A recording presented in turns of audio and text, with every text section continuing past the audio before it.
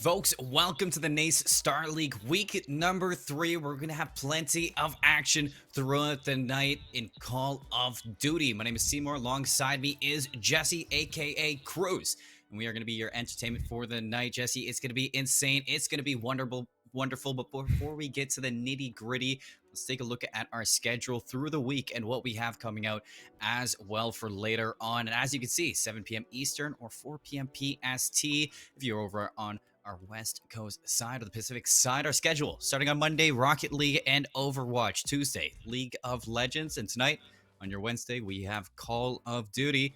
Over on Friday, where we finish off the week with CSGO. It's plenty of matches, plenty of action, and a lot of NACE Starleague to get through. But like we said, we got Call of Duty this week on Wednesday. Jesse, why don't you talk to us a little bit about the format? Yeah, so I mean, the NACE Starleague, it's going to be 9 weeks of round robin action. Obviously, we're into week 3 now. We missed week 1, unfortunately, but we were back last week for week number 2. It's going to be top 3 teams from each of our 6 conferences that are going to eventually qualify for that conference play-in, and where we will end up seeing the 3rd place team go up against the 2nd place team. Winner of that will end up playing the 1st seed in that conference, and the winner of that will automatically qualify in for the NACE Starleague playoffs. But I mean, I don't know if you noticed or not, but we only have 6 conferences. So that means that they're actually going to invite 2 additional teams along with the 6 teams that qualify into play in those conference play-ins. So we could end up seeing, once we get in towards the later half of the season, we see those big playoff matches. We could end up seeing some rivals end up having to play each other again. Well, yeah, and this week, or last week, I was decided that I was going to be in Miami, Jesse. This time, I decided I'm going to take a trip down to Nuketown. Population me, as you can see next to me right there. But aside from that, we do have our matches as well. Match number 1 is going to go over to the Midwest. We got Northwood University versus Adrian College. And when we're looking at the head-to-head between these two, you got one of the best against the bottom of the scrap pit for Midwest. Adrian College, they haven't looked the best yet this year. I know they're trying to build up. I know they're looking to turn things around and learn some improvements against it. But this looks like it is going to be their toughest match in all of their standings. Yeah, it very well could be. I mean, Northwood College coming in, or sorry, Northwood University coming into this is looking like they could end up being one of the top teams in the NACE Starleague. Yes, last year did not have the best year in Call of Duty, but we know how this team works in terms of other esports that we've seen them in collegiate esports. We know that they put a lot of time and effort into building good, strong, solid teams. And this year, this team run by Smitzy, the only returning player and the captain of this team, he's come back and he has put a very good team together. Unfortunately, a little bit of a substitution out today. Slushy not going to be in for Zytex, who's going to be taking over for him. But I mean, it could just end up being a kind of a situation where they're just trying to see what roster they want to run with for the rest of the NACE Starleague. Exactly. This is a new semester of school, or a new year of school, so that means new players to try out for your team. So Slushy coming into it, excited to see what he can offer. And Northwood, I mean, coming into the season, a lot different than what we've seen before. I mean, in the coaches poll that NACE Starleague did put out, they have them sitting at number 3 in their rankings for the entire league. So really making waves this year against all odds. I mean, last year when we saw them, they weren't the best over in the CCL or in their varsity leagues that they were playing in. But I mean, if I knew Northwood, they weren't going to sit like that for often. For that long, because I mean, you look at Northwood in every other league that we do have in varsity or collegiate esports, they're the top dogs. They're one of the top dogs. So it's not to my surprise that they've made these changes and they're looking a lot better. However, in their counterpart, Adrian College, I highlighted this is going to be their hardest matchup in their standings throughout their regular season. So talk to me a little bit about things we need to see from Adrian College going into this week. I mean, we saw Adrian College play last week. If I can 100% remember the team, they played up against Trine last week, and it was a rough match for them. They got 3-0'd. It was the second time this season being 3-0'd as well. So they are, honestly, this team is just kind of looking to find their building blocks, find what is going to be successful for them moving forward on in this season. I mean, going up against Northwood, we're highlighting it. This is going to be a very tough match for them. They're big underdogs coming into this matchup, going up against this Northwood team. And now, hey, you know what? That's not saying that, hey, maybe Northwood getting that substitution in, maybe we might throw a wrench in their plan. We might see something crazy happen here today. But with Adrian College, I think coming into this match, the big thing that they really need to be focusing on today is just coming in and trying to make as little mistakes as possible and just improving their game consistently. And that's what we're going to be looking for as well. We have our maps, Jesse, to look at. So when we're looking across the board for this best of 5 on the night, we're starting on Apocalypse for that map number 1. Really interesting, really out of the ordinary. And I think that's where we're looking at Northwood to show that they can flex on different maps and not just play the standard stuff. And the same goes for Express, that search and destroy. We go into the maps 2, 3, and 4, the control and the second hardpoint. It's going to be a double dose of raid. And if we go the distance, if we reach that map number 5, we're going to be going to the Motherlands over on Moscow for that finishing search. Thoughts on these maps, Cruz? Because I honestly, in my eyes, this is going to favor a more experienced team in Northwood. Yeah, I absolutely agree. I'm honestly looking inside of this map set. I'm really excited to watch it, in all honesty. I love Apocalypse Hardpoint to always start off a series. Either Apocalypse or Raid, I think, is like the perfect map to start off a series, because you'll get to see which teams enjoy playing fast and which teams kind of need to play a slower game pace to have a good amount of success against those other teams. Woo, look at Adrian College off the bat. They find 3 and some earlier time as well. Northwood, though, not staying behind for too long, as when they answer back and they swing hard. A quick break back into the hill number 1, and you can see they're also extending into this to look to push these spawns in the back end. It's Sims all alone. He's able to double down on 2, and that is going to hold Adrian College back in there, unless Alex has something to say. Can IQ big shots there and a big one-on-one?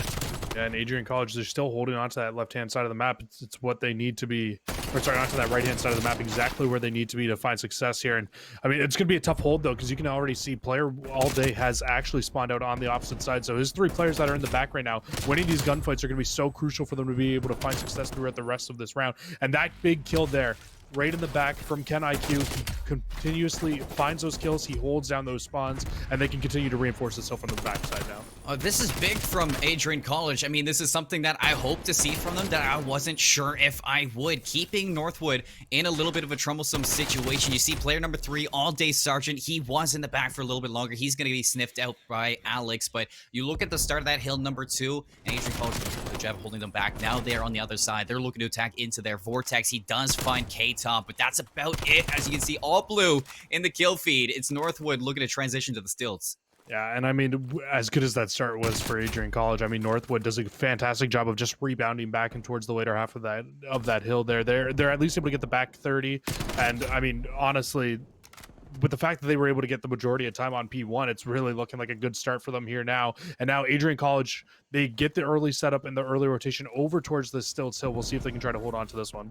Alex, from above. He could play spoiler to this whole plot. He's going to find Sims. Oh, a little bit shaky, but he finishes it at the end. And with that pinch from Smitzy, an easy break again. 50 seconds now. You're looking on the other side. Adrian College in the form of Ken IQ. He's able to take down one, but that is about it. As Northwood still holding on, looking to push the cusp of 100 points after this one. Still plenty of time to have. And look at this. Looking to the future of these hills. It's K-Top to push into the spawns. You got 2 players to clean up. Slushy, he finds one. Vortex all alone. He's going to fall as well. So Northwood, Jesse, they're in full control right now. I mean, I think this is what we were expecting to see coming on into this match. I was a little bit shocked when Adrian College was putting on that big face right off the rip there. They held onto those spawns into P2, but this is a little bit more of the Northwood that I think I was kind of expecting to see coming into this matchup. Already flipping out the hills once again. They have a beautiful setup for this next hill, and the full rotation are already all the way across. You can see they've got every player lined up through the middle of the map, just waiting to pick off these players as they come across into their lines of sight. And I mean, they just aren't in a great situation here if you're Adrian College. Northwood, hold the door. They're set up right now for the push. Adrian College, you can see they are all ready for an electric burst right out there, but when you're flooding on into Alex with that submachine gun, you can see he is lining them up for a field day. And they are doing such a good job at just dictating the pace of this whole game by locking down all the lanes of Apocalypse. And that's why this map, it can be out of hand really fast at the setups that you do have and the rotations that you are seeing. But in the side of these yellow arrows, you can see they're setting up to the bottom of your mini-map to take control of those trenches and see if they can get some early time over here in the last hill. Yeah, they basically were just like, hey, you know what, let's just give up on this P4 hill. Let's just try to make this full rotation over towards P5. I mean, but unfortunately for them, the side of Northwood, they were already set up and there earlier on. Adrian College, they do have a good chance here, though, with 3 players in the middle of the map. They can try to make the full rotation through the bottom, but it's not going to be the case. Every player is going to fall, at least in the first 2, in terms of pushing in towards the cell, and it is just not a great situation for them to be in once again, as you, once again, are going to be having to run into the head glitches, and the team of Northwood set up. It's just a sea of blue in the feed. Northwood's coming into his business as usual.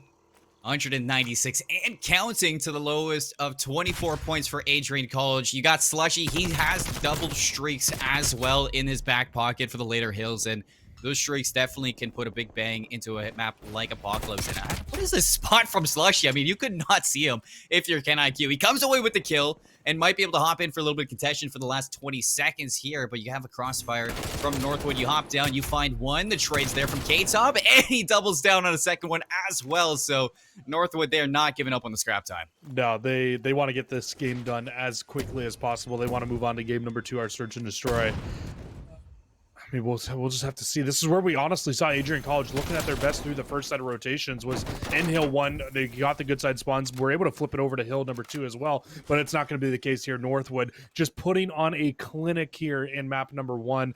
I mean, I don't even think anybody on Adrian College is going to be able to touch this hill. They have absolutely everything set up. Streaks are going to be raining down. Only 3 points left needed for themselves here, and I mean, this is a absolute demolishing of Adrian College here in map number 1. Yes, it is, and it's expected from a team with the amount of skill as Northwood. There's a reason why they're sitting 2-0 in their standings, and they're on the coaches poll for number 3 in the whole league. So when you're talking about a team like Northwood in varsity esports, you know that there is a lot of power behind that name. And as we saw right now on Apocalypse, that power, it's living up to the standards that I would hold Northwood University to. I don't know. I don't know if we'll be able to show the rest of the series, Colin. If it's going to be like that, because that was murder.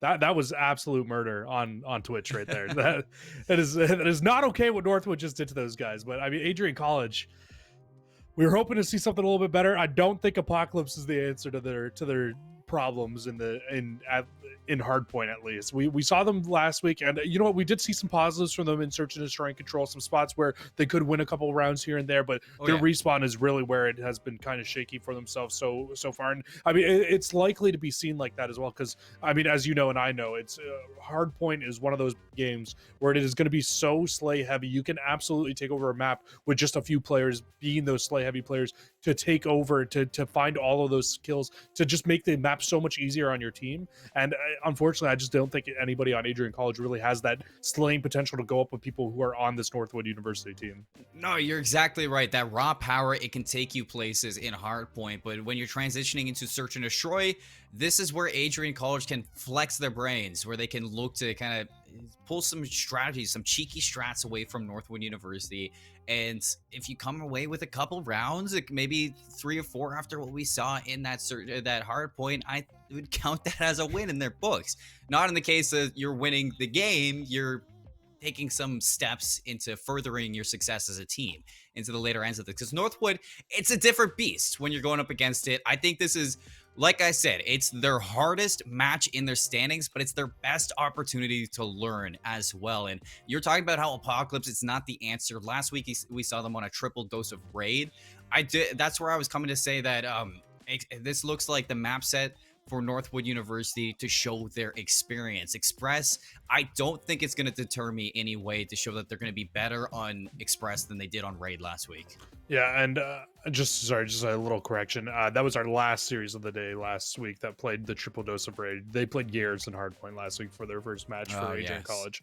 But yeah, I mean, either way, last week it was a 250-156, and then they got 6-1 3-0. So I mean, they played Miami Search and Destroy last week, and now we're headed to Express. Very different maps in all honesty as well. So we'll see how they can kind of rebound with that. I think a big thing, if I'm looking at this Adrian College team and what I would really like to see from them going in towards the Search and Destroy, is going into Express. I think you need to be playing a lot more as a team. You can't really be relying on one player to kind of make one big play. It's more so, hey, let's 4-hit A site, let's 4-hit B site, let's just throw something at the opposing team and try to make it work for ourselves here. And I think that's the best way that Adrian College is really going to be able to find success, is if they can kind of outnumber the players on Northwood. Just throw caution to the wind at this point. Just do something that's a little bit different to really kind of catch them off guard, at least through their first couple of rounds.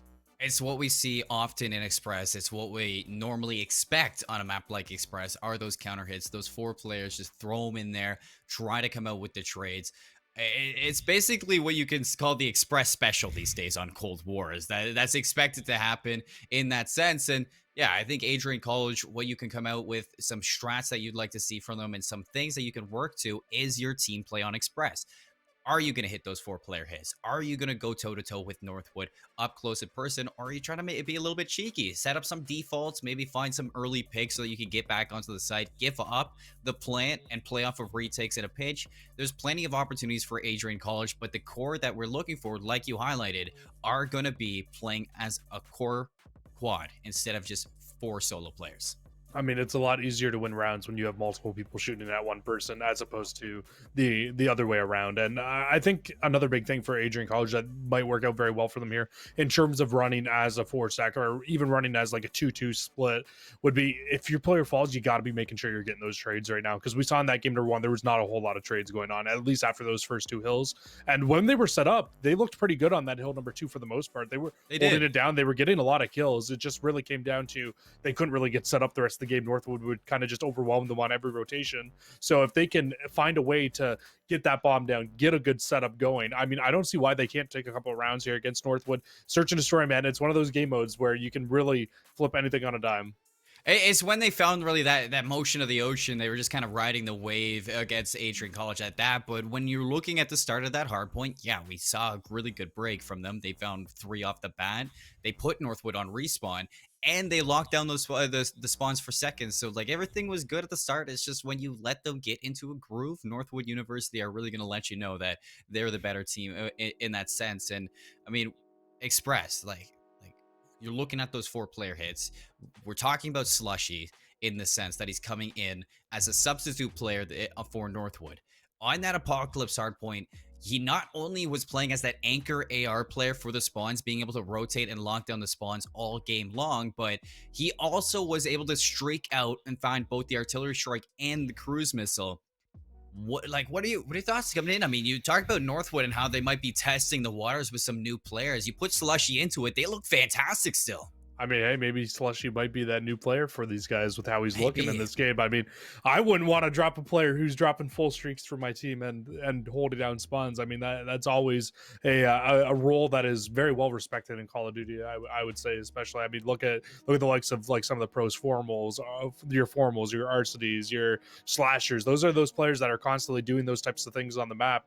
And I mean, if you can find a player like that for yourself in college, I mean, you should be running through some teams that I think we saw it there in that map number 1 as well. Yeah, well, it was your formals. Throw one up for formal indeed. But yeah, you're right. So that's the thing. But I mean, Express coming into it, excited to see it. Can't wait to see who's going to start on offense and defense, because when we're talking about Adrian, if you're on that defense, go for that hit. They're not going to be. They're going to be on that offense. So grab this bomb. What are we going to see? Okay, they're going right into the pit right now. Take a look at Northwood. They're going to set up for a 3-1 split, going toe for toe in the pit against him. Alex is going to hop up top for the first blood, but instead he's going to be met by Ken IQ. The advantage doesn't last for long, as you do see Northwood. They collapse into him. It's a 2v1. Vortex all alone with this assault rifle. As soon as he peeks out, say goodbye. And I mean, it was really Smitzy who ends up winning themselves that round there, and we'll get to see it again here in the final play, or in the best play of the game, as he finds these first 2. Nobody even looking in his direction. Everybody just looking over the back, and I thought he was going to get the 3rd one there as well. Not going to be the case, but still a very good round for himself there. I mean, like you called out off the breakup, it was a 4v3 split going towards that B site, and even with the numbers, Adrian College not able to hold on there. Northwood University, they're just looking too powerful right now, and we're actually going to see a very similar strat here from the side of Adrian College on defense. They're going to send 3 to B, 1 over to A, but this player at A right now in Ken IQ, he is just about to be overwhelmed like crazy, but he does find 1, and he gets away for the time being. He has to find the 2nd as well, so I mean, a fantastic start considering he's the island player. Exactly what you can ask from him as well. Honestly, there's not more that you can get from Ken IQ in that sense, but K-Top sneaks around. Sims not ready for the aggressive play. Vortex inside that. Shot's not going to be there, and the nade to back him up. He has to play his life. You're going to let this bomb go down. You're playing off all day Sergeant right now. K-Top meets the grave. In fact, he's actually going to hop out, group up with this, and play for the 2v1 in that sense. Slushy, he's backed up into control room. Has a full sight onto this bomb. Vortex, I don't think he's seen him yet, but he's switching his gun. Luckily, all day Sergeant, he found his way around off the train, hops off the top ropes, takes down his opponent, and there's plenty of time for the defuse. So Northwood, they win a defense, but Adrian College, off the back of a big 2 kills at the start of the game, they find their equalizer. Oh, and I was really hoping we were going to get to see it again here, but it's actually K-Top who comes in. He was the answer there for Ken IQ right off the rip, as he found the first 2, slides around, and then, sorry, this is the second one right here onto Sims. Now, I was a little bit worried when I saw Vortex miss these shots on the K-Top here and not follow it up because of the teammate right beside him. I thought that this round wasn't looking good, but fortunately, All Day Sergeant decided to step up towards the second half of that round there, find the first kill on the big flank that he had. They had no idea that he was coming in from behind on them, and this is honestly a beautiful play there from himself, able to win that round out, and we'll see what they can do here in round number 2 if they try to do a very similar thing, and it's going to be another 3-1 split for themselves going towards this B site. It's actually going to be these 2 players, Smitzy and Alex again. A little bit of peekaboo, and All Day Sergeant, he has been on one this game. He takes another one down. Instantly traded out by K-Tom, but the reinforcements are here. The assault rifles raining hell down on their opponents. As you are going to see Ken IQ now, the lonesome player, hunted down by Northwood University. The pit is just not the answer for Adrian College on their attacks. They go for the same thing, and you're able to find that first blood this time, but you're not able to find any real estate off of it. And unfortunately, they make the adjustment too. They look for the player up top ticket booth. They think that they have it set once they find that first player, and they still had the man advantage over on that site. They had a 3 versus 1, but unfortunately for them, Slushy makes the big rotation over from the side. He's able to find 2 for himself as well, and I mean, it's just it's huge. It really just brings them right back to this round. They're going to have to answer back with another defensive win of their own here, and it's of course All Day Sergeant. He's going to be the first player head in. Well, Alex, he's got to be careful. He is very low, but he might just find the timing around the back. Sargent tries to push into the mix, but it is going to be first blood and second now to the side of Northwood.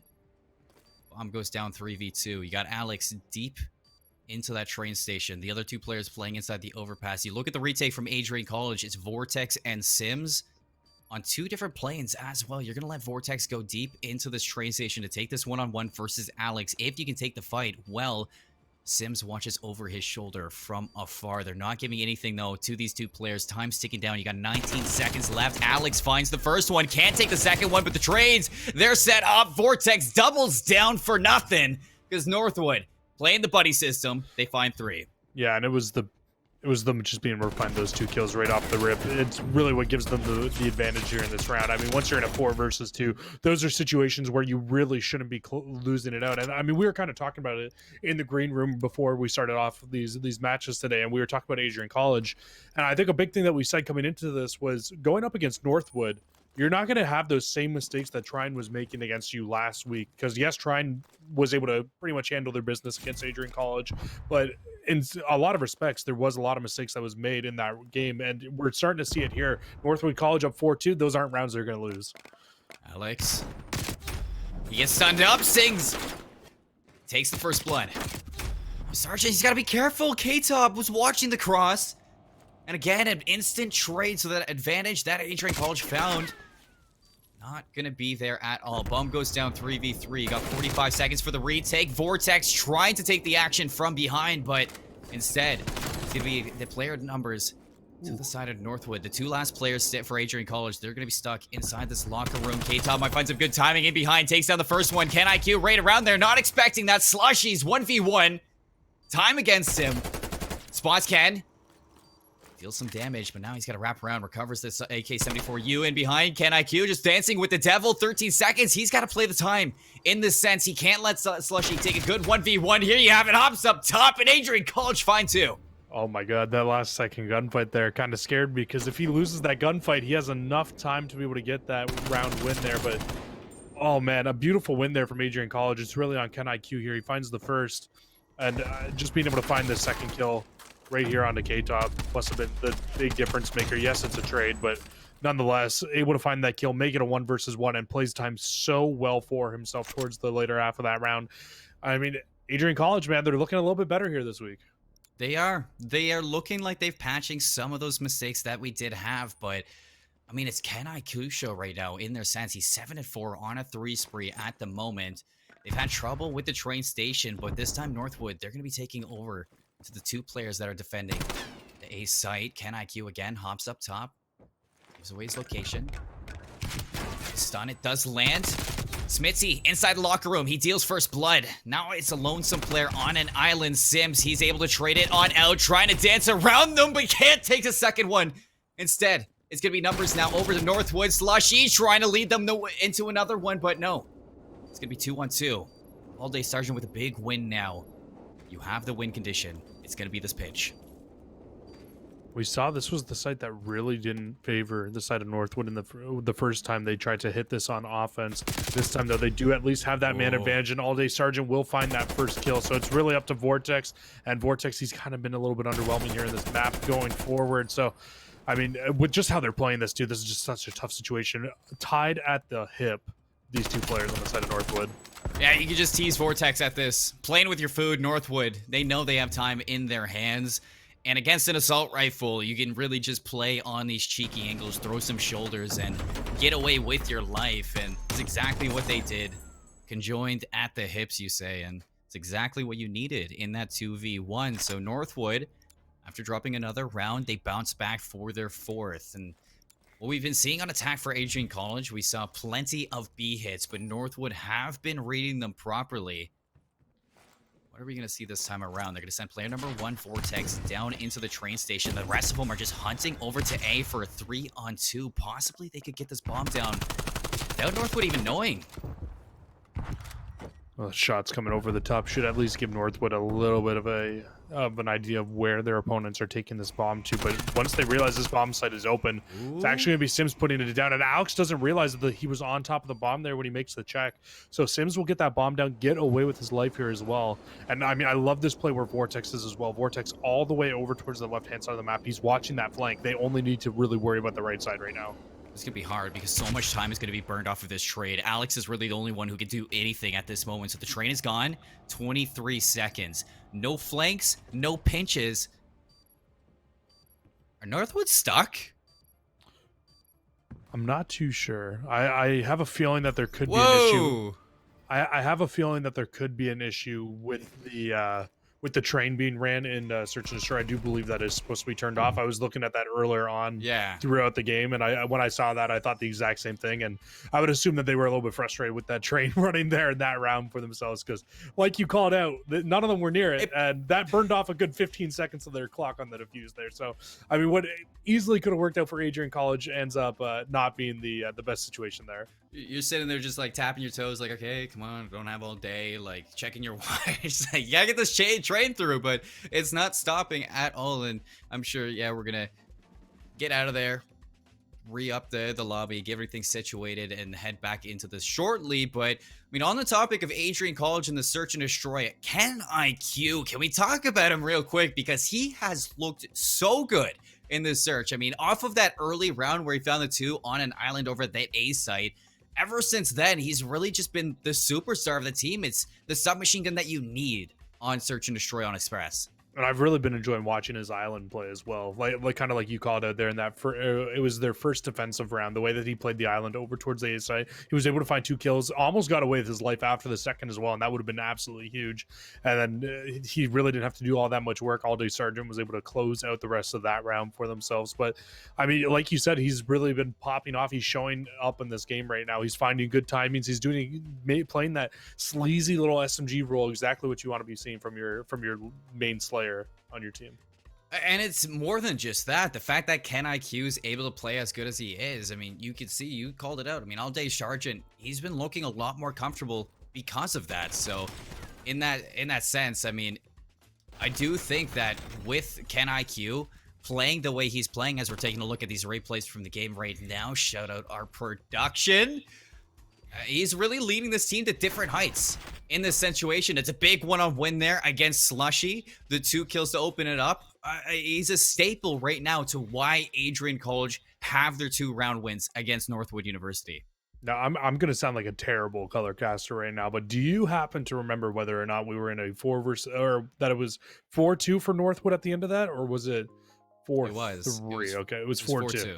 Okay, so that's what I thought. So Northwood going in towards our reset, I would imagine they're only going to have to win 2 more rounds to Adrian College having to take up 4. We'll get final word from our producer, obviously, once that comes on through.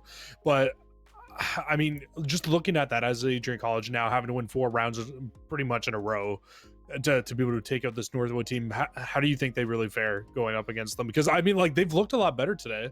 They have. We were talking about into this that you wanted to see the building blocks to them improving off of last week. And those mistakes that you were calling out in their Search and Destroy against Trine University over on Miami, they're very much still factors into this game against Northwood, and Northwood are not allowing mistakes on their end.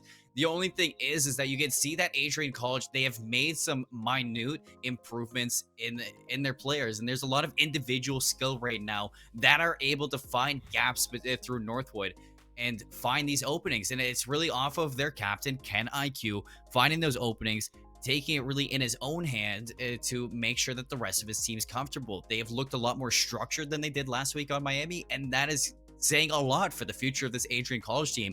I'm liking that there's improvement already in week 3.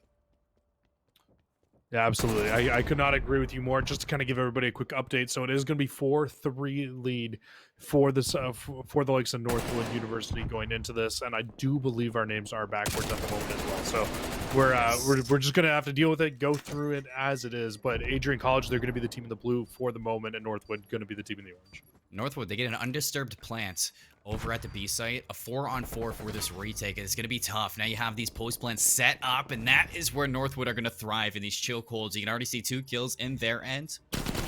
And these last 2 players for Adrian College are just being hunted down. Sims 1v3. Not much you can do when the time's against you. You have to find all 3 individual gunfights and hop on this bomb within, let's say, like 4 seconds. It's just not doable at all. Sims, he's like going to cut through the play. mid. Tries to hop off. You love to see it. He did his best, but not much he could do. I mean, hey, if he got away with that would absolutely would have been the heist of the century there. Call up 100 Thieves. He absolutely would have had a chance to steal that round away, but unfortunately he gets spotted out going for that bomb defuse. You knew somebody was going to check it there in those last 10 seconds. You would imagine somebody checks that bomb at least once. But nonetheless, I mean, Adrian College, they still need to take 4 rounds, and then if you're looking at Northwood here, or sorry, 3 rounds. If you're looking at Northwood now on match point, can take this game. And it looks like Adrian College are going to favor this A bomb site once again. And this is really where they found a lot of their success so far here in this round. Look at Alex. Snuck his way on through. Sergeant already tagged up. Hops in there. What? Oh my. What a kill from All Day Sergeant. All day beaming. K-Top looking to find that trade off of that bomb plan. He's hunting in there, but the backup, Ken IQ, he takes down a second one. So it's all up to these last 2 players. They know Smitsy's on the flank, and Slushy, he's in this overpass with the assault rifles. They have information on where both players are staying. And in fact, the train's actually still up, so maybe that wasn't the problem at all. Doesn't matter because Adrian College, against all odds, they find another round. They take themselves to a 5-4 standpoint against Northwood. Only 2 rounds away. I mean, they absolutely have every chance in the world to do it. And look at Ken IQ, 7 kills before the reset, finds another 2 here in this round. I mean, he's absolutely putting the team on his back right now, finding success over and over again. He needs a little bit of help from Sims and Vortex here, but he's back on 3 in a row, on 10 total on the map if we go back to before the reset, having a fantastic game here for himself. And here we go once again, Northwood University. They know they've had the advantage down at this B site, and it's going to be a 4-man hit. And no, a teammate to start it off. The betrayal! Smitsy leading Northwood to another tie game in round 11. You hate to see it if you're a Northwood fan, but Adrian College, they just got blessed with a chance of a century against one of the best teams that NACE Starleague has to offer. Wow. I don't even care if we're not supposed to. Oh man, I've got my Adrian flag out right now. I'd love to see these guys take a map off Northwood, get this series, make it interesting here as we go along. And I mean, this would be the time to do it. And a full A hit coming in from the side of Northwood University here on defense. They want to just try to shut this down because they know that this is where they've seen Adrian find a lot of success. With the flood through Northwood, they're taking the fight to them. It's Mitzi from behind. Oh, the turnaround. All Day Sergeant, he gets the trade, but you still have those players flooding on in, and Northwood overwhelm their opposition in that round 11. As easy as could be. They're going to take this 6-5. And you see when they were backed into a corner, they are dangerous. Yeah, that was a very good play call from Northwood University. They didn't want to play any games. They know Adrian College had looked very good going over towards that A site. That's where they found most of their success there in that game. And Northwood just say, hey, you know what? Let's just take that A site completely away from them. Let's just flood every single one of our players through and just take our head-on-head gunfights. In their own minds, you know they're going into that like, hey, we slay better. Let's go slay them out. And that was exactly what they went and did in that last round there. Exactly. They did what they did best on that hard point in that last round of Search and Destroy.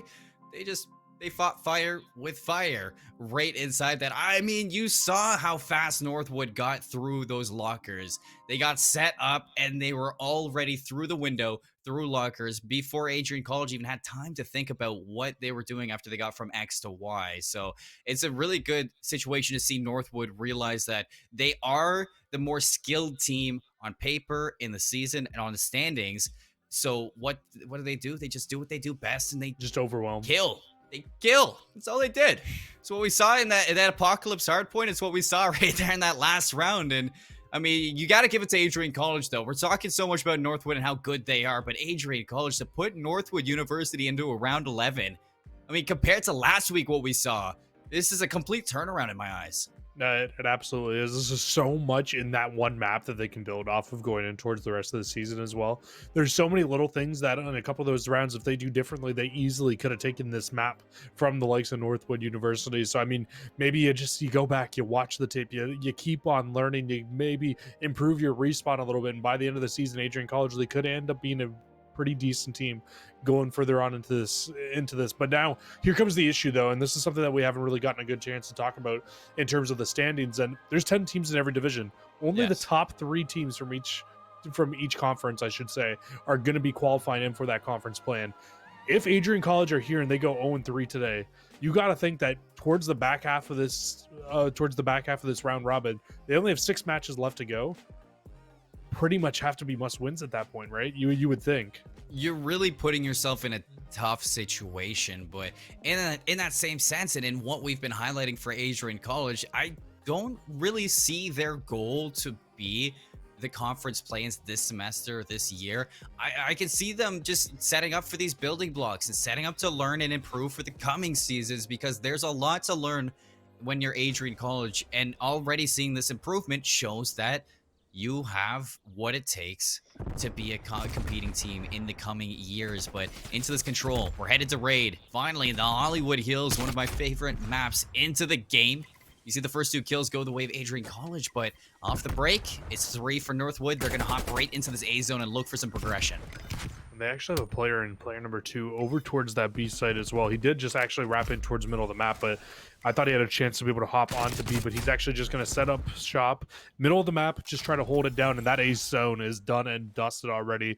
And this is the exact same map that we saw Adrian College play on last week in terms of their control map. So this is really going to be another spot where we can possibly see a lot of improvements coming in for them, see how they can improve here on this map mode combo. But so far, it is just not looking so good for them, as Smitzy started off on 6 in a row. He couldn't find that streak and find his 7th, but still just a very good round for the likes of Adrian College here. He does have the artillery strike though, so must have found some progress off yeah, that definitely A progress side. points.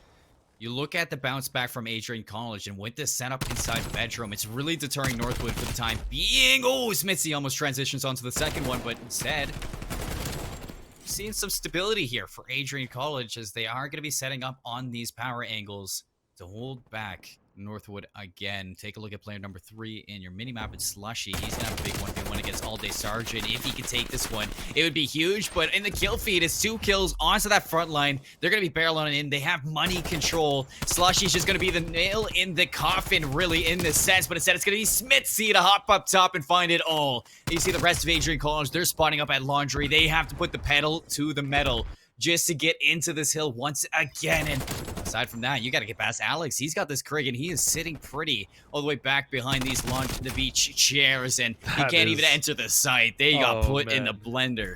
That must be one of the most annoying sites to go up against, when you can't even see that player in behind those beach chairs. I mean, I feel like you could wallbang those, I would imagine, like to be able to shoot through them, but still, nonetheless, I mean, you got to be looking at Smitzy for winning this round here. He's able to find 3 players in this kill, maybe not all 3 in the kill cam, but these 2 kills that he finds in the kill cam here just open up so much in that round for them to be able to close it out. And then he sits on that tree and finds 1 more just to continue to slow down that push from Adrian College.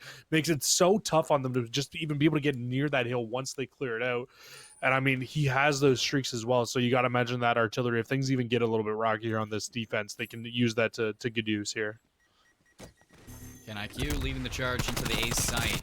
You got K-Top holding it down, but above his shoulders it's Smitzy. So that's first blood drawn. They've already shut down over to the A site. However, a little bit of a bamboozle here, because Adrian College, their actual objective was over to B. You got Vortex in the back with All Day Sergeant. They're going to combine for 2.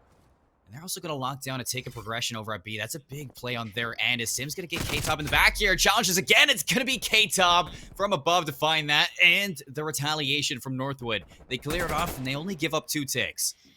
One thing I will say I love from Northwood there, even though they give up 2 ticks, is they actually leave Slushy over towards that A site. And what that does is it doesn't allow all of Adrian College to be able to rotate from B to A, like we see happen a lot of times where they just spawn up on the A site. It wasn't the same situation there. And now the rest of the Northwood University players, they can all set up, pinch in, and try to shut these players down. It's exactly what happens. And you'll see right off the respawn, they don't have anybody over towards B except for Smithy. So everybody on Adrian College now going to make that run over and try to get onto this site. Oh, Smithy had all the intel, but he's not able to find that first kill. Vortex watching over his player's shoulder. You gotta say goodbye to the B site. Add another minute to this clock, because Adrian College, they have locked down B.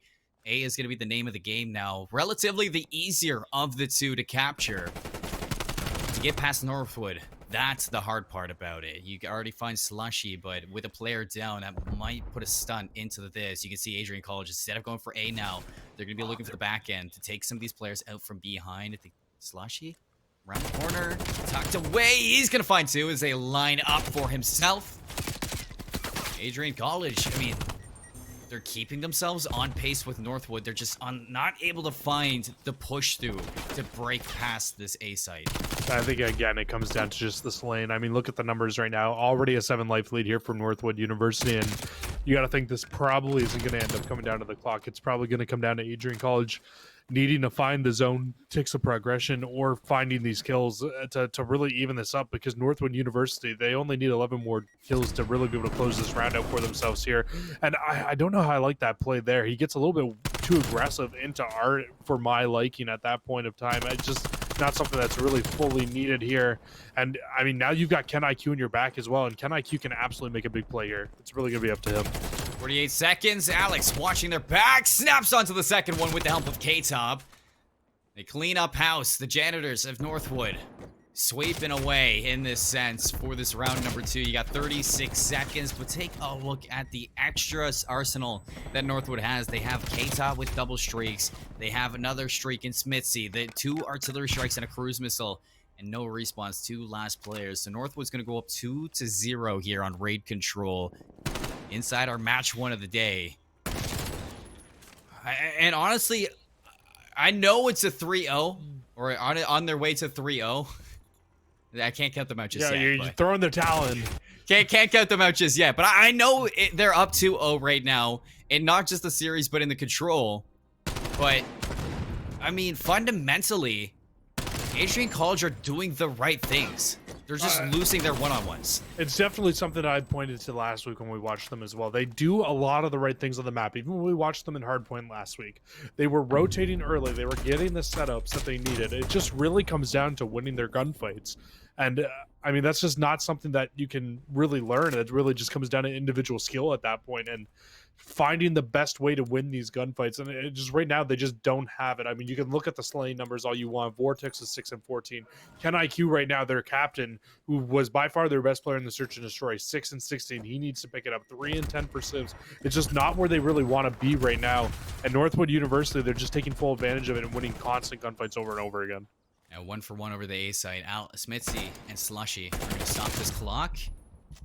You have the setup right now. You're getting some progression, and they find the lurking player as well. So that's going to allow these players inside the ring to keep their sights panned on these 2 players inside. Laundry all day searching with it. Who's going to get burned, but instead it's going to be K-Top to put them in the grave. He's going to hop back on for the second tick of progression. You can already see that Adrian College, they're questioning whether or not they even want to hit this A site. And if I was them, I mean, you let Ken IQ do his thing, and you get set up for B. Yeah, these kills are going to be crucial here for trying to close this round out, and Ken IQ is having a much better round than he has for the rest of this game here, but he's not going to turn around and take the fight against Smithy, and that's going to just open up this entire back lane now for Smithy and Alex to try to make their way on through. The streaks are going to start to rain down as well, and this is really where you can see Northwood University really start to take over this round. 2 big kills out of Adrian College. You burn a streak, and really with these trades, you should be able to lock down the site. Now look at Vortex. He's pushed all the way deep into their spawn. He's playing his life. He's just draining the clock as much as he can. You need to clean up these players in the back end. It seems to lead the way. Get some poor timing onto Alex. He's going to be frustrated with that. And a split feed for either side and taking down Old J Sargent. That's going to allow Slushy now and his teammate to set up and to watch it. But look at Adrian College. They're spawning in the basketball court because of where Slushy is. And they're going to have another chance at this hill. Ken IQ inside of Tiki. He's able to find one more before the streaks get called in to rain the barrage down. And now the respawns are going to be all the way back in Laundry. You might as well be calling it right here because Alex is set up. And this is basically impenetrable to get back into this pool control point. Yeah. 4 go down again. It was an admirable effort out of Adrian College against a team like Northwood University, but when you get down and dirty in those respawns, it's exactly what we saw in the first round. They took over. Once they get inside that B site, it just makes it so hard for anybody to break in because of the gun skill that they have, and then add that plus setting up on head glitches and just being able to make it that much tougher for your opponents to really be able to win the rounds. Northwood University, man, they look fantastic. I'm excited to see how they look throughout the rest of the season. They look deadly. I had them on my radar for a team that I was really excited to see this year, and they did not disappoint at all. I was excited to see this roster show up, and they did. I mean, a 3-0 into the night on all 3 maps, Apocalypse, Express, and Raid. I mean, that Express was a little bit iffy on their end, but at that point, I think it was just the factor that Search and Destroy is a game where you can slow down, use a lot more of your brain instead of your raw power, and that's where Adrian College look their best right now. Their Search and Destroy, it's improving. Their respawns, they are improving. Fundamentally, they're doing the right things, but like you said, it's just some things you cannot teach, and that's these one-on-ones that they constantly lose. The gunfights are against them. And I mean, we can see it when we're just looking back at the replays for this control point. It was non-stop Northwood just rotating through this site and taking gunfights that were in their comfort zone. Yeah, I mean, just even the way that we saw at the end of that round there, but Smitzy in the middle of that round just literally pulls out the 74U, drops 2 or 3 of them, puts it away, pulls out the DM Addy, able to find another 1 or 2 piece for himself. And it was just constant timings as well. Like, I don't think Adrian College could have bought a break in that game as well. Like, they got a little bit unlucky in times, but just very good rounds from the likes of Northwood University. The way they were setting a lot of their stuff up throughout this game number 3 to really be able to close it out in 3. I think a big thing looking at Northwood, though, going further, we've kind of talked about Adrian and touched on them, and I think something I want to touch about with Northwood, going into this, they were 6-1 map count. I got to think after watching that university against Adrian, that Search and Destroy, watching that Search and Destroy against Adrian College, you got to think that they're one map loss earlier on was very likely a Search and Destroy as well, and it's going to be something that they need to kind of focus on going further and further into this, because I mean, they say it all the time in CWL, or sorry, in CDL and many other Call of Duties and many other Call of Duty titles, but Search and Destroy is something that can very often win you championships. So I think if that's Northwood's weak point right now, I think it's going to be a very heavy talking point for something that they in their meetings and in a lot of their scrims and stuff, it's something that they really need to be working on is their Search and Destroy, I think. I'm pretty sure that's a big factor on why in these coaches poll for the power rankings on top 10 in the NACE Starleague, not official power rankings, everybody. These are just the coaches poll. So when they're putting Northwood University in that number 3 spot behind St. Edward's University and behind St. Clair College, I see it being that if you clean up this Search and Destroy, that's what's going to kind of push you into now the top 2 or maybe that number 1 spot. I think Northwood University, they have a lot of potential in their roster to be one of the best this year in collegiate varsity Call of Duty. And it's just fixing those little things now fixing those minute things. So we're going to hop over to the interview now with Northwood University. It's K-Top inside the booth. Welcome. Thank you, man. Pleasure to be here. And that was a great game that you guys had. I mean, a 3-0 as good as could be expected from a team of your caliber. And we were talking about that Search and Destroy coming out of you guys. I mean, into it, at the end, you're just like, okay, we're just gonna run through them, overwhelm them, and get right into their business. And is there anything that you guys were struggling in that Search and Destroy? Not really. We knew we wanted to play fast, so it kind of worked out in our favor. We kind of just played to our strengths and did our thing. Awesome. Yeah, no, I think I just had a question as well, kind of regarding the search and destroy. It kind of did look like your guys' weak point here today. It was a 6-5 final, and I mean, just kind of going into it against like that, the team like Adrian College, where you guys clearly had a little bit more gun skill. You guys were going up against. Is the search and destroy been one of your weaker game modes going into it this year? Something that you guys are really working on right now, or is that just kind of just like a map that just kind of got away from you guys today? Definitely a little bit of both. Search is definitely something that we focused on this year. It's something we've wanted to clean up since last year. We also don't have a whole lot of experience on Express, so I think it just wasn't our best map. But it's definitely something we're going to look to clean up in the future. Awesome, love to hear it. Yeah, it's great to hear. Definitely looking to improve, even when you're one of like the top teams into this league. Now, being in that spot, coming into this year for Northwood, I know there's a couple new faces into this roster. How are you guys feeling for the overall vibes of this semester? We're meshing really well. It seems like we all think we have a really good team. We think we're one of the best teams in this tournament, of course. So we're all just looking towards the next map. We're all feeling good. Yeah, and is there anybody in the league that really worries you? Maybe inside your regular season standings, or maybe if you do make it into those play-ins, into the playoffs? There's definitely a couple teams that are on our radar, but we feel like we have the team to beat anybody here. We feel like we can match up against anybody, really. That's great. And before we let you go, anything you'd like to say to the stream, say to some people back home? Definitely, yeah. Let me give a couple shout outs. C-Tob, M-Tob, D-Tob. I appreciate you guys coming out. Jake's best friend is Owen. Love all you guys. Jake definitely steals kills. And shout out to all the Northwood fans. Yeah, you love it. You got the whole Tob fan base going on at the Tob clan. Yeah.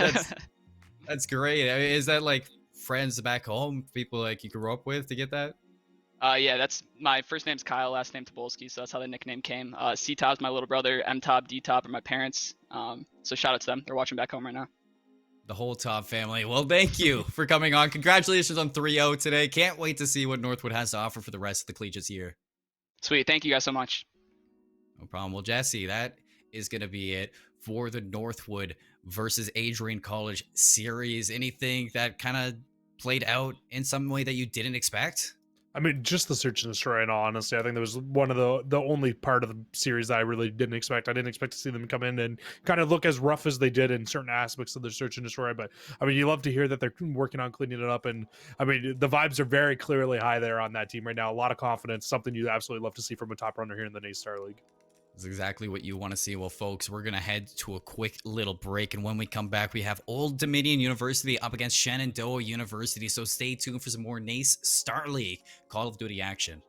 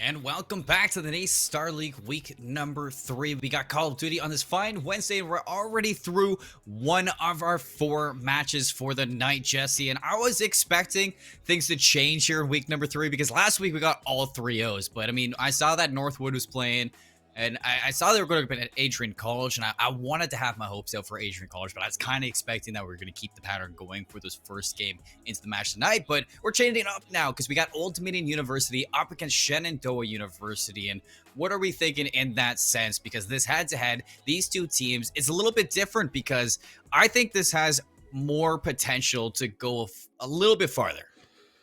Yeah, I mean, both teams right now sitting at 1-1. Old Dominion, unfortunately for them, only sitting at 3-4 map record, which means they would have probably been 3-0 in their first series and then came back with a 3-1 in their second series, or vice versa. And then on to our second team in Shenandoah at 1-1 with a 5-3 record, which means they're probably only one game away from going 2-0 here so far in the NACE Starleague. So you would expect maybe Shenandoah, they have a little bit of an upper hand here going into this game, but I mean, I don't think that you can count out Old Dominion by any means. We obviously aren't aware of which team they went up against last week and who they lost to, but it could have very well been one of the top dogs in their league. It could have been a Shawnee State University, the Lebanon Valley College, one of those teams who are sitting right now at 2-0 and looking very good so far in this game. So I mean, both these teams though sit at 1-1. They both have a very good chance to go up 2-1 today, and I honestly think we're in for a really good matchup here. Oh, I definitely think we're in a great matchup. Maybe because these two teams have a lot to prove in this. I mean, you say that, like, you're talking about the play-ins and how it's only the top 3 teams coming in. Well, I know we're only in week 3, but there's a lot going to be decided here in the early rosters. You don't want to be falling to the bottom of the pack when we're reaching weeks 3 and 4, because you're going to be putting yourselves in situations where you have to win matches all week long, and you want to have that comfort room. And if you start losing matches here in weeks 3, 4, and the starting ends, you're going to be putting yourselves in a really tough situation. So when you're looking at these two teams being 1-1 on either side, this is going to be a really important match to see who's going to push farther into the lead and who's going to fall down. Absolutely. And I think another big point, like kind of touching on your point there, is yes, it's so early into the season, and yes, these teams are just 1-1, but if you really think about it, if both you guys are 1-1, this could very well be a team that you might be battling for that third and final spot going in towards those play-ins. So absolutely a match that you want to be able to take a win with. Something we didn't get a chance to touch on though when we were looking at the 2 roster breakdowns is that Old Dominion is actually playing with 2 of their B team players right now in Grant and Noodles, and I think that could be a really big talking point going into this as well. As much as we would love to play up that this could end up being a really close series, you got to think that could end up being a very big factor here today in this series as well.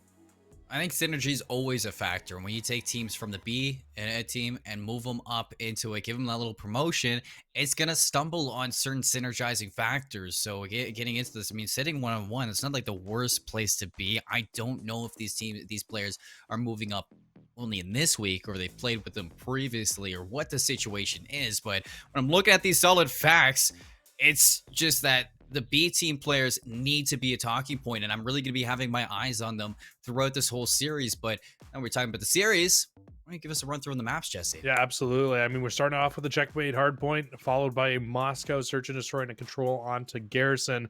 And then if we do end up going the full distance, and all fingers crossed we finally get a game 4 here in NACE Starleague, it's a double dose of raid to finish it off in a hardpoint and a search and destroy.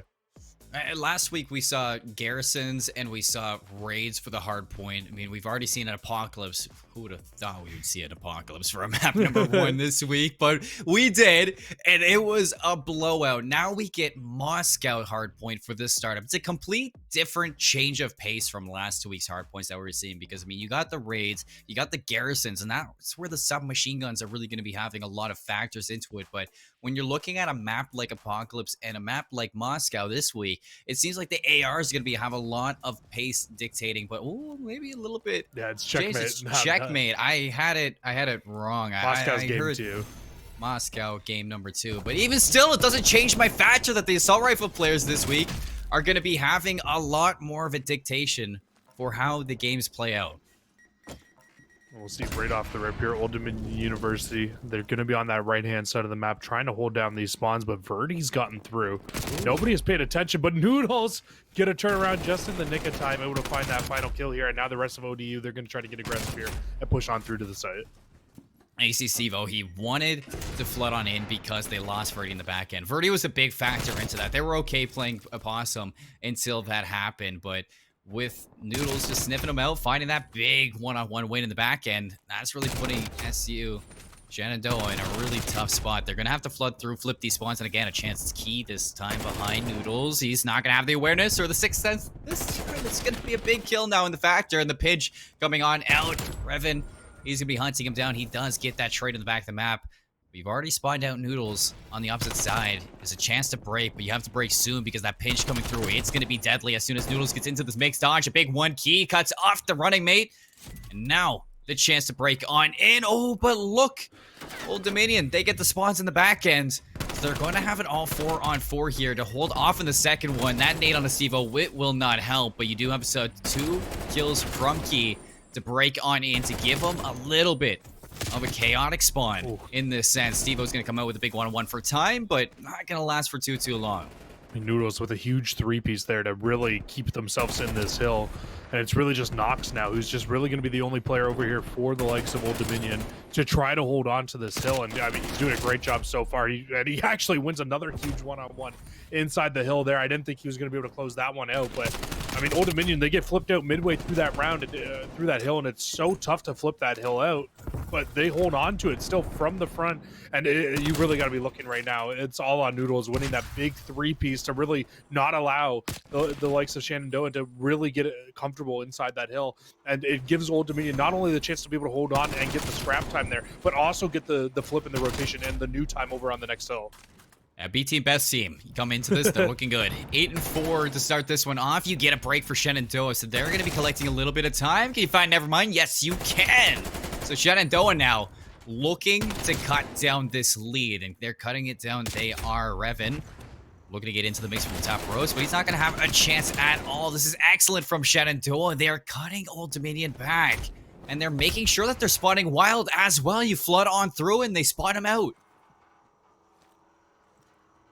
And now, if you're looking at Shenandoah, they are just putting full focus on this P4 hill. The issue is right now is they don't have any plane control, and you can do so much with top plane control going into this hill, and you can see exactly why Old Dominion immediately able to pinch from every single angle, find all the kills, and break right into the hill.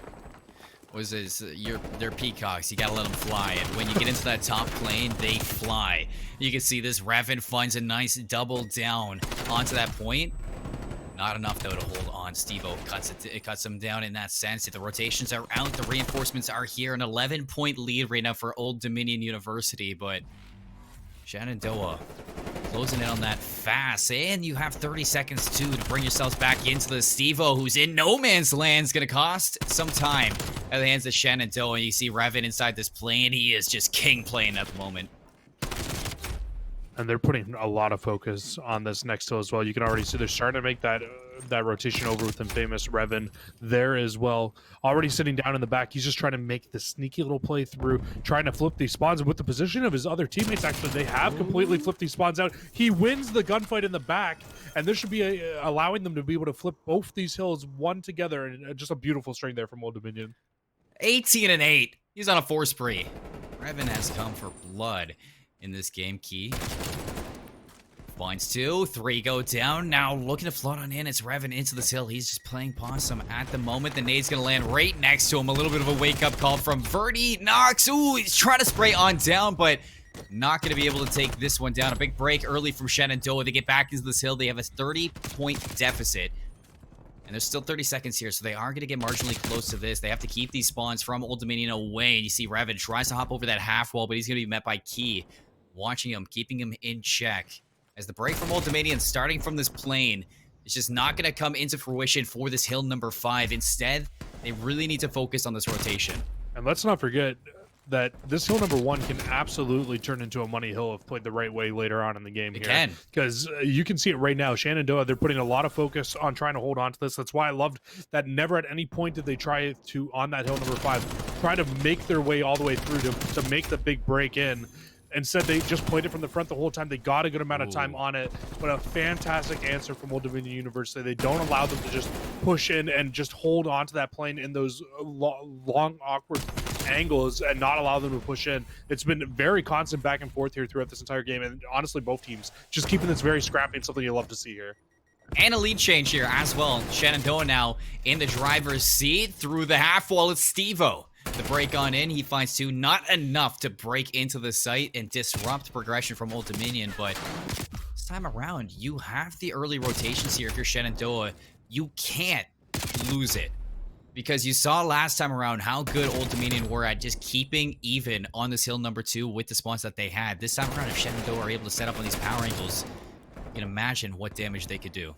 Yeah, last time, like you said, we got to see Old Dominion being the first team here. And no, that's so unfortunate. No. Nobody on Shenandoah was in the back top hand right side when the hill popped. So all those players on the side of Old Dominion that just fell are going to end up spawning up in the back. It works out beautifully for them. They haven't been able to find the kills at Shenandoah. They make the best of a bad situation and are able to at least fight this from the front for the time being. But those spawns, they're still there for Old Dominion.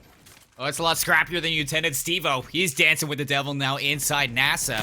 He's gonna have to dip out, group up with his team, and Steve-O's able to disrupt this hill from the front line. It's Dodge. Nox now trying to get into the mix. Not gonna be able to do so. So Shenandoah with his last 20 seconds. You can see Old Dominion are giving it up, respecting that they don't want to push this at all. They're gonna give up the scrap time, set up for plane control, and you highlighted plane control, so important for the next 3 hills. Yeah, especially these next 3 hills, like you said. It's one of those things where if you control the plane, you very much so have a good chance to control the pace of play throughout the rest of these rounds. And you can see a big flank actually coming in here from Verdi. Not able to find the second for himself there. But, I mean, even just disturbing that, making his teammates have to turn around and gives them a much better chance of breaking. Unfortunately for them, the Old Dominion, they answer back with quite a few kills of their own there to really be able to stabilize inside this hill. Oh, Steve-O going to spoil the fun. He's in the back, he finds 1, snaps onto the second one, but he's going to have help. 4 go down for Old Dominion. The break, stellar in this sense. And Shenandoah, who were fighting from a deficit, now pushing their advantage even farther. 129 to 160, a relatively 30-point game. 24 seconds, though, to bring Old Dominion back into the hill 4. It's just breaks after breaks. It's as even as I expected these 2 teams to be, Jesse. You see Steve-O, what a play, taking down Nevermind, expecting that. The third one not gonna fall. It's Noodles. Get back into that hill, and with this plane control, you see they're gonna be flying on out into this hill number 4, looking to push Shenandoah onto the right side of these spawns, but it is gonna be chaotic in that, because you see Revan, player number 5, is in the back line. He is trying to get through Dodge. On the left, 1-on-1, slides on in. He's going to take him down. 32 and 19, a field day. It just feels like nobody can hold on to a hill right now. It feels like whoever sets up just gets broken almost immediately. And correct me if I'm wrong, Colin, but I feel like we haven't even seen a larger than a 30-second lead yet for longer than like 15 seconds. It has just been constant flooding, constant lead switches from these 2 teams, or at least keeping it very close. We just saw Shenandoah with a 30-point lead, and now when you're looking at this, it's looking like Old Dominion very likely going to be able to hold on to the remainder time here, and it's going to give them a 30-point lead back into their favor. Crazy game. I don't understand how Revan's still alive. I mean, he literally had all eyes on him. He's still able to keep this streak going. He's on 5, make it 6. Playing for those streaks, he wants that artillery strike, and with it being so close, this artillery strike really could be the means to an end in this game. He sneaks on past. They know exactly where he is. He's going to have to Get his raw gun skill in there. Key finds some good time. The snap's not going to be there. Say goodbye to those streaks. Shenandoah now in the driver's seat for Hill 5. What that does, though, for Old Dominion is it gives them such a good amount of time to really be able to push into this hill, because everybody was focusing so much on Revan in the back, trying to shut him down. Unfortunately, the rest of ODU, though, was not able to take advantage of it and break in through the front, and it's going to be Shenandoah getting a fantastic hold here and very likely a lead switch back into their favor. And Revan tried to make that overextension again, but he's going to be caught this time by Steve-O. Lead change into the last set of hard points we are going to have for the checkmate hard point. 207 to 199. 198. This first hill you highlighted, it could be a power hill. It could be a money hill if you play your cards right.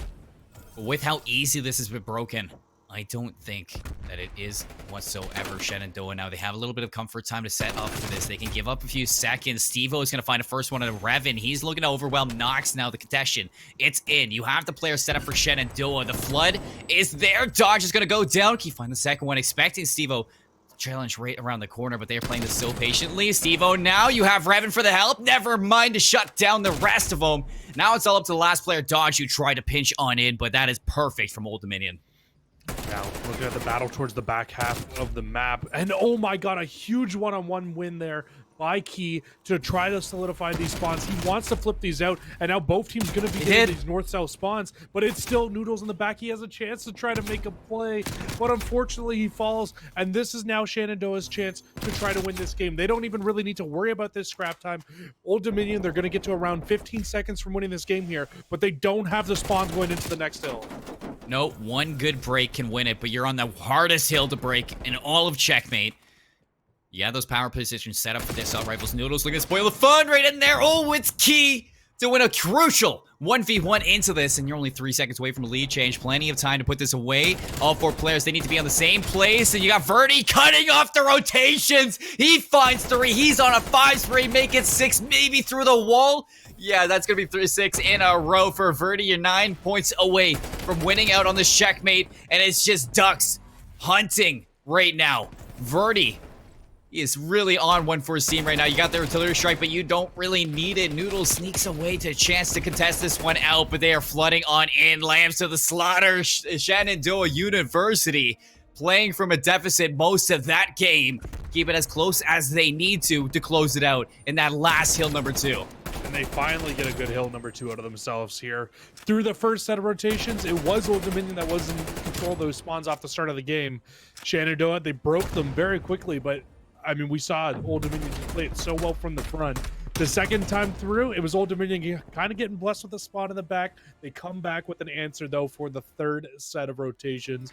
They hold it in the back. They have their anchor player back there. They don't allow Noodles to slip through again. There would have been 3 times Noodles slipped through to find a couple of kills in the back, but they don't allow it again. And Shenandoah, because of those kills, they're able to close that game out and win out in hill number 2. But, I mean, well, what a map to start off this series. Oh, yeah. I think that is the best map we've had so far on broadcast through week 2 and 3. And it was just the start of that. And from the start of that whole thing, Old Dominion, they came out hot. You had infamous Revan dropping numbers on Shenandoah University. It's just not enough. I mean, you're talking about these constant breaks and the constant pressure that Shenandoah had all game long on checkmate. It's just because the fast-paced play style. It might have been deterred by a player like infamous Revan, but to never mind Noodles and Nox, it just seemed to overwhelm them constantly. They always had a foot on this hill non-stop. By the time they got those spawns into that second hardpoint for the money hill, you had Verdi playing that cutoff, and it was just a perfect situation for Shenandoah. The fact that they kept it so close all game long just for that last hill. And Revan on Old Dominion University, as great as his game was, even on the side of Shenandoah, Key also had a fantastic game in the AR role. But I mean, what do we really expect though on checkmate? We expect the ARs to really shine. And Verdi, he was having a rough map up until that point, but goes on a 7 spree to close the game out to really help his team and solidify that win. And I mean, I don't think you could have asked for him to step it up at a better point for himself there than sitting on those stairs on the right-hand side of the plane and just gunning everybody down as they try to cross into that yellow crate. And honestly, I mean, just looking over that entire game there, you could have have called it at multiple points where you thought, hey, this is the chance. This is where Old Dominion's finally going to come over. They're going to take that big lead, but it just didn't come through. Not at any point were they just ever able to really get this huge lead to really solidify themselves a good chance to win. And that's really where I saw Shenandoah shine. They were able to constantly keep it close, and then right towards the end, that's when they finally broke the camel's back and were able to get through and get that lead in their favor. And I mean, something that we were talking about for Old Dominion University were their B team players that are coming up, and they didn't look bad. They were playing on pace with everybody into the roster. It seems like Old Dominion, I mean, for them having 2 new players being bumped up into their roster right now and trying them out, they don't seem like they're really having any struggles with that. I think it's the fact that when you're looking at a map like Checkmate and how we're highlighting it as an assault rifle heavy map, and it's really easy to dictate pace when you are on those power angles for the assault rifles, you were seeing the submachine guns really coming to light behind Infamous, behind Shenandoah submachine gun players, and constantly having that pressure onto the hill. That is because they were flying through, not allowing those assault rifles to really stand a chance on that power angles. I mean, how many times did we see Noodles sneak past Verdi to contest that hill number 2 at the end there? It's just constant back and forth from either side. And the submachine guns playing as fast as they can. That's telling me that now when we're moving into the search and destroy for a map 2, yes, it's Moscow, another map where the assault rifle players can really be a big force on the map. Those submachine guns are definitely on my radar to sneak past and really make some big plays. Yeah, I think Noodles is really going to be a player to watch here in this search and destroy. He looked like he is a very annoying player to go up against, constantly making flanks, constantly shooting you in the back, and it's just not ever a player that you want to go up against. I mean, you look at the COD League, Shotzi, Abizi. Those are 2 players always flanking, always shooting you in the back, always being annoying on the map, and I feel like Noodles very much so is going to be one of those players heading in towards this Moscow search and destroy that could absolutely be one of those players who's just going to annoy you as you're going into this game. Yeah, I mean, Moscow is something we talk about big time, is the rotations from the A site to the B site constantly over in those apartments, and how much of a factor it can play in the late games when you have players like Noodle, when you have a player like Revan, or as fast as they can be. You expect that I do expect Old Dominion to have a lot of strats to open up over towards the courtyard early over at the A site, but there's plenty of opportunity with how fast they play to rotate through S-keys, through checkers, and get from site to site as quick as they can. Very decisive team, and I think that is going to be something that would lead them to a victory here on Moscow. Yeah, and I'm kind of excited to see how Search and Destroy plays between these 2 teams as well, because kind of like you're saying with Moscow, how it's very much so developed throughout the year on where teams like to go and how they like to play. Because I mean, earlier in the year we really didn't see much B action at all, but once we saw later in the year, that's when you really started to see B and the apartment side of the map really come into its own. But I mean, in our last series when we were watching Northwood, they said that they didn't have a lot of practice on Express Search and Destroy. That map has been in the game for a long time, so you got to imagine that maybe a lot of these teams don't have a great amount of practice in Search and Destroy in general right now going into a lot of these games. So I'm kind of interested to see how Moscow is going to play out. Are we going to see a lot of those early A hits in the game, or are we going to see teams really change it up, go towards that B side, really try to change it up? And also, I think a big thing too is really where are we going to see those trophy plays? We talk about all the time on Moscow, but are we going to see a lot of A pushes with constant trophies going down? I would hope not to see it in round number 1. I would hope that we see these teams have learned from watching COD earlier on in this year. But I mean, whether or not that happens, that's yet to be seen. And we keep on highlighting trophies, so many factors of some machine guns and players to look out for. Well, that's going to, you have to look at this round number 1. You don't have those trophies to play off of at all. So that's even more of a factor to watch out for the submachine guns, because that nade spam, it needs to be prominent from your defenders to keep away that fast push that happens in this round number 1. Constantly, it's a big thing that you see. Teams will fly in this first round because they know that there's no trophy systems to keep them away from overwhelming a site. So I really want to see whoever starts on attack really take that into factor and overwhelm A or B with their utility and not just their guns. Yeah, absolutely. It's really what tells the difference and can really set the scale here between these 2 teams. But here we go. Once again, Old Dominion University, they'll be on offense first. It's going to be a big 3 hit going over towards this A site right away. And there's only 2 players here for Shenandoah. Peekaboo. Say goodbye. Never mind. We'll see you in the next round. Revan now with this bomb in hand. He's really questioning where he wants to go. It does look like with Noodles pushing up inside checkers, he's going to find one in that half wall. Now they can flood on in. Take dodge out. That's 2 players down in retaliation. And that's going to open up this B side for a plan. Verdi finds that first blood, and he's like, what are we doing, guys? Everybody else on his team seemingly falling around him. It's really going to be up to him trying to make this rotation over to the B site. But that bomb's going to go down, and he can't catch the player leaving.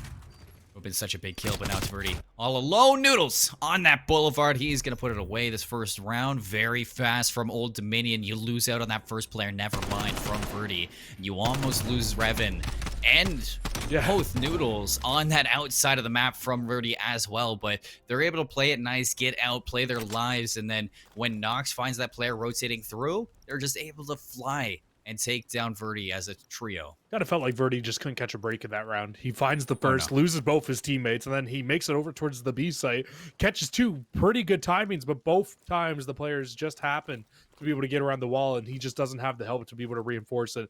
And then his third teammate falls around him. Just not a situation that you ever really want to be in. But here we go. Back into the action. Shenandoah heading over towards this A site. They've got 3 players here. Only 2 players for Old Dominion, but I mean, they're standing strong with their defense right now. What move do you make now? I mean, Verdi has the bomb. He's actually, no, Verdi does not have the bomb. So the bomb is down at A in the open. They know where Verdi is. Oh, never mind. He's going to get caught. Well, that bomb's a terrible spot. Somewhat of an opening, though, with that kill. If they can find Noodles on the opposite end, they don't really have to worry about their backside. But instead, they're going to cut through Eskies again. Verdi gets the bomb and slides on out. They're going to actually go to the back line. Infamous Revan. Oh. Free kill onto Key. Puts Verdi again. 1v3. With this bomb this time on attack. You got Noodles sticking towards Courtyard inside checkers. And Infamous Revan pushed up so far. He's going to be the contact player for this one. The sun's going to land and the kill to follow. 2-0 lead for Old Dominion. They played that so well. You can just tell Verdi's a search and destroy player. Like, I'm just watching the way that he's played on this map.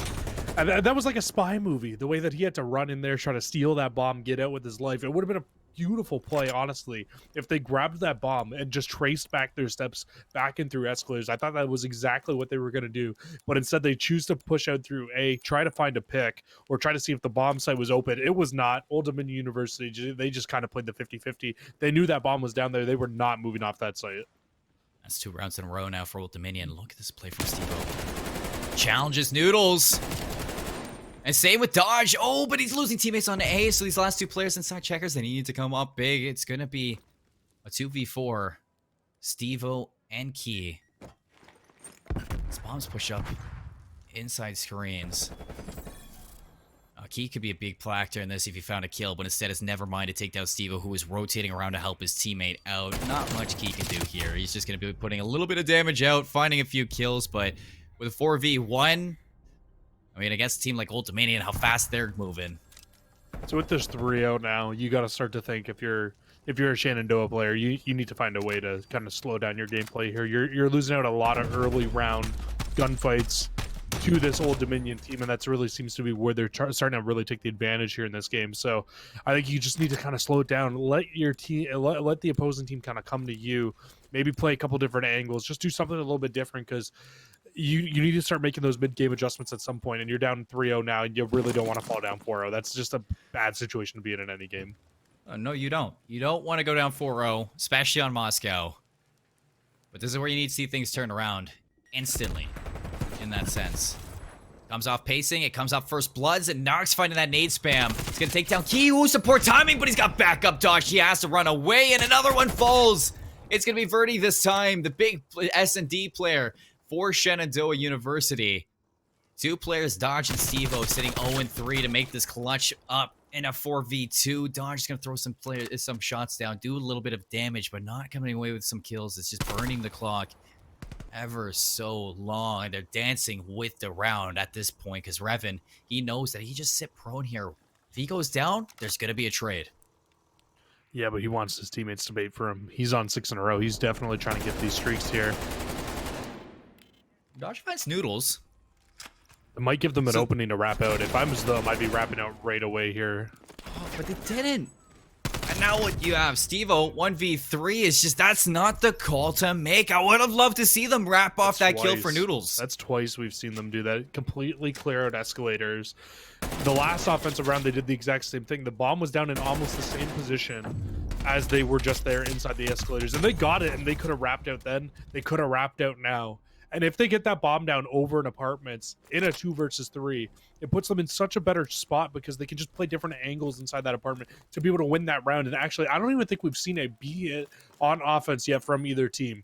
So clearly both teams just kind of sticking to the book and just going towards A right now. Well, we saw Old Dominion rotate over to B in that first round, but ever since then, no, we haven't seen B at all. Revan 6-0 into this.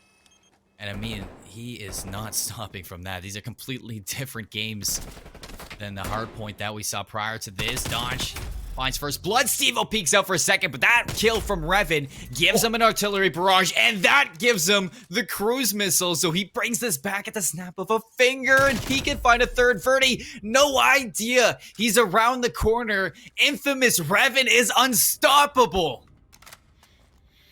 He really is, and he should be able to get this bomb down here as well. That trophy going off, though, should at least alert Key that they're over towards this A site. I would imagine he already knows, but 1 versus 2. He's got to try to find a way to just make a play into this corner. And Infamous Revan, he's going to be sitting in this deep corner, a very annoying spot to be able to have to deal with, and keep coming around this corner. Yeah, it's just not a situation that you're really going to check too often, is that player crouching or laying down in that corner there.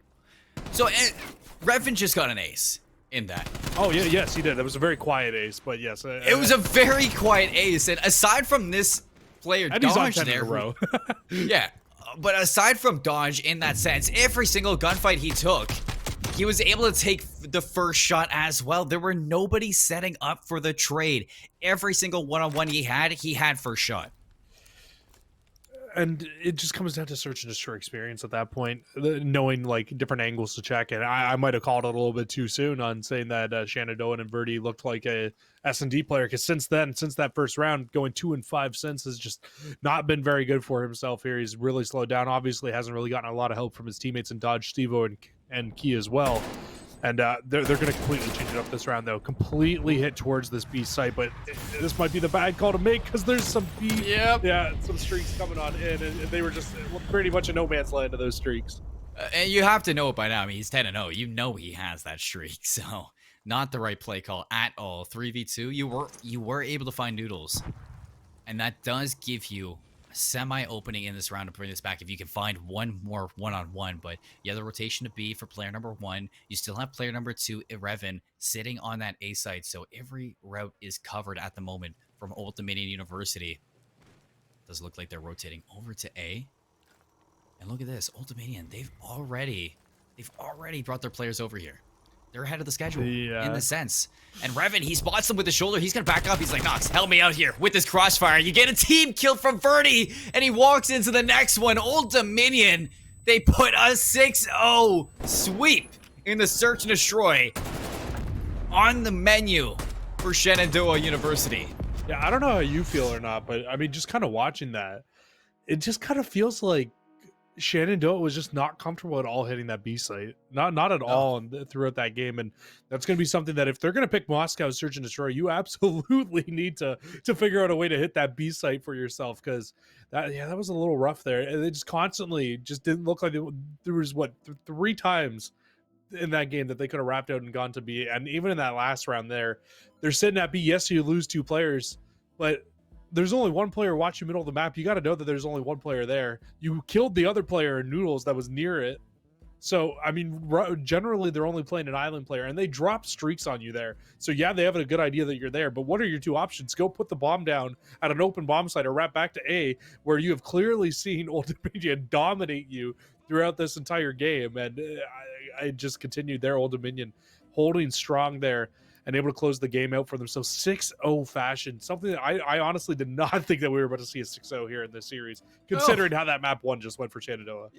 I mean, that was neck and neck on the hard point that we saw prior to this. And then with Old Dominion really flipping the script and getting the 6-0 sweep, that gives us our first map for of the broadcast. Since we started last week on Wednesday, we've had constant 3-0 sweeps. Well, no more.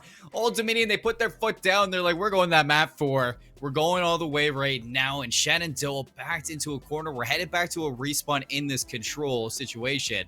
Heading into this next map, Jesse, how are you feeling? I mean, it's kind of one of those situations where Shenandoah, they look great in the hard point, but Old Dominion very easily could have won that game with a couple of changes. And then that search and destroy, that's really where Old Dominion kind of took over. So we could really, that could have been Old Dominion's map pick for the hard point. And so now looking in towards this garrison control, you kind of got to think this is the best of both worlds.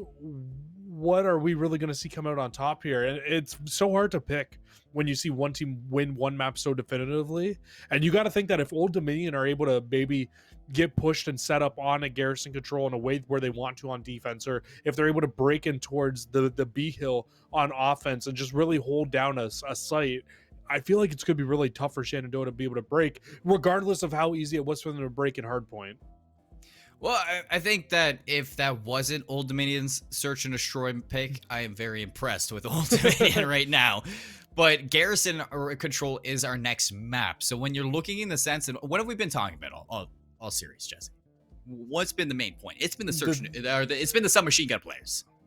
Well, you look at what map we're going up next, and this is basically the feeding grounds for submachine gun players.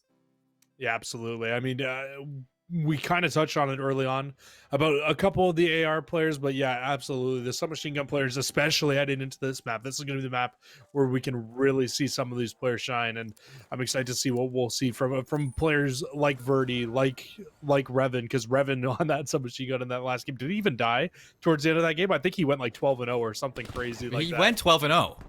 Yeah, so I mean, we'll see how he wants to try to carry that over, but already going to be running straight up the middle of the map will be Revan. And slippery as could be. So he comes annoying. in with a kill on a birdie, Yeah. but he is weak, so he has to respect the rest of them. He's just gonna wait patiently and let his teammates drive the boat now. So he's gonna pop up. He's gonna find Steve-O on that cross, and key to follow up drops to Nevermind. So this is a tough situation, because our next topic of play for a map like Garrison is spawn trapping. And when you're looking at this line of scrimmage that's being set up from Old Dominion University right now, it's almost impenetrable because every sight line is going to be watched. Nevermind's looking to take them out as they cross through dark, but Steve-O pushes his way through, finds 2, and he's giving a chance now for Shenandoah to work out of their spawn. Yeah, if you guys watch a lot of Hardpoint, this break with the position of where these players are right now on Shenandoah is pretty much like having a break from Hills 2 to Hill 3, or sorry, from Hills 3 to Hill 4 on the hard point. It is so tough. You're basically trapped back in your spawn,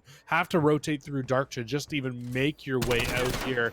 And this is going to be a huge one-on-one here. Steve-O needs to win this one-on-one, and he's not going to be able to come out with it. And so that's just going to open up so much more for the rest of his teammates to break in through the back, close out the round.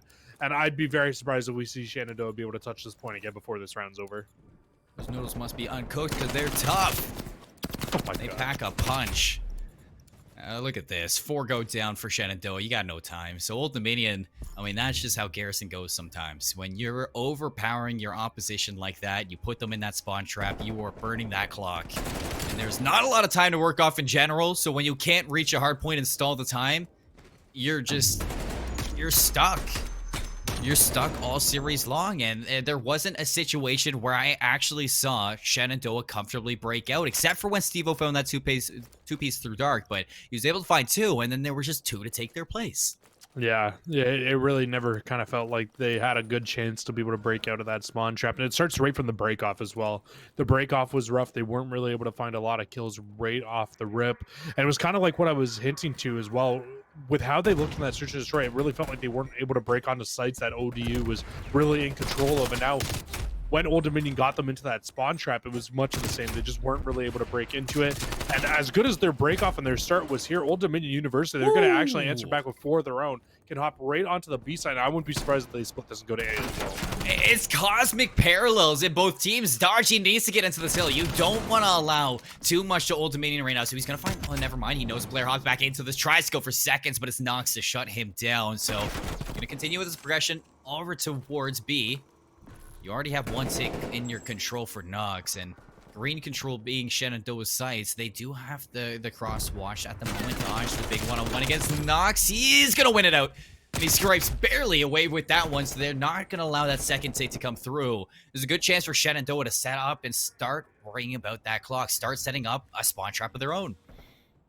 And I'm not sure what Old Dominion was doing there. They put one player only onto B in kind of hopes that Shenandoah wasn't going to re-hit it again. But once they lose all the players over at A and no progress over towards that site, it just makes an easy call for them to be able to wrap over towards this B site. That's a huge win from Revan to keep them on the point and keep that progression going up. Otherwise, this round could really be getting a little bit shaky.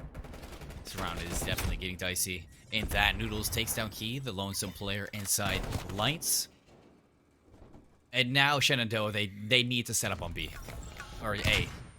No ifs and or buts. This is where you need to set up. You can't go down 2-0 to this team because then you have to win an offense. And you saw how that went last time. Steve-O, big one-on-one.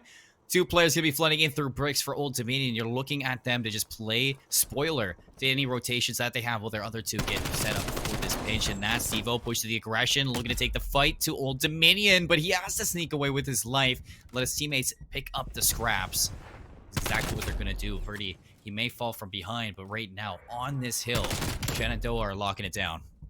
Old Dominion, though, with a 5-life lead, they absolutely have a good chance to be able to break back into this hill for themselves here. It's really just kind of comes down to, hey, we just need to get one good setup and break here, because nobody on Shenandoah has really been in a comfortable spot here to really hold on to this. They're just winning a lot of big individual gunfights right now that are keeping them into this round, but their positioning has never been in a great spot. This might be their best chance of the round to really get a good setup here if you're Shenandoah. Old Dominion setting up for bricks, never mind, finds Verdi.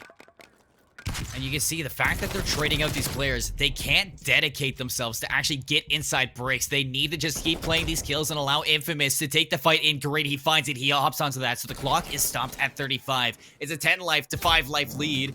So you completely doubled the end of Shenandoah at that, and this is where things become dire. You got no respawns, you're down to 3 players left. You have to set up there, and Verdi! Oh, it's Verdi! Can he win this one-on-one against? Never mind. It's gonna be tough. It's gonna be sloppy. But he has to stay alive in this sense. 24 seconds. What a play from Verdi to keep his team into this one. You can see that Old Dominion, they know what their win condition is. They just need to slay out these players, and they're setting up for the pinch. Key, he's got a big order ahead of him, but he gets pinched out by the 2. One left is Steve-O, and Old Dominion over the railing. They're going to find him, shut him down. 2-0 lead. Now Shenandoah. Jesse, they have to win an offense. Yeah, and it was kind of like what I said in that round there. They just never looked like they fully got comfortable. It kind of always felt like somebody on Old Dominion was just constantly either shooting them in the back or finding a pick in bricks to not allow them to get that full setup, that full comfortable spot where Shenandoah wanted to really be to shut that down, and it leaves them in that 3 versus 4 at the end. And once you lose the numbers and you're in a rough spot like that, and everybody has to sit on the hill at the very end there, it makes it so much easier for Old Dominion to just be able to pinch inside the hill, find those final couple of kills, and really close those games out for themselves here. Solid rounds there coming in from the side of Old Dominion. And I mean, if they can get a good break off here and have half the success we saw in their last defense, this could be a very good game for them here. And they tried for green. They got shot out. Key might hop up here. If he does, he's going to be beating his end. Revan waiting in lie at that sense. Are getting 1-for-1 trades right now, and Dodge is able to hop onto that, but the patience from Old Dominion, it's so good because as soon as Shenandoah, they try to make a move, the fact that Old Dominion are playing so slow, they're able to clean them up when they do get their Noodles inside that catwalk. Verdi's gonna find him. Now this is the best chance we've seen Shenandoah on their offense, and the rotations from Old Dominion, the respawns, they're doing enough to keep themselves in this, but we're gonna have to swing into this. Dodge has to play around the corner, not expecting Nox to be there. And 3 go down. Old Dominion, they break right back in. And this is the absolute worst spot right now that you could be in for Shenandoah. This is where you really started to lose last round out, is once you started getting trapped back in this dark area. You need to win a lot of these gunfights coming out of this hill. Otherwise, I can see their future. And it looks a lot like round number 1, and it's exactly what's happening here. Only 1 player now as well. Pushed all the way out, and it's just going to be Old Dominion. 20 seconds left on the clock, set up exactly where they want to be. And Shenandoah, it's looking like a blunder in their future.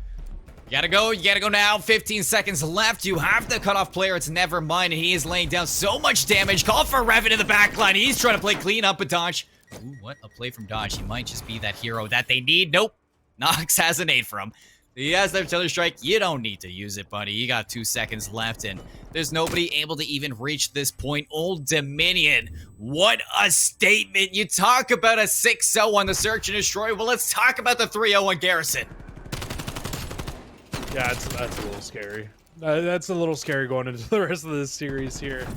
I mean, just kind of looking over this now, you got to think that map 1 was definitely a Shenandoah pick with the 3-0, or sorry, with the 250 to 235 in a very tight match. And then you look into that game number 2 and the 6-0 for Old Dominion.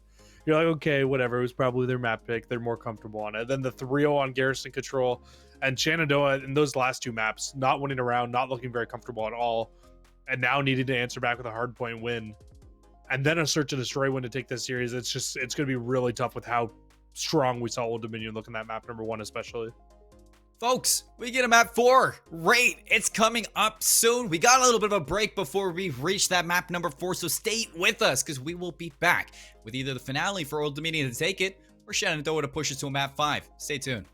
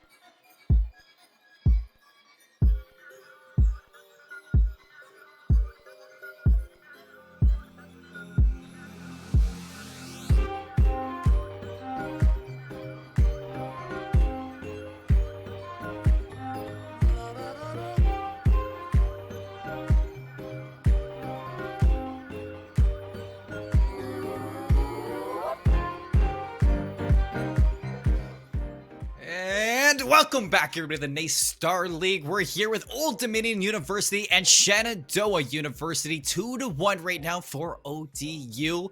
Jesse, I thought it was going to be crazy after I saw that hard point. Let me say, but I had my eyes covered for that search and destroyer in the control sometimes because that was dirty.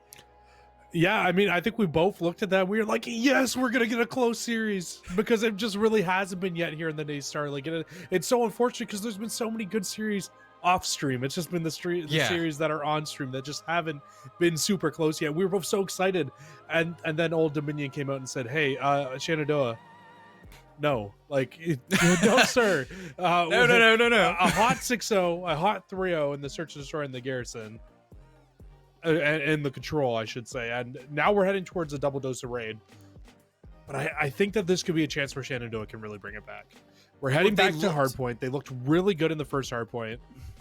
And I mean, if they can kind of simulate that and just kind of bring the same SMG prowess they brought in that first hardpoint, I think that's really where we can see them start to shine here in a double dose of raid. See, I know you know what you're talking about. You literally took the words right out of the mouth when I said that. I mean, Shenandoah, they look the best on a hard point. Aside from everything, I mean, you can't look any worse than a 6-0 3-0, let me tell you. But that was as close as I mean, they looked good. They were going toe-to-toe with Old Dominion, and countless times the scary part for Old Dominion is they were, a lot of the time, the first ones to the hard points inside that checkmate.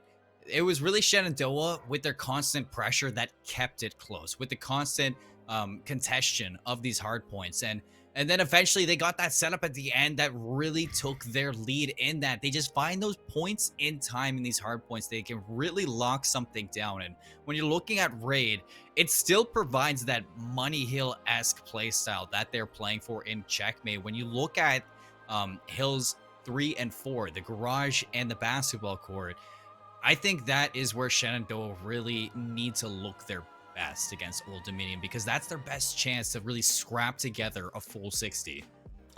Yeah, and I also think they need to come out and answer back in a really big way off the start of this game as well. Yeah. I think with the way that those last two maps have gone as well, you got to be looking at Old Dominion and thinking like, hey, well, these guys have a lot of momentum right now. They're going to be playing very confidently, but you can use that overconfidence to your power if you're a Shenandoah here. Just come out, make sure you're winning your gunfights off the rip, let them play overconfident and over-aggressive if they choose to, and if they come out playing like that, that's your best way of being able to find a couple kills here right off the rip of this game.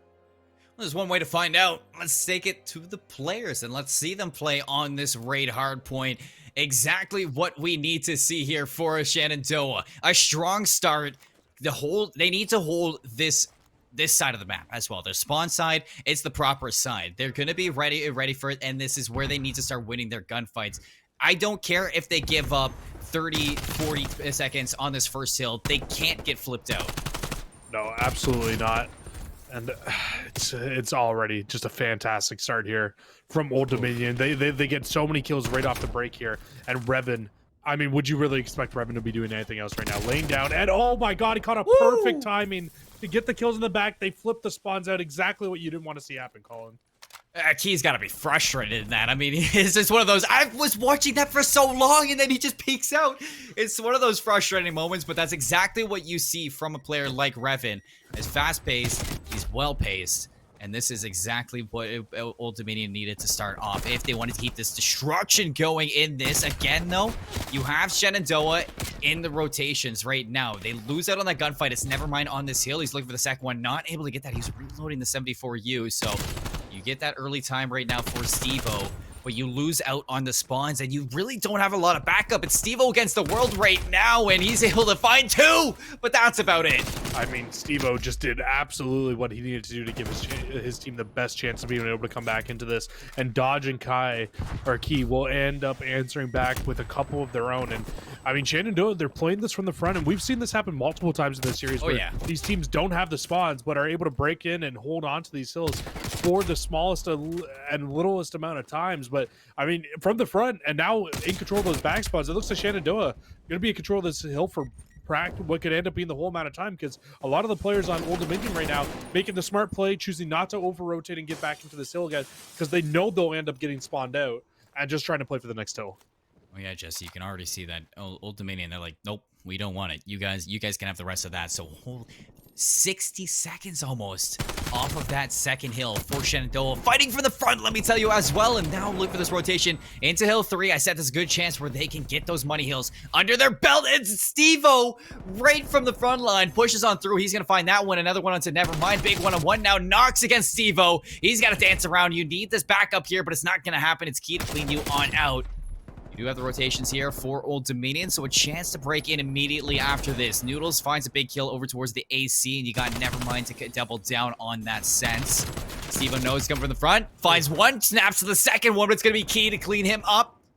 And Key's got a big task right now, because you can see his teammates are spawning up on inside that driveway. He's got to worry about this one-on-one against Revan, and he locks it down for the scrap time. 21 seconds, and another one where Old Dominion are like, okay, we're done with it. Yeah, Sake basketball court. That's now with the 30 in the first hill and now 20 here. That's 50 unanswered seconds to Shenandoah for free. And actually, they're going to hop off of it and try to make the full rotation over towards this new hill as well. And you got to think, like, looking into this and knowing that it's raid right now, this is absolutely a hill that now as Old Dominion, you absolutely need to hold on to this full 60. And it will bring you right back into the game if you're able to. Just one of those spots where it's so tough, and because of the forward progression from Shenandoah, they're actually going to spawn through the players on Old Dominion all the way across the old map. You need some heroics, but there's no heroes here. You flip the spawns instantly for Shenandoah, and now the spawns from Old Dominion, they're coming from the pool side. Revan, he's trying to make that overextension through that garden. He finds one, the second one to fall, and he's got the collapse for this hill. He is lining them up. Holy crap! Revan's got them all. Steve-O's the last one to the hill, and single-handedly, Revan gets him back into the basketball court. It's a big individual play that they absolutely needed there. Revan, 13-9 right now, or sorry, 13-6 right now. He's having a very good game for himself. He needs his teammates to pick it up a little bit. So he's got Noodles at 10-8, but Knox at 4-11 is just not where you want to see him right now. He needs to find a way to just get a little bit more success out of that second AR role here for this team. And now looking in towards this new hill, it's once again, it's Shenandoah. We've said it so many times in this series. We'll say it again right now. Set up early inside the hill, and it's once again ODU trying to break in. Never mind. Locking down the middle of the map. Courtyard's a big hill right now. You can see that they have all angles on check. Shenandoah, they just need to find some big openings. Players not looking the right way. Dodge and Verdi, you got 3 now in a row for Shenandoah. They completely collapse into this, and it's a breakdown from Old Dominion. The break comes instantly for Shenandoah, and they gave up minimal time here, so that's a huge one. You can see that they're looking towards this first hill as well. Probably be the best answer from Old Dominion if they're able to grab the back 15 here and just get a good setup on the P1. If you set up the right way, P1 absolutely can be a hill that you can get a good amount of time off of after the first set of rotations. And they've already got 2 players set up. One is definitely going to be set up on top of that inner ring, and they need to find a way to answer this team Shenandoah right now, because Shenandoah, it just feels like every time they have an opportunity to win some big gunfights, it's Steve-O who is just popping off for them. He does dodge now. Getting into it, he got knocks around the corner. He's just playing as solid as ever, and he doesn't need to do anything because you got Key and you got Verdi. Big AR players for himself to hold this one down. The slide is not going to be there for Verdi. Revan doubles down 4-2 to get his team right back into it for the scrap time, but it's only going to be minimal now. 23 seconds. You see the rest of Shenandoah. They are going to be flying on in through the kitchen, taking their gunfights so that they can lock down these spawns. Knocks around the pillar. He's able to take down Steve-O. And that's a big one-on-one because you get the reinforcements and you lock down the spawns. Oh man, that kill on Steve-O is so big too. You absolutely needed that. Do you remember what Steve-O did to them in the first set of rotations on this hill? He just continuously worked them through the front of the hill, was able to find kill after kill after kill. But a big 3-man hit now coming in from Shenandoah. They're trying to break these back spawns. Yes, they do. Play number 5, Steve-O, still there. He's been such a nuisance. He's such a pain in the backside of Old Dominion. Really, he's just trying to keep him distracted while his teammate pushes from the front. They deal with them. Steve-O not able to find anything, and Dodge is able to hop into this hill for a short amount of time, but Old Dominion, they hold on. We are going to see a lead change. But Shenandoah, they don't want to give up the lead for too long. You see Steve-O still putting some pressure onto this hill, but it might not be the right call. He's got to be careful because his team really needs to set up for this next one. Yeah, this is a situation where you could end up getting into a very rough spot here because with all the progression of forward, I thought they were going to get the spawn up, but it's actually not going to be the case. Shenandoah players, they will spawn back up with their teammates there, so that's honestly the best case scenario for them right now.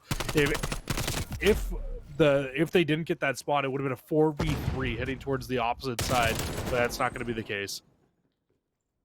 Got players inside hard. 3 now key. He's to take his sights over towards the gym on top of the fan. He's not able to take down. Revin the break through for Old Dominion instantaneously.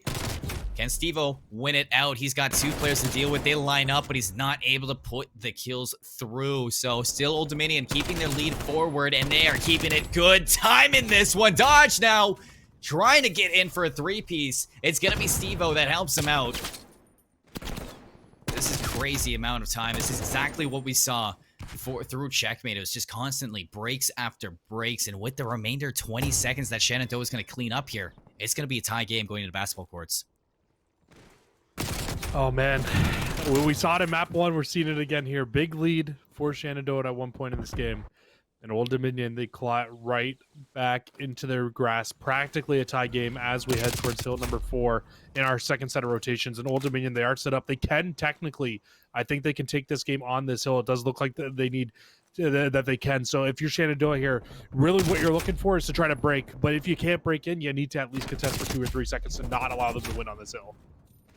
Yes, it's extremely important to make sure you don't lose it out here, but I mean, if there's any hill to close out, it is this basketball court, one of the toughest ones to do so. So you're looking for this money control to take your sights to the front line. Never mind, you can't get overwhelmed up top with his assault rifle. He's got a big win in that sense. You got the concession from Dodge, and it seems like that's enough time. Yep. And absolutely, it's more than enough time there to at least force us into hill number 5 once again here. But if you're Old Dominion right now, you're going to put your full focus over and onto this hill. You need 15 seconds only to close this game out. And the rest of the players now on Shenandoah, you can see it. They know it too. They're going to try to make this 3-man hit in through middle of the map. Do or die right now, but look at them pushing on in. You got the setup here for Old Dominion. And Dodge, he falls to knock, so they got to come back on this respawn. You got 9 seconds left. Shenandoah, they need to hop into this hill. Revin's on the front line. The slides there. Verdi, though. Oh, Verdi, he can't get the second one. So you need your teammates to come into this. Steve-O can't make it to the hill. Old Dominion University, they lock things down, and it did not look the most pretty in your hard points. But you really can stray away from that last 2 hills that you just had were almost picture perfect. Yeah, and you really got to look at this team too. And I mean, that's a big comeback for them there in that game. They were down by what, 70 points at one point. So just the fact they're able to bring that back for themselves there, close that series out on that raid hard point, it's going to give them a lot of confidence going into more hard points later on in their tournament. And I mean, just kind of looking at this team here, I mean, I'm just so impressed right now. I'm impressed and I'm intrigued in what Old Dominion could do for the rest of it, because Old Dominion, they came into this game with the lesser of the map count in the 1-1 standings. I mean, they only had a 43% map win going into this compared to Shenandoah's 63%. So in this, I had the expectations that Shenandoah maybe would be the better team in those 2s and 3s instead of the hard points, but it was completely flipped. Shenandoah, they looked good in the hard points, but they fell flat in the search and destroy and the control, and that's really where they need to kind of hit the VODs, and you can't be losing to maps 2 and 3 like that, because that that doesn't set you up for a good map 4. That you really just kind of put through the blender, and you're just hoping that you can have a repeat of that map 1. And we saw some great resilience in that last map, especially from Old Dominion. Oh, well, like I kind of hinted to earlier, down 70 points at one point after the first set of rotations, just able to claw their way through, bring it back for themselves there. And it really felt like kind of after P2 on the second set, it kind of just felt like Shenandoah had no answer for them. Once they were set up and ready on a hill, that's where you saw Old Dominion really at their best. And you saw it a lot throughout game number 3, especially in the second half, but especially in games 2 and 3. Those 2 games, once you saw the side of Old Dominion inside Search and Destroy, once they got set up on a hill, it was almost impossible to break. Or sorry, on a site, it was almost impossible to break. And it was very similar to the Control. Once they put you in that blunder on defense, once they got onto a hill on offense, you couldn't break into it. And you got to be thinking, like, if you're the rest of these teams looking at this Old Dominion University team, they're playing fundamentally so well, and you got to imagine the more and more they play together, they're only going to get better as the rest of the series goes along. I can't wait to see more of Infamous Revan. I mean, start to finish, talk about a superstar. In that hard point that they lost, he almost, I don't even know if he dropped 40, but Almost. he sure did drop close to 40 yeah. for the loss. But I mean, nonetheless, I mean, it's the stats from Infamous Revan that really kind of showed to me that Old Dominion, they have what it takes to really kind of break through the precipice of the top 5 players in their standings, maybe even in the top 4. I mean, they have a tough regular season ahead of them. I mean, you got schools like University of Akron, you got Shawnee State, and Lebanon Valley, like 3 schools right there who are 2-0 in their standings at the moment, and that's gonna get harder as the games go through for Old Dominion. But like, it's crazy to see that a player like Infamous Revan could just shine as much as he can for Old Dominion. But Jesse, I mean, let's throw it to the interview because we have Nevermind coming into the booth. So why don't you lead the way with this one? Welcome, Nevermind. Hello. Hey, man. I just got, first off, I gotta say congratulations on that win. Thank you.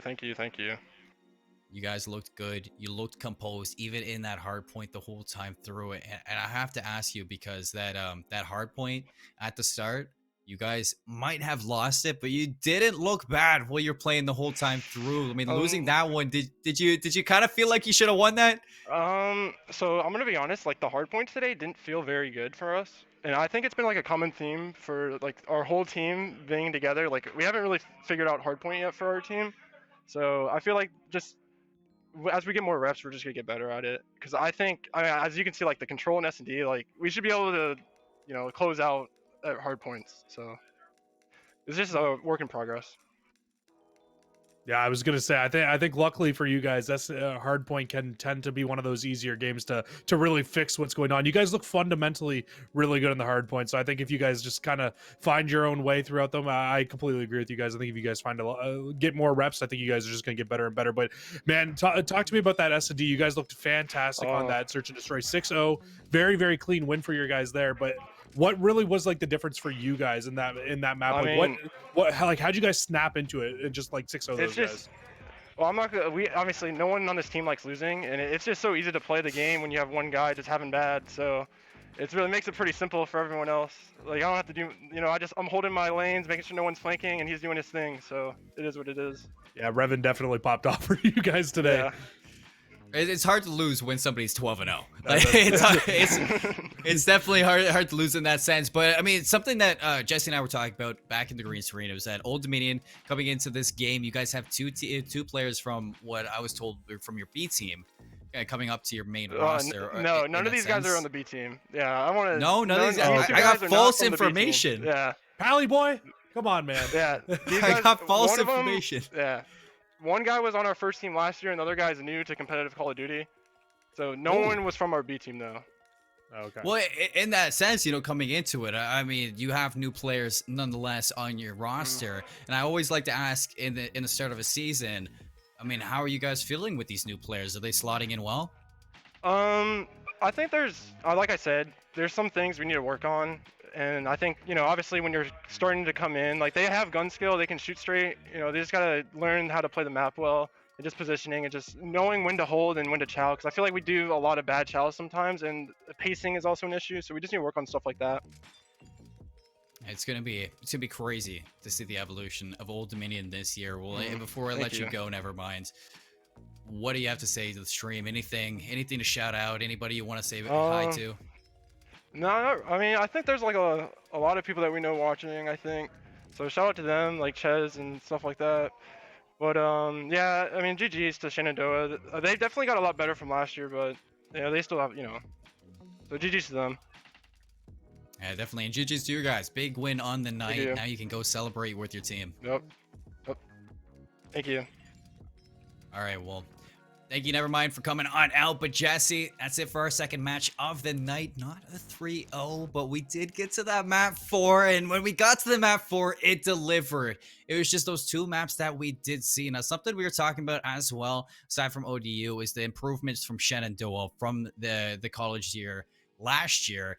They do look better, but there is a lot to fix up in the search and destroy and the control. Yeah, and kind of like what I was saying to Nevermind in that interview, there is Hardpoint's one of those maps and one of those modes that you can really kind of figure out very quickly. It's not a super complex mode to really get the hang of, and I kind of get a little bit worried when you see a team struggle that much at a search and destroy this late into the year. Yeah. Because there's so many strats that are out there already. You should really kind of know what to expect going into a lot of these map mode combos. And you know what? It could have been a very simple situation of, hey, you know what? This guy was 12-0. He popped off. We just kind of got run over. And it's a very similar situation on Garrison Control. You got stuck with the first defense. You ended up losing your only defense for yourself. And so it's an easy 3-0 at that point as well. So I wouldn't be so worried about the control. Definitely the spots where they can really improve on it. Just maybe got a little bit unlucky today, but the search and destroy is where they really, I think, need to be putting a lot of their focus onto right now. It's going to be important. We talk about it often. The 2s and 5s are so important to competitive Call of Duty. Everybody knows that if you're a Call of Duty fan. If you're SND wins chips. If you're in Call of Duty for, I mean, let's say like the past 7 years or even less than that, I'm sure you've heard once in your life, S&D wins championships. And if we made it to that map 5, if Shenandoah pushed it that far, I don't think they have what it took to take that map 5 at the end after what I saw in that boss. Yeah, it would have been shaky, but it would have needed to really flip the script on Old Dominion in that sense. But Cruz, we're done with our second match, and after this break, it is going to be the University of North Carolina, Wilmington, up against Full Sail Armada. So we're going to cut to a break, and when we come back, more NACE Starleague, because the action, it is just starting, everyone. So stay tuned for some more action.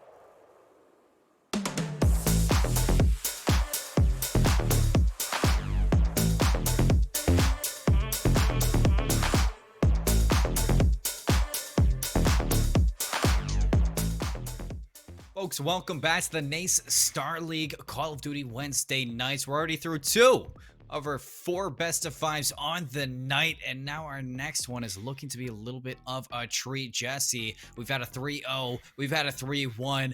Maybe is the pattern going to keep expanding to a map 5?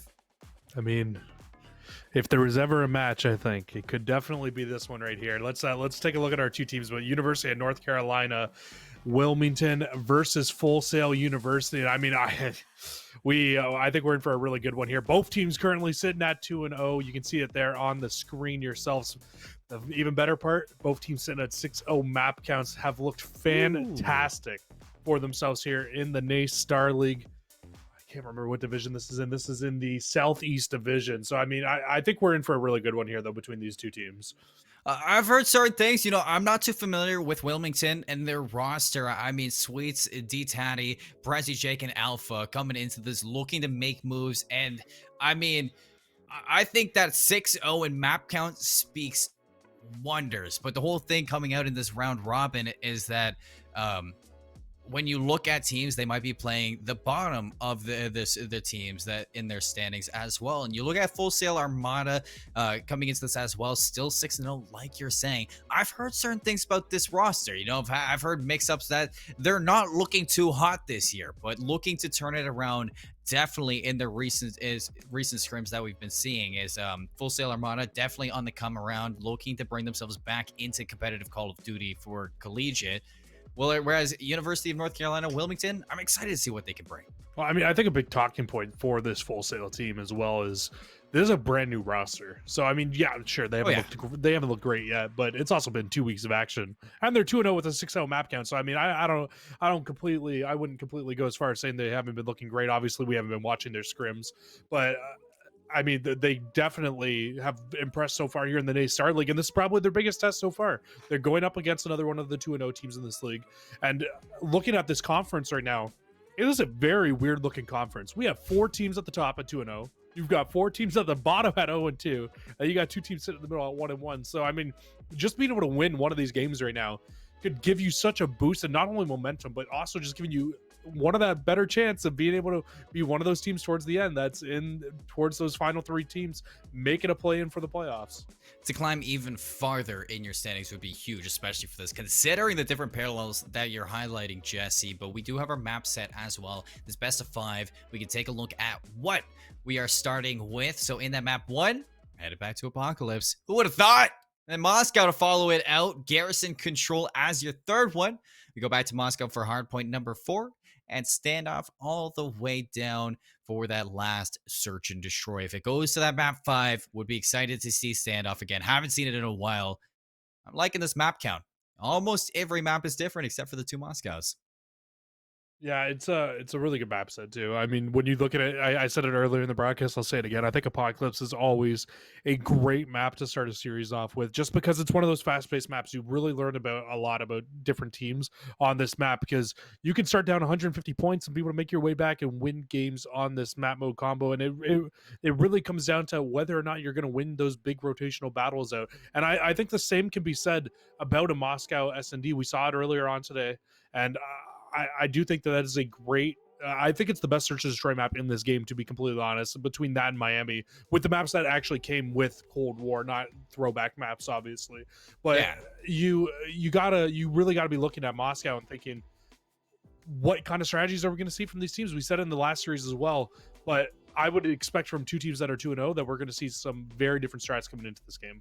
I would definitely expect to see some different strats rather than a 6-0 in that map number 2. But we're talking about Apocalypse here for that map 1 coming up shortly, because in Apocalypse, we saw it earlier, the first 2 hills are way different than the last 3 hills, because when in the sense, if you lock down the first set of hills, you might lose 3 in a row after that one. It's definitely completely different, but off the start, you can already see Full Sail. They know their win condition, and you need to flood on through. You need to take care of Jacob back there, and it's exactly what they do. They find 2, 1 inside the hill and 1 in the back line. They're already spawning out UNCW on the opposite side of the map. All right, Mystical Goat coming out doing some nasty things to start this game off for themselves here. But what they have not realized is that Sweets is still in the back. He has a chance to play spoiler here for the side in UNCW. He can do a great job here. The thing is, though, is with that spawn out happening for FSU, they know that there's players in the back now. Now they want to make this push through. We saw it right off the rip. They made their big push through to try to break these spawns. And now with those final kills coming through, you would think they're finally in control of them. You'd think. 9 seconds. It's going to pop. Aka looking back in. Look at your mini-map. All 4 players for UNCW. Looking to pinch out through the temple and through that half wall. Mystical Goat gets overwhelmed by Alpha. Aka trying to stand tall now, the hero that they need. One sneaks up past it. Sweets. He's going to hop up there. He gets tagged in behind it. Aka's going to finish that one up. So far, so good for FSU. You can see the remainder of UNCW players. They're going to be having to flood on through the middle of the map. And group on up together. One's down. Make it 2. Make it 3, though. Alpha leading the charge in here. Can they take down Nova Turtle in the backline? He's got a crick, and he's all alone, and they overwhelm him. They flip it out. 30 seconds left, and they finally break. And that's a break that you don't normally see happen too often here in this game. But FSU, they were just never really able to get in control of those spawns there, and UNCW take full advantage of it. They're able to lock that down, and with those couple of kills in the middle of the map, this actually gives UNCW a fantastic shot of being able to make this wrap over towards bottom of the stilts and really be able to set up here for a P2 hold as well as getting that scrap time there in P1. And you can already see it. Player number 8 just spawned over to the next hill. Alpha can play cutoff to a lot of players rotating into this. Johnny Rico, though, he's going to sneak on past. Look at player number 3, D-Tatty, unaware of it. He gets it behind. He's going to take one down. Now Johnny Rico really needs to work on with these players. Rotating on in. Aka inside trenches. Mystical Goat gets right back into this time. He's going to leave Aka. Really rope wrap around. Oh, the shot punch not going to land in there. Instead, it's going to be the trade from Sweets, and it's not enough to keep his team up in that back line. Closest one's going to be Percy. He's actually got the spot in behind. The Craig's going to throw so much damage down onto this hill, but he's not able to find a kill. In fact, Aka trying to get in to clear out Percy. It's exactly what he does with the help of Johnny Rico, but at the front of the hill, it is going to be Alpha to stir up a little bit of trouble. He actually has an artillery strike for the late game. You got to look at Alpha, 10 and 6. Yeah, really good start for Alpha, but let's not forget that FSU now have basically we're in a 4v2 pushing over towards that Stilts Hill, and we're able to completely hold on to it, keep their team alive, and they are putting full focus right now on these back spawns. We've seen them do this multiple times here throughout this game, and it's not looking like it's going to be enough here. And as they try to make their push the rest of the way through, it just really comes down to, can they start to set up for these hills a little bit earlier as opposed to just trying to break into the spawns consistently throughout the hill? Mystical Goat. Can he find the second one? See, no idea he's back there, but Mystical Goat's paying him no mind at all. Instead, he's going to let his teammates pick it up, and that's going to cost them the hill. So, focusing on the spawns for this last hill, he's all alone in the back line. His teammates don't even spawn up with him, so it's really just Mystical Goat all in the back line. UNCW misread that so poorly. They decided to not push out. They wanted to completely hold on to the remainder of that time, and this is giving FSU a great chance to set up here for this new hill. Aka working with his teammate. All around them, Sweets inside the trenches. He finds one, instantly traded out. Alpha coming from above. He loses out on D-Tatty. Now he's trying to clean up house with it, but it's Aka on the hill. He finds 3 in a row, holding it down for FSU. Making sure that they keep this lead in their hand, and he's got backup this time around. Aka finally goes down, but now it's Mystical Goat in there to start picking up these kills, logging down the time, and keeping FSU ahead of the mark. UNCW, I said going into that hill, they were at a disadvantage, but they really gave themselves the best opportunity to be able to break back into that. And unfortunately, Aka just goes huge underneath the map, able to find a few kills and shut that down for himself there. And finally, you're going to see UNCW get into this hill. But I mean, with only 20 seconds left, you got to imagine that is still just a victory for the likes of FSU there on this hill. Yeah. And FSU, actually, if you take out Sweets here, you kind of get the rest of it. So, I mean, a victory indeed, even with this scrap time. Now you gotta look to think about this, because relatively, this is a close game for Apocalypse Crew. So you got 125 to 98 into the second set of rotation. I mean, you look at Alpha, he still has that artillery barrage, and I mean, on Hills 1, Hills 4, that's going to be a huge score streak to look out for into the later ends of this game, considering this is so close. It could make or break, really. And actually a split spawn coming in here too from FSU. So they're not in the spot that they want to be for holding on to this hill for the next side.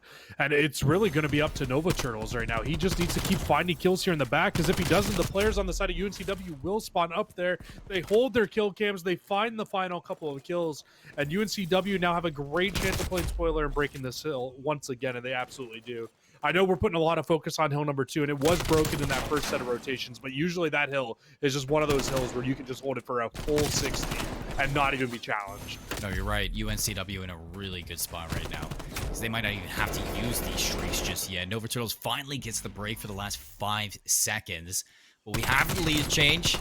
In Wilmington, they are going to be ahead by a whole 5 seconds. Not too much, but it's enough, really. You can see it break through with the 60 seconds in this hill number 2. You just have to focus on the player in the backline. It's Johnny Rico who sneaks on through Alpha. D-Tatty throws some shots in there, does the damage, hops up top, but he can't clean it out. Johnny Rico's turning up big for his team.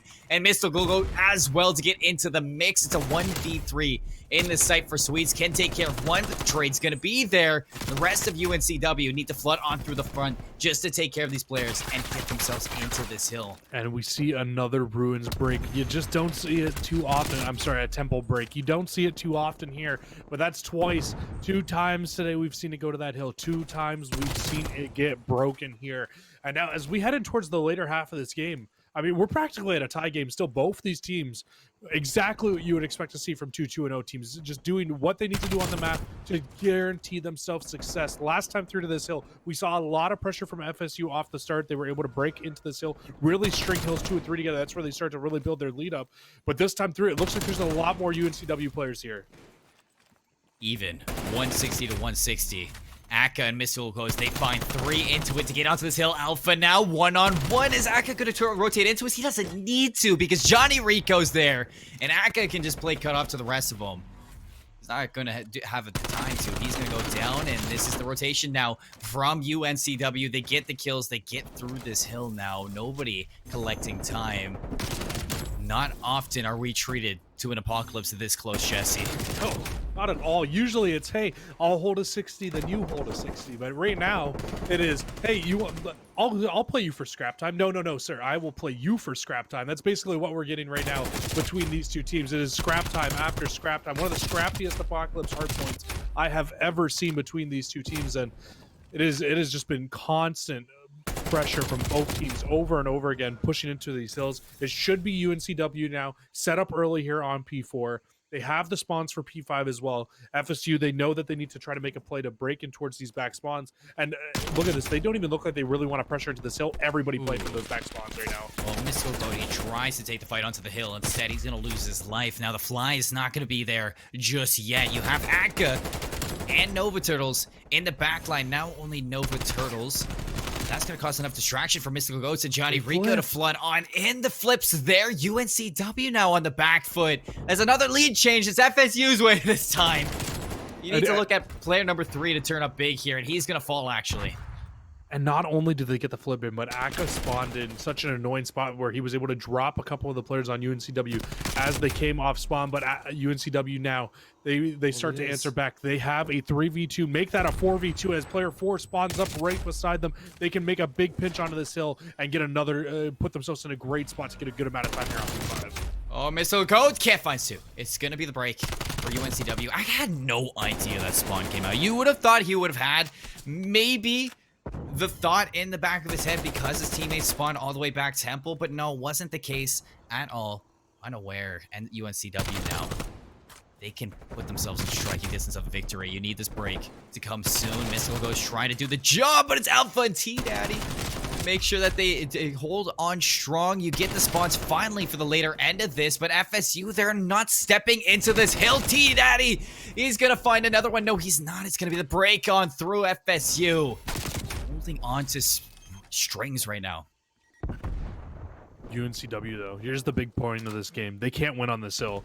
We've seen FSU look fantastic on this hill, number 1, multiple times throughout this game. And now that's why you're seeing this big scrap go on through the middle of the hill. It's because both teams, they want to put a ton of pressure here because you can really zone out the other team towards this back hill. 237, that's where UNC is going to get stopped here. Now, if you are FSU, all you really need to do right now is just continue to hold on to this and not allow them to get close enough to this hill number 1. Alpha burns the artillery brush finally. And it gets UNCW in this. 10 seconds now for the win. Johnny Rico's the wraparound. Are they going to catch him? They don't. He gets into the tail, but he doesn't spot the right. He's not going to get the kill. Instead, it's going to be all up to his teammates, and that's not going to happen. So University of North Carolina, Wilmington, they're going to find map number 1, 250 to 207 at the end of that one, Cruz. It was so back and forth until that hill number 4, because as soon as the back 3 are under control for a team like University of North Carolina, Wilmington, you can see that their pacing, their power angles were handled phenomenally. And I think another big thing to really look at it when you're looking into that game, and really the reason why UNC was able to come out with that win, it just really kind of comes down to when they were pushing into every single hill. It kind of felt like they had just that small little upper hand in holding the hills over Full Sail University, because both teams were breaking very effectively. It could have also just been the situation of, hey, they finally held a full 60 on that P5 hill in the second set of rotations. That could have given them the big advantage as well. Looking throughout that game, though, honestly, I can't say a bad thing about Full Sail University's hard point in that game. I honestly thought they looked phenomenal. I thought they had a very good chance of being able to take that game. And again, I think it really does come down to that P5 on the second set of rotations. They just weren't able to break in. And you know what? You kind of said it there in the game, but UNC, they did kind of get blessed with a spawn for player number 4 up in that top left-hand side of the minimap. I really thought that spawn was blocked by that Full Sail player, and it turned out it was not. It set up the perfect pinch for UNC. Aka had no idea he'd be there, but I'm surprised because, I mean, when your 2 players spawn up in Temple, you have to have an idea that if he's not flying through Turtle over in that hill number 4 yet, I mean, he has to be behind you, and Aka just doesn't realize that. There's no communication in that sense that they're clearing out those situations, and Aka gets pinched out. They lose out on those back spawns so fast, and that player number, I think it was Johnny Rico inside of that hill number 5 up top. He just gets pressure from every single angle, and there's not much you can do at that. So Full Sail, they get out rotated in a map where rotations are everything, and that spawn definitely a blessing. What you could look at now is Moscow to be the case where Full Sail can slow things down again, exactly like we saw Adrian College do to Northwood University, because that game was really fast paced, and we have yet to see somebody actually slow a game down since that first one. The second map that we saw from Moscow, it was just, I mean, that was a 6-0. Well, what do we say from that? Full Sail really need to bring out the stops here. Yeah, I mean, we've seen a lot of Moscow S&D today, but, or I mean, I guess only a little bit of Moscow S&D. That map went by pretty quickly, but I think that in terms of the search and destroy, I honestly think if you're Full Sail, though, I don't necessarily think that they need to really slow it down, though, going into this game. They look like they have the slaying potential. Aka on the submachine gun as well, if he's leading the way that he was there in that hard point, because I'm pretty sure, I don't recall 100% looking at the overhead scores, obviously, but I do feel like he was leading the way there for much of that game in the slaying. I don't know if he finished that way, but if he can really bring that slaying potential that we saw there in that map number 1 into this map number 2 of the search and destroy, that's really where I think that this Full Sail team might be able to take an advantage over UNC, and unless UNC are some godly search and destroy players, I would expect to see another really close game here between these two. Well, what are some things that Shenandoah were kind of missing last match that you really need to see kind of not happen this time around? Because I mean, it was a 6-0. There's plenty of mistakes, but like, what was the root of that problem, would you say, that Full Sail can look to just fix? In the Shenandoah match, it was Shenandoah match. I mean, it was their offense. Let's be completely honest here. Their defenses looked okay, but their offenses, they were so hesitant to rotate the bomb out and go towards the B side when it was wide open, and there were so many players over at A, and that's something that you're going to start to see from these two teams. I can tell just from watching that hardpoint. You can look at these two teams and you know that both of these teams are going to be top teams. They're both 2-0 right now. Both teams are looking very good, and when you're watching it, you know that these teams are going to have that capability in search and destroy of, hey, you know what, I'm pretty sure we got 2 or 3 players over here. We've been overwhelmed at A so many times by these guys. Let's just wrap this bomb out. Let's go put it down over at B. Let's just make a play off the site. I don't expect to see one-dimensional search and destroy played by these two teams. I expect to see kind of what you see in a lot of other games of search and destroy, where it's like a chess match, where it's just constantly moves and counter moves, and that's what search and destroy is all about. That's what it's about. 100%. And I think what we're kind of focusing on into this Moscow is going to be those submachine guns for the pacing to lead the way. I mean, how often in Moscow hardpoint do you see the assault rifle players really slow things down? It's in a search and destroy. That's not the case. I mean, you're really looking to players like, for example, Revan in that game before. I mean, he was nonstop with the bomb in hand, rotating from A to B whenever he pleased because he was just on the snap of finger being quick like that. Need to see the submachine gun players again. You're talking about a player like Akka, who's very fast paced for full sail. Well, that's somebody who maybe could lead the way for them on Moscow. Yeah, Aka's a player who I'm definitely looking at from Full Sail to really take over this game. He really needs to be that player, I think, for this Full Sail team as well. It really comes down to whether or not he's going to be able to make those big breaks in towards these teams to kind of find those sneaky little flanks, to find the opening bloods, but stay alive as well. Because like that's something that we see a lot, especially in CDL. Is like, hey, yeah, they find the opening bloods, but they don't stay alive. It's something that, yeah, I hate to call him out, but Persini, it's something that kind of happens with Persini a lot. Is he'll find those opening kills, but then he'll get dropped right away immediately after. It's something that we really need to see these players kind of focus on in this match. Is, hey, let's get these first bloods, but let's make sure that we're not getting our lives traded right away. Oh yeah, first bloods are going to be so crucial in this map as well because it's so big. So why don't we just take it to the game, see the players off what they have to offer, and it's Wilmington who are going to start on the offense. And already just like that, I expected them to go to A right off the bat. It's what we normally see, but in retaliation, FSA, they're going to be slow to this. They're actually going to be late to the setup here. Alpha might be able to beat out Mystical Goat, but with Akka set up behind, actually D-Tatty sneaks up through. Mystical Goat has no idea the bomb is going down. He's so focused on the player on the pillar. The bomb goes down and they sneak on out. He's chasing D-Tatty. He goes down and he actually doubles down onto 2. I don't know how he's still alive, but somehow Sweets comes away with that kill. I'm sitting here with my jaw dropped right now. What just happened? I just want to know how the players on UNCW put that bomb down. The two that I don't even know who it was, but the 2 players that were inside of escalators, the bomb goes down and they just ran away. We're going to see it again right here.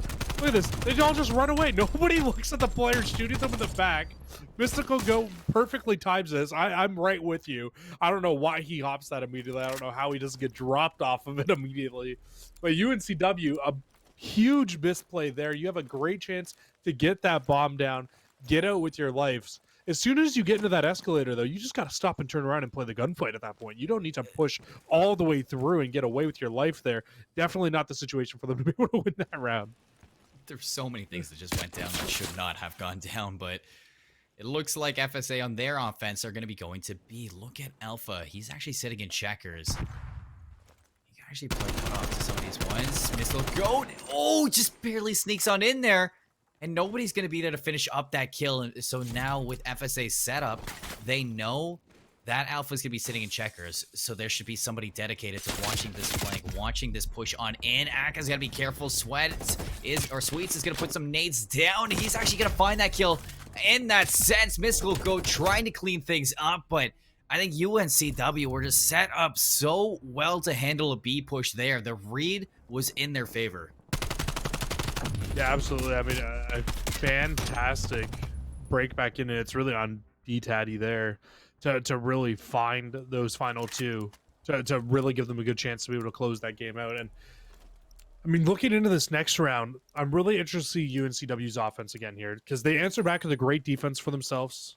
It's just they look so rough on that first offense, and the way that they played it, they get the bomb down so early on. It's looking like a very similar hit. 3 players over towards A, 1 player watching the middle of the map, and we'll see if they can't find it. And they get the stun information, so they know there's players there this time. Well, this time, Mystical Goat peeks on out.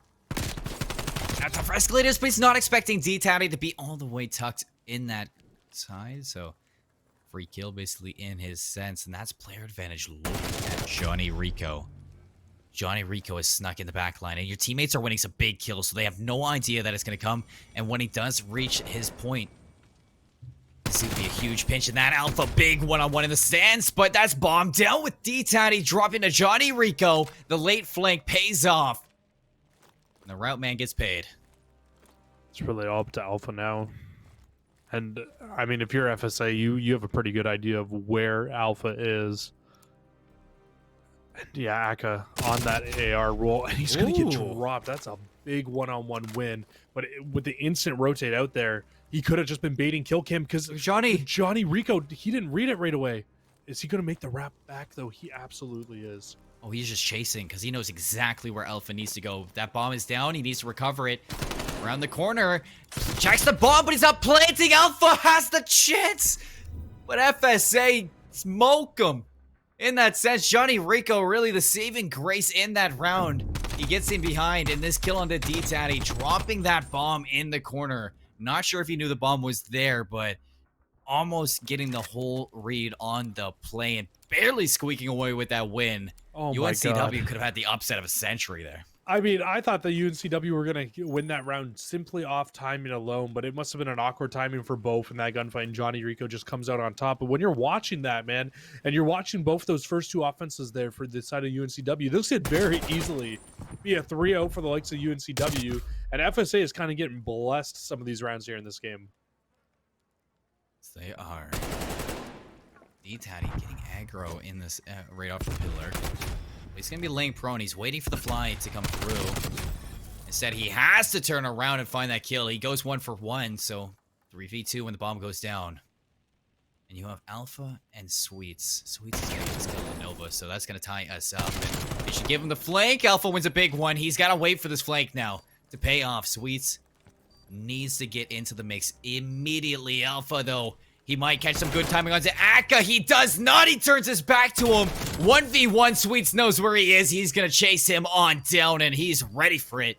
So UNCW, they're going to win their defending round. They're going to retake this site and off a huge play on Alpha to make it a 1v2. UNCW, they just get the collapse and they trade it out.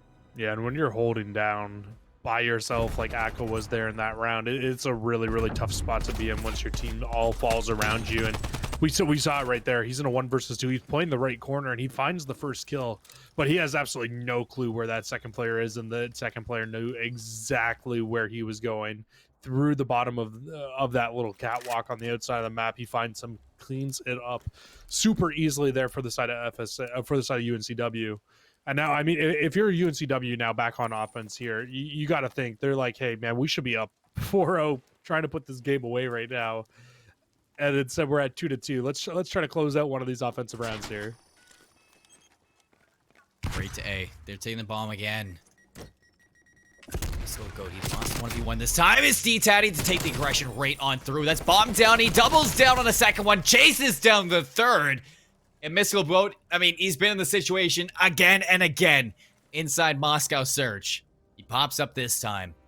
He takes down 3. That's a huge play from Missile Go. Can he get the ace, though? He's waiting for him to turn. He's got the AR this time. And there you have it. Ace for Missile Goat and the snap of a finger. It's a 3-2. I don't understand this push out right off the start here from D-Tatty, from T-Daddy. I just don't get it. He got, and the follow-up is super late as well. It just kind of makes it easy for Mystical Goat. But you know he's been there the whole time. I just don't understand the push out there, and it just makes it very easily for Mystical Goat to find those kills. And like you said, he gets all 4 in that round, so on 4 in a row now as well. Possibly going to be playing for some streaks here. I'd love to see his teammates kind of bait for him so he can try to find these.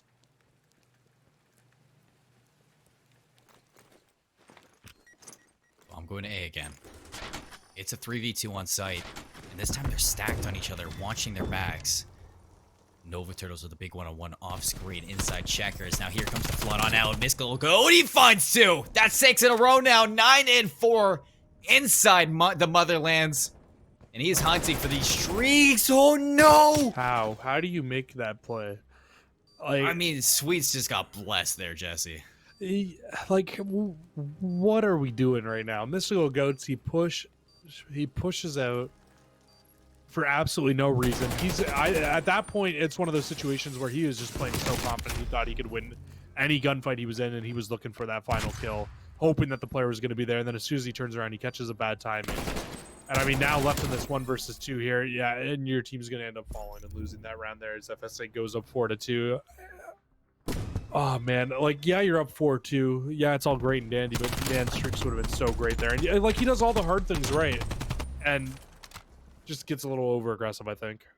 On the bright side, this is the first time we've seen a team string together 2 in a row here. An offensive round as well. So FSA, the first one to break the ice in that end. It's off of Mystical Code. Might not have found the streaks, but finding 2 rounds, that should be just as important. And I mean, he's done it again. Or he's done it before. He could just do it again this time, Johnny Rico. Oh, he's slipping on through. He can be in quite the situation right now if nobody checks this. They're going slow in this. They jump right over him. Johnny Rico, he jumps to the occasion, and he finds one. He's got to play his life, though, because his teammates aren't really in a situation to help them. And he finds a second one. That's 3 down off the bat. FSA. Man, if I am going to say star power, well, FSA, they are chock full of it.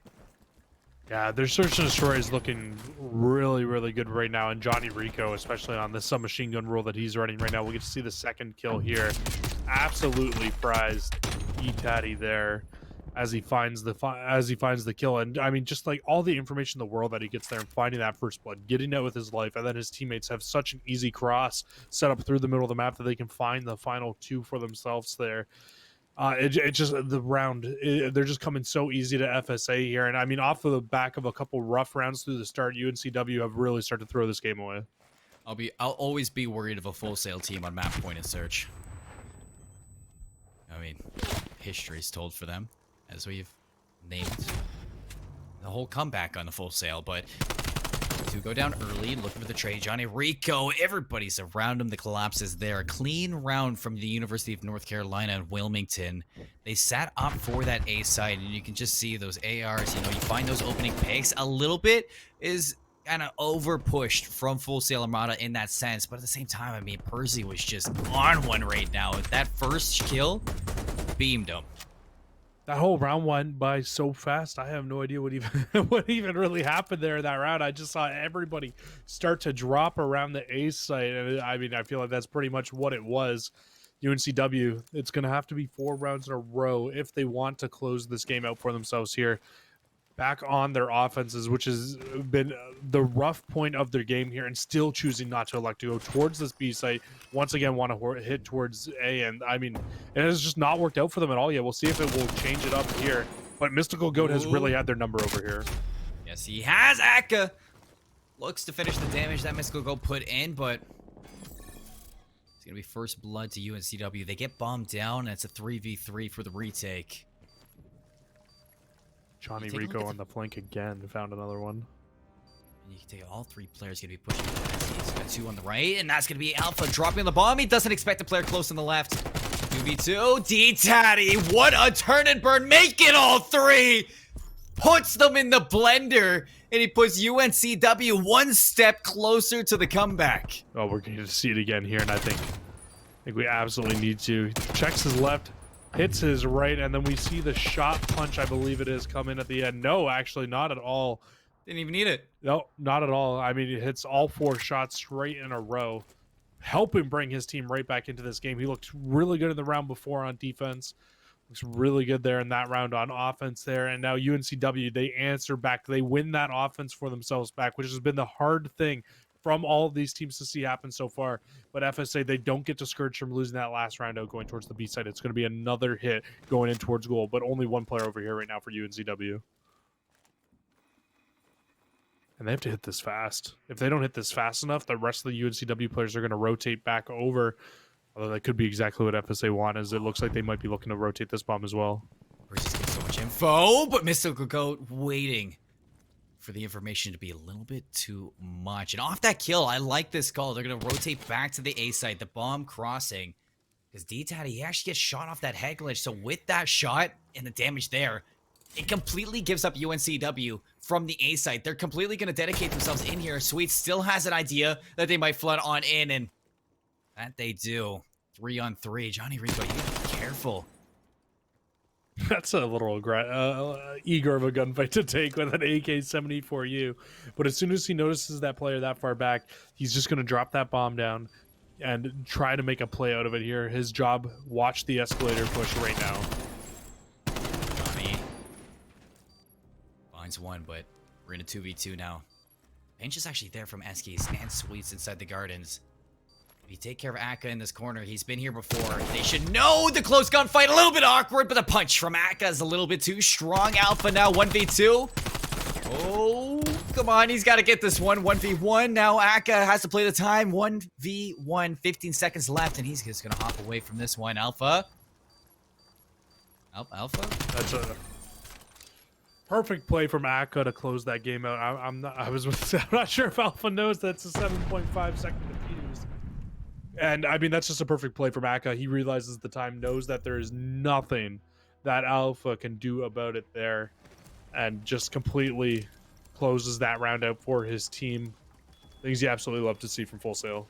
Well, in that set, I thought he was going to stick the defuse, but He's damned if you do, damned if you don't, though.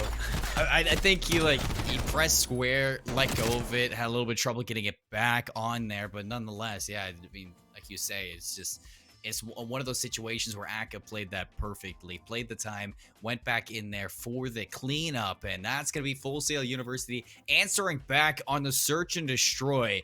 It got a little bit shaky towards the end there, as you saw Wilmington started to kind of crawl back into the search and destroy, find a few rounds in that, but I mean, it's business as always once they just hit a perfect last round. I mean, talk about that last round from Full Sail University, because they had majority towards B, but as soon as Missile Goat sitting prone in the backline finds that kill, I mean, they have all of the A side to deal with. And it was really, I can't remember the one player's name now. It was Riccio, I can't Johnny remember. Rico. Johnny Rico, thank you. Johnny Rico, who really opened up a lot of the rounds there for Full Sail University. Just the way that he pushed in through the back over and over again, finding kills, and it really happened again in that round there. They had full site control for UNCW, and then he makes that push to the back. He finds one through gold, and what that does is it just opened up so much for them to really be able to get up into the site again, get that bomb down. He was the player that puts it down, and then it's just as easy as that once they get it down. And Akka, I mean, you could ask for a better way to play that 1v1. Only 13 seconds left on the clock. He says, hey, they need 7.5 to defuse. Let me just run away for a few seconds here, come back, I'll check the bomb later, because either I'm going to win the gunfight and get him off the bomb, or he's just going to be able to run away with it and doesn't have to worry about it at all. Played that so well for Akka. And map 3 coming up, it's going to be Garrison up next on that control. We already saw Garrison in today. We were talking about how that is now. I mean, we've seen Wilmington win this at the hard point, Full Sail in the search. In your eyes, who's got the advantage going into this map 3? It's hard to say. UNCW definitely looked good in the hard point, but I also think that there was moments in that hard point where Full Sail really could have taken over and won that game. So I mean, we always say this is the perfect child between hardpoint and search and destroy. So I think it's really just going to come down to who has the better breakoffs on their offenses, who's able to like really come out and maybe steal an offense first between these two teams. Could end up being the victor here today. Yes, the love child of hardpoint and search. It's control, and it's always been control in this year for Cold War, and it's such a great map 3. But to highlight over this map number 2 that we just saw again, since we have these replays to look through it, I mean, Akka was such a pillar in that assault rifle area, able to just sneak through and find these kills constantly. But I mean, Johnny Rico, this clutch in that round, and constantly Mystical Goat finding these openings non-stop. I mean, this round he just kind of like tossed him in the blender, and he never looked back. I mean, those 3 kills in succession really cleaned up house, and to follow it in the next round. I mean, that was 6 in a row, 2 rounds separately. Just the 2 submachine guns and Full Sail Armada, they're looking good in both the hardpoint and the search and destroy. And when you're looking at Garrison as a map number 3, yeah, I'm looking at Johnny Rico and Mystical Goat to keep up with this pace. Yeah, that's a great point that I honestly didn't even think about. You always bring it up, so you know you would think by now I would start to think about it a little bit, but you're absolutely right. The SMG players on Garrison, that could be a very big talking point and a very big point as to why FSA might be able to take this game, because Johnny Rico and Mystical Goat looked fantastic in that search and destroy as the 2 SMG players on Armada, and I would be honestly a little bit surprised if we don't see Akka pull out that 3rd sub again like we saw on APOC Hardpoint. And like I kind of hinted to earlier, they definitely had a very good chance to win that Apocalypse hardpoint earlier on. It just really comes down to UNC clutched it up. So we'll have to see what they can do here going into this control. You highlighted the breaks. I can't wait to see who is offense and who is on defense, because what you were highlighting a lot in our last Garrison control that we saw was it's just a little bit unlucky when you start on that attacking side sometimes if you can't get something going. But if you can get something going on this attacking side early and start off on the good pace, I mean, you got Full Sail Armada in the offensive shoes this time, so you're really looking at them to start off hot because they're definitely in the less favored side. And already making a push through the middle of the map is Johnny Rico.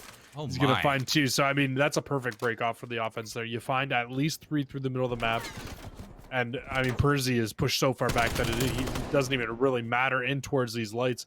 1 tick of progression, easily going to be 2 coming in at the very least here. And it's only going to be D-Tatty who has a chance to be able to break on in. And it just doesn't look like it's going to be enough. This should be the B-zone done and dusted. That was so good from FSA. They know that Sweets is up there as well. So they clear out green, and that's just another avenue for FSA to take. And they are not slowing down right now. They're going to hop into this A site, start collecting this time right away.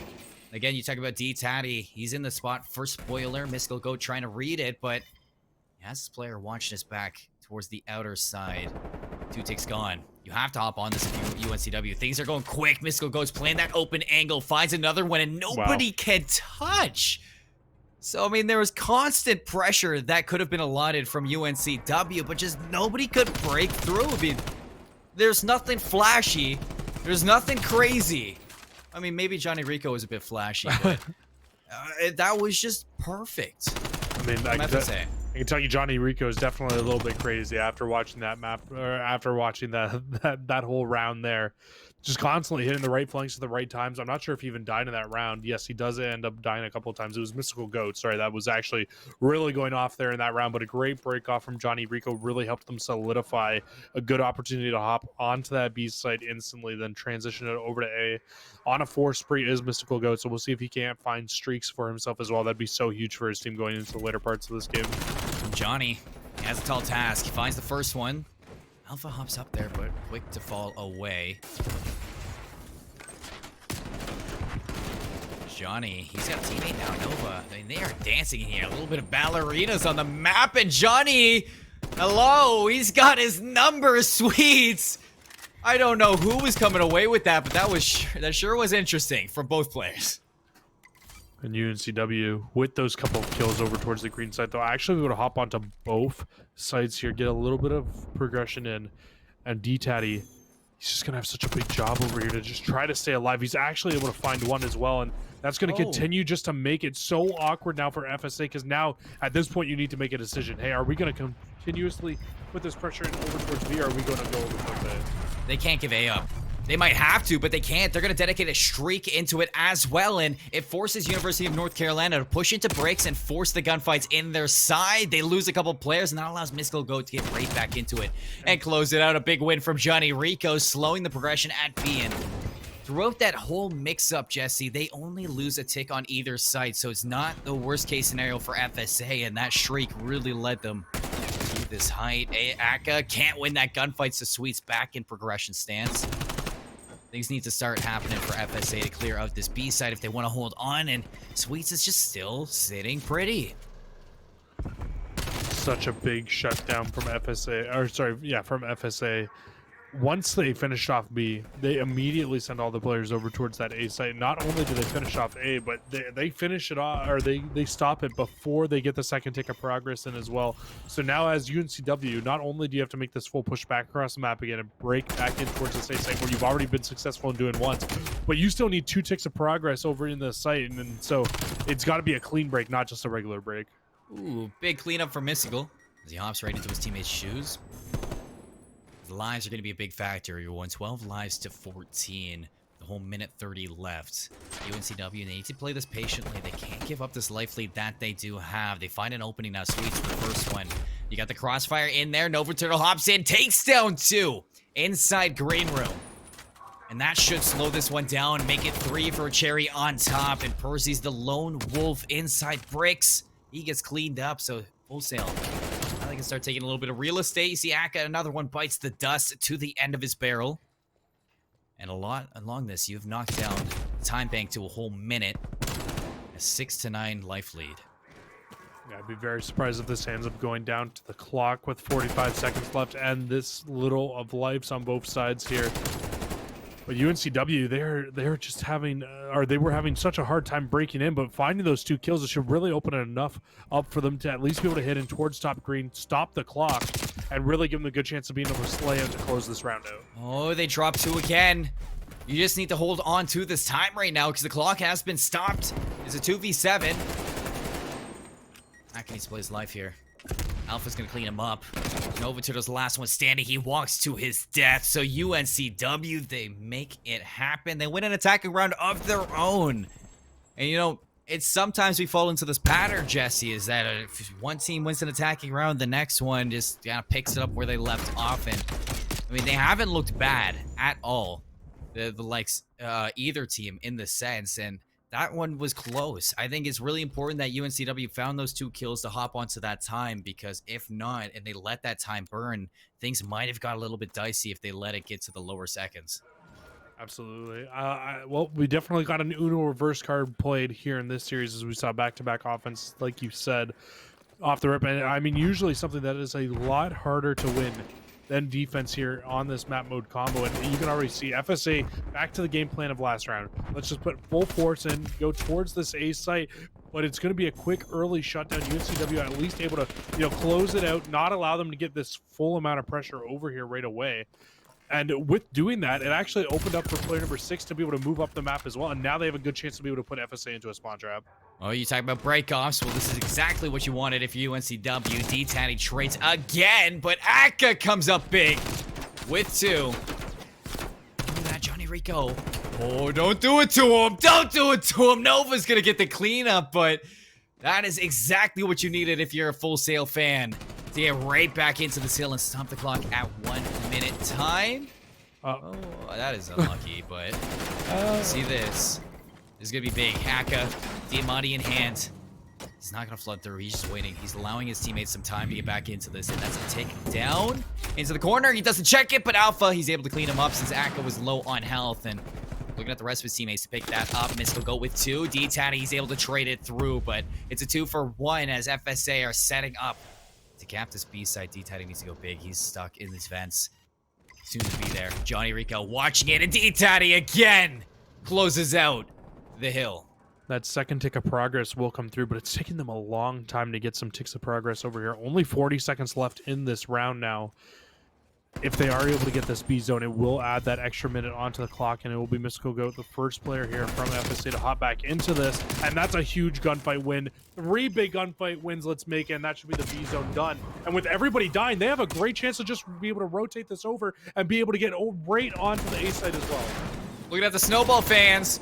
Aka, he's into bricks. He's got the combination with Nova Turtles. They double down on 2, and they are hunting this last one, but somebody snuck through. It's sweet, but he gets cleaned up. Aka, he sniffs him out. He takes him down. Now, Tick, it's gone. You have to get into this now. This is exactly what we saw in round number 1. Percy, he doesn't even know Aka's below him. He has to hop on down, tries to put him in the blender, and he does, but it's already done. The time is through. Nobody can hop on. Oh, it's Percy. Last chance opportunity. Sweets can't do it.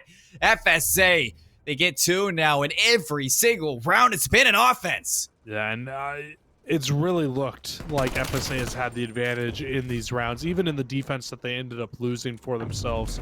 They still look like they had the advantage in that round for themselves, and it just really comes down to once they get one zone, it makes it so easy for them just to be able to rotate it right over, get into the second one.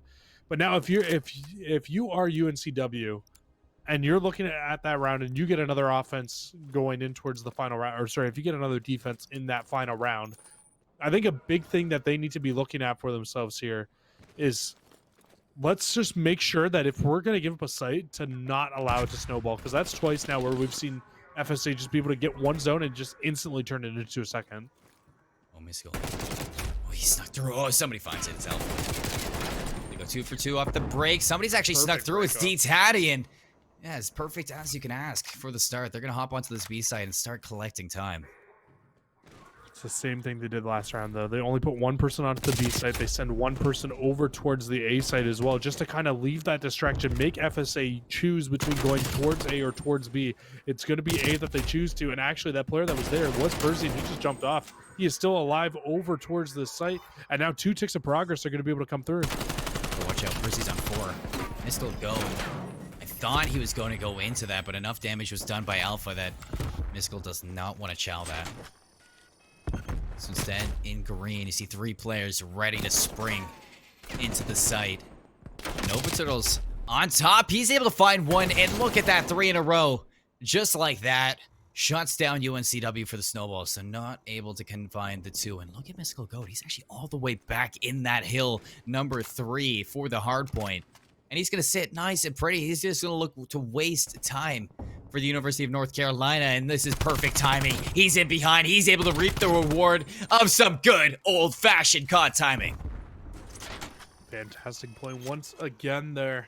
And now UNCW, they do at least get that B zone. They're able to wrap it over, but they still need to be worried about Mystical Goat in their back. And he's going to see all these players crossing. He can just call it out to his team. He does end up falling, but the information alone should be enough to help them hold on to this. That's D-Teddy. Pinch with the team. Percy's out and about into the site.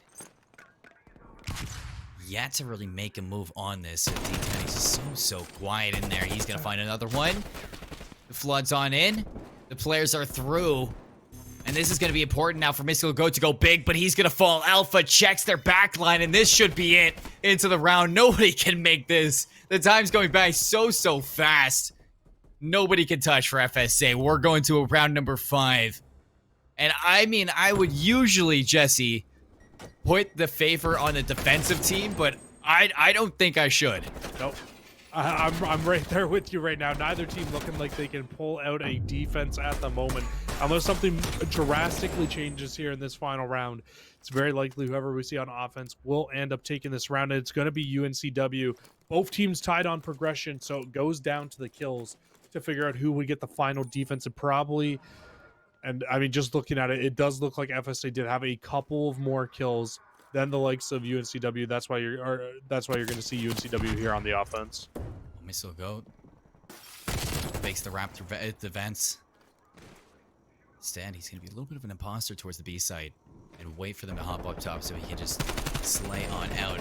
Hops them down through the middle of the map. He loses 3 teammates. Can he get a trade? He can't. That's 4 down. Oh no, here we go again. Back onto B.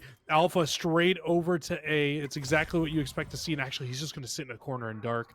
Or in square, and he can just make a great play here. He gets all the information in the world on where these players are coming out at, shoots a player in the back, and now he can start to make his wrap over towards the A site. Oh, Johnny Rico, big win in that site. It slows the progression to B, but he can't find a second one.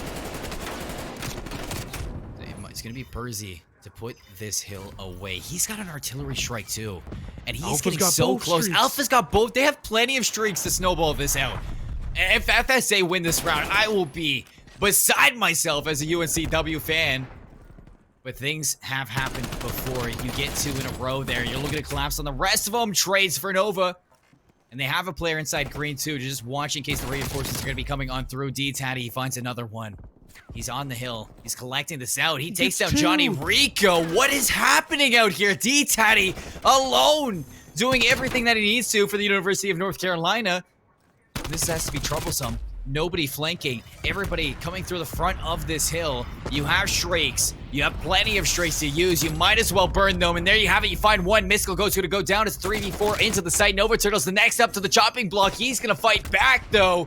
He still makes it into the corner. Somehow, FSA are still in this, Jesse. I don't know how they're holding on, but so many players are just turning up big for their team. Another Shrake comes on out, but still the contention is here for Johnny Rico, and Mystical Goes. They clean it up. And they hold on tight.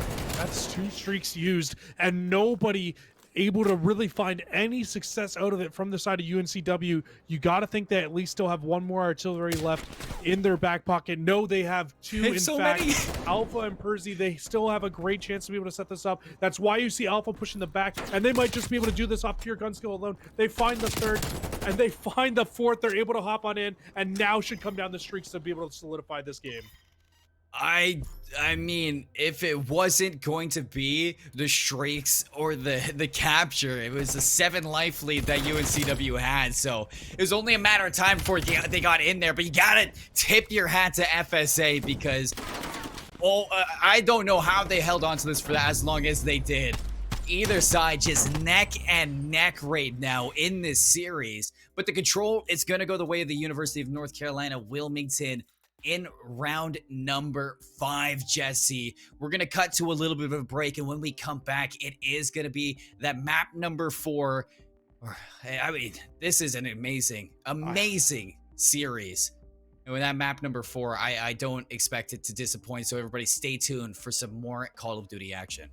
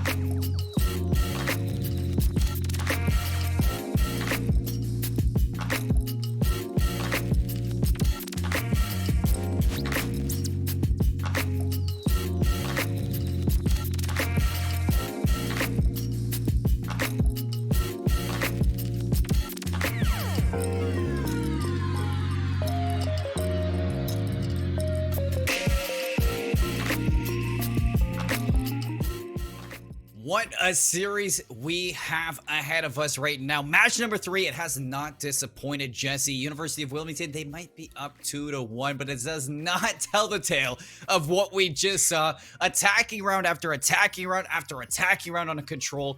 How often do you get to see that? I mean, I guess Garrison kind of hands it to us.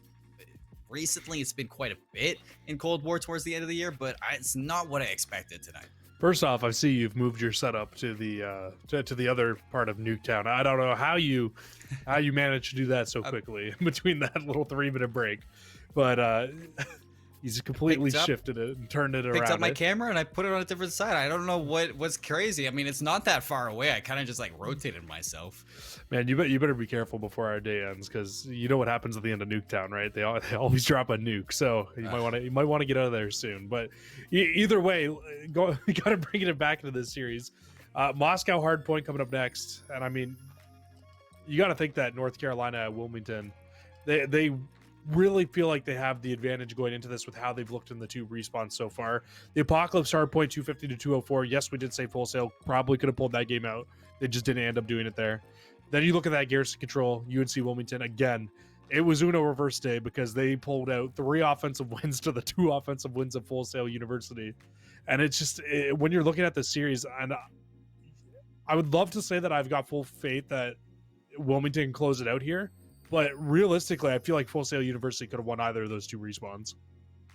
Honestly, I definitely think Full Sail were right on the edge there. I don't normally see teams struggle on defense and control, but it seemed like both of these squads were really kind of against each other on that one. The attacking round seemed very thorough for either squad on the field, but I think going into this hard point, it's where we are going to be a little bit questionable about Full Sail, because something I saw in them in that first hard point that we did get on Apocalypse, where their rotations were a little bit sloppy and they were missing out on a lot of opportunities. They were letting some players on Wilmington slip through the cracks on Apocalypse, and in a map that's so focused on rotations, they need to patch that up if they're going to win this one to send it to a map 5.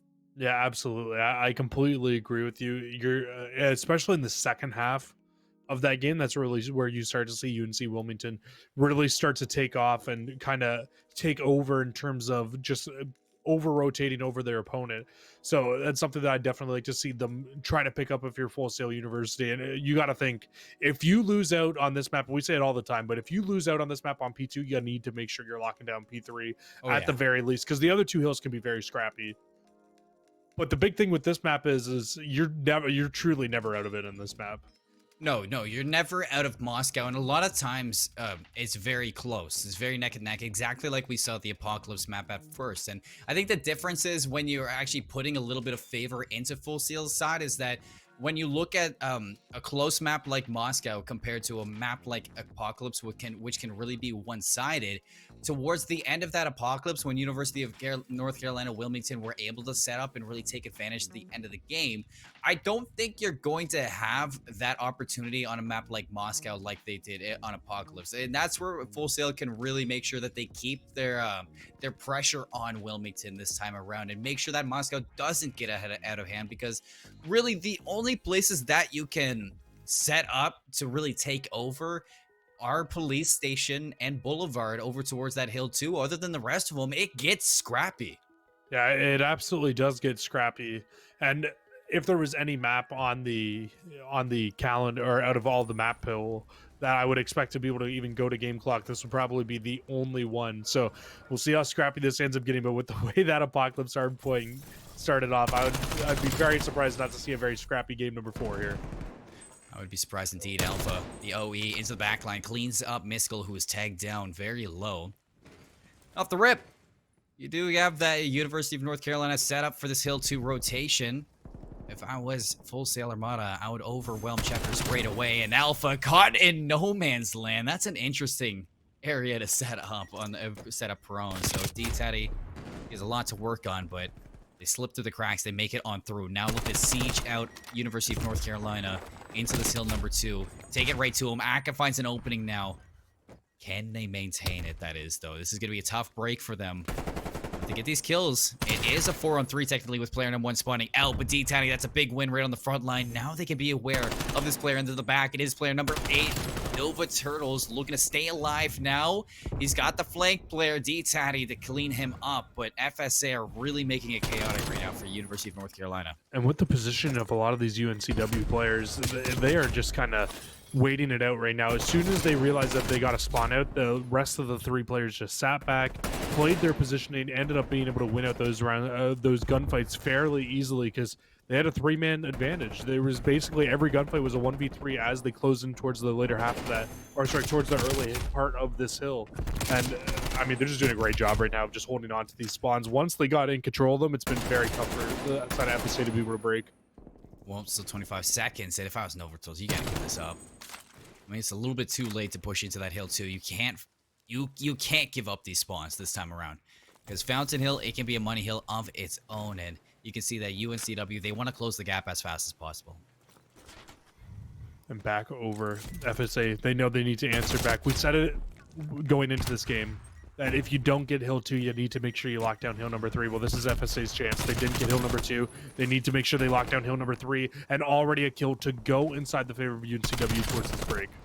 Johnny Rico, he pops up, combines for 2. You have a player into the back line. It's player 3, D-Tatty. To maybe find this one, but Aka slips in, finds that kill, stays alive. This is a great hold right now from FSA. You got the flank from Mystical Goat. He takes down 2. He keeps the time in progression for FSA. You can't find a third one, but he does enough to keep them on this hill right now. 26 seconds, and Full Sail Armada are on pace to collect all of it. Well, Colin, you want to see more rotations out of FSA. Well, here you have it.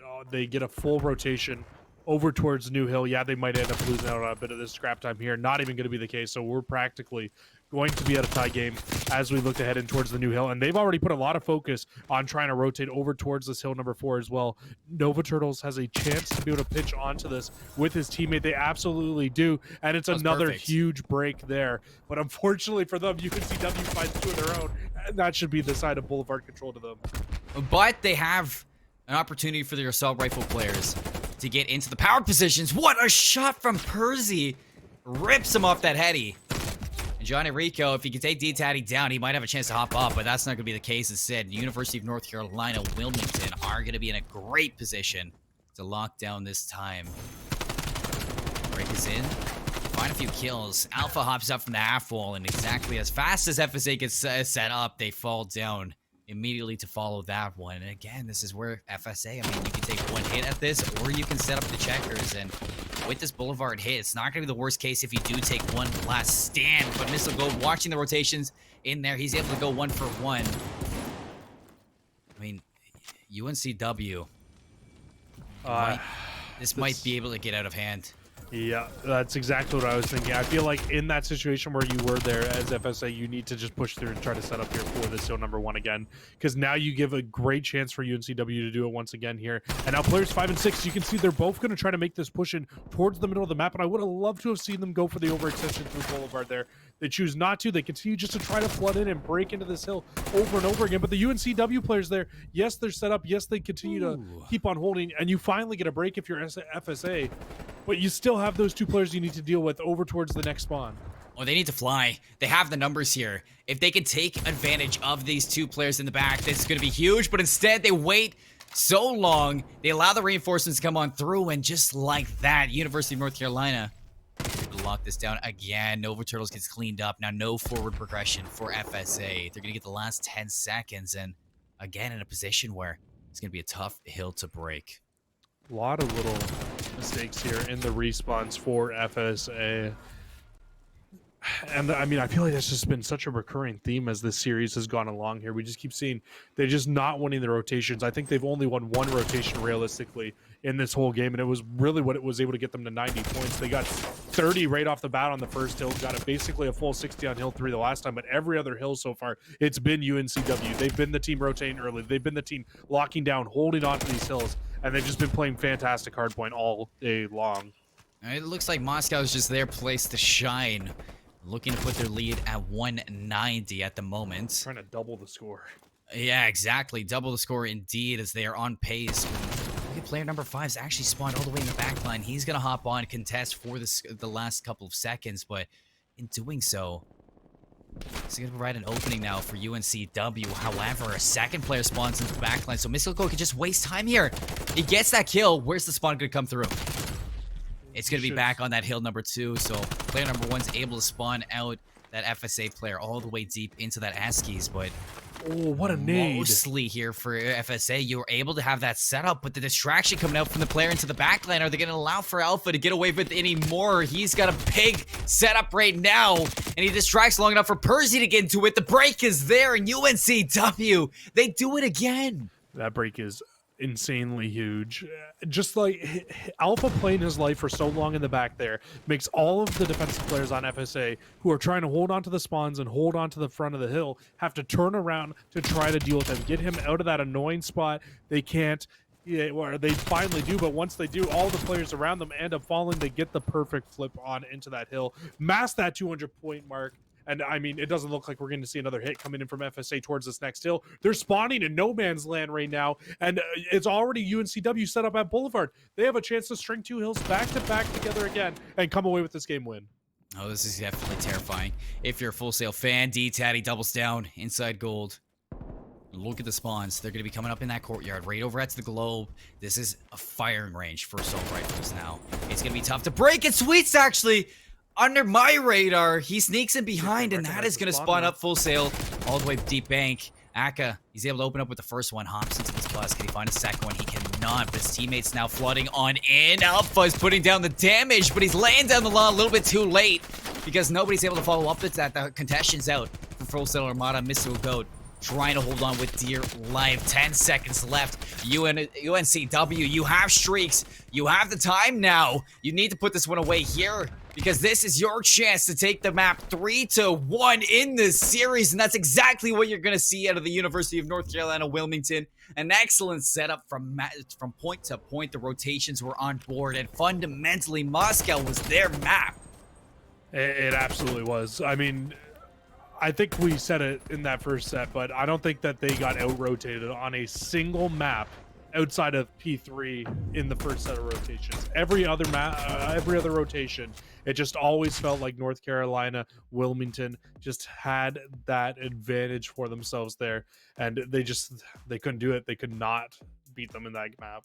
Well, I mean, you had the rotation to hill number 3 the second time around. The only thing is Mystical Goat went for the hero play back at hill 2, and that caused for a disruption of spawns that gave University of North Carolina that chance to get it behind. I mean, he wasn't going for a hero play there on that hill number 2. He spawned back there. He was just kind of playing the time on that hill. It was really, I don't necessarily think it was a misplay from the Full Sail guys in that break in particular. I think it was more so Alpha making that big play in the back, just kind of finessing and playing his life for so long, and that nade that he got in the back to kill the anchor player on the Full Sail side is really what ends up winning them that rotation there. So I wouldn't necessarily put that all on him. I'm one who loves to really come out with blaming people and say, hey, this was all your fault, but I definitely wouldn't give it to him there.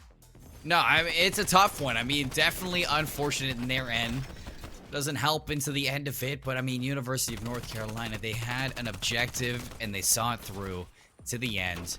You look at the scores for some of these players. I mean, D-Tatty was so good, 20 and 14 towards the end of the game right now in this clip, and he did not stop there. They were such a good team at making sure that they held those spawns, and they did their job. They weren't doing anything flashy, nothing crazy out of Wilmington. They were just doing the job in hardpoint, and when a team's playing as good as that, they don't need to do anything wild. Absolutely. I mean, I'm very impressed by UNCW. Just the pure ability to just lay out in that game and just constantly be winning their rotations. It's definitely fundamentally, they look very, very strong on hardpoint right now. I think the only spot of their game really that they might need to clean up is one, their control. You need to be able to win defenses. You're not going to always win 3 offenses every single control game that you're playing in. 2, maybe their S&D a little bit because it looked a little rocky through a couple of those rounds. And I definitely think that this could have been a 3-0 in their favor if they won a couple of those search and destroy rounds. But that being said, I mean, if Full Sail win that first map and then get the offense first on Garrison Control, this very easily, I think, could have been a 3-0 in the way of Full Sail University as well. So, I mean, just a fantastic series. Probably our best 3-1 that we've had so far, and probably our best series that we've had in the NACE Starleague so far here on stream. Oh, I mean, it was fantastic start to finish in that sense. And I mean, these two teams definitely were going toe to toe. You were talking about it at the start that in general for their standings, in general for everything, they are a close duo. And I mean, you even look at what you have for their region, for their standings. I mean, there's a lot of teams that are like they're at the top and a lot of teams that are at the bottom. I mean it's the most wild thing. I think you had like four teams in like that undefeated spot and four teams and they haven't found a win at all. So I mean, when you're looking at these two teams, I mean, University of North Carolina, Wilmington, they had something to prove and they wanted to prove they had the ability to stay at the top of the pack. Yeah, I mean, all I can say about that is both. I mean, not just both of these teams, but this whole division. All these teams that are 4-0, or sorry, that are 2-0 right now. Obviously, we don't have it all updated today and know who has won a lot of their other matches here today. But you got to think that the rest of this week and the rest of these matches, that this could be a very tight fought group all the way through here in this conference. And I'm really excited to see where the rest of this conference goes. Well, we do have Sweets on the line here for an interview from the University of North Carolina, Wilmington. So let's bring him in. Sweets, congratulations on your victory. How you feeling, bud? We're feeling great.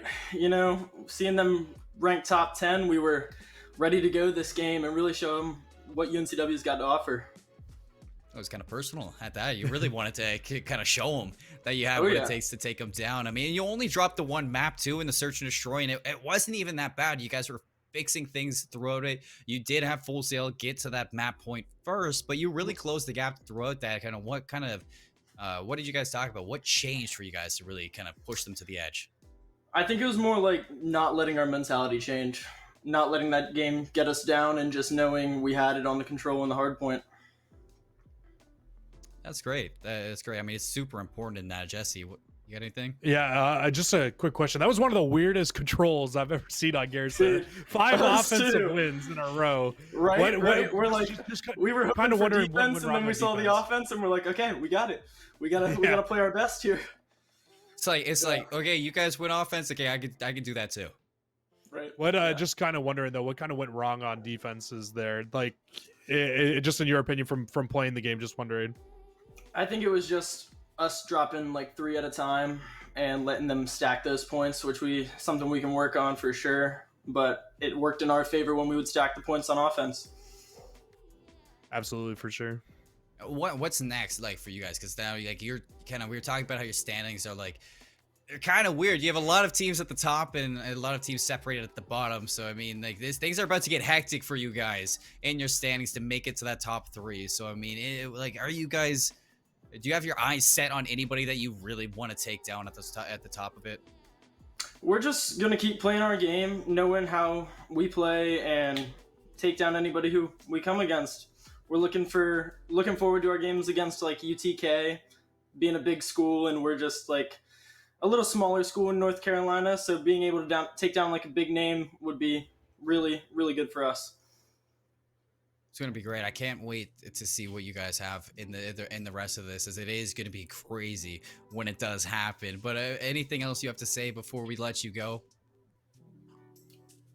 Thank you guys for streaming this.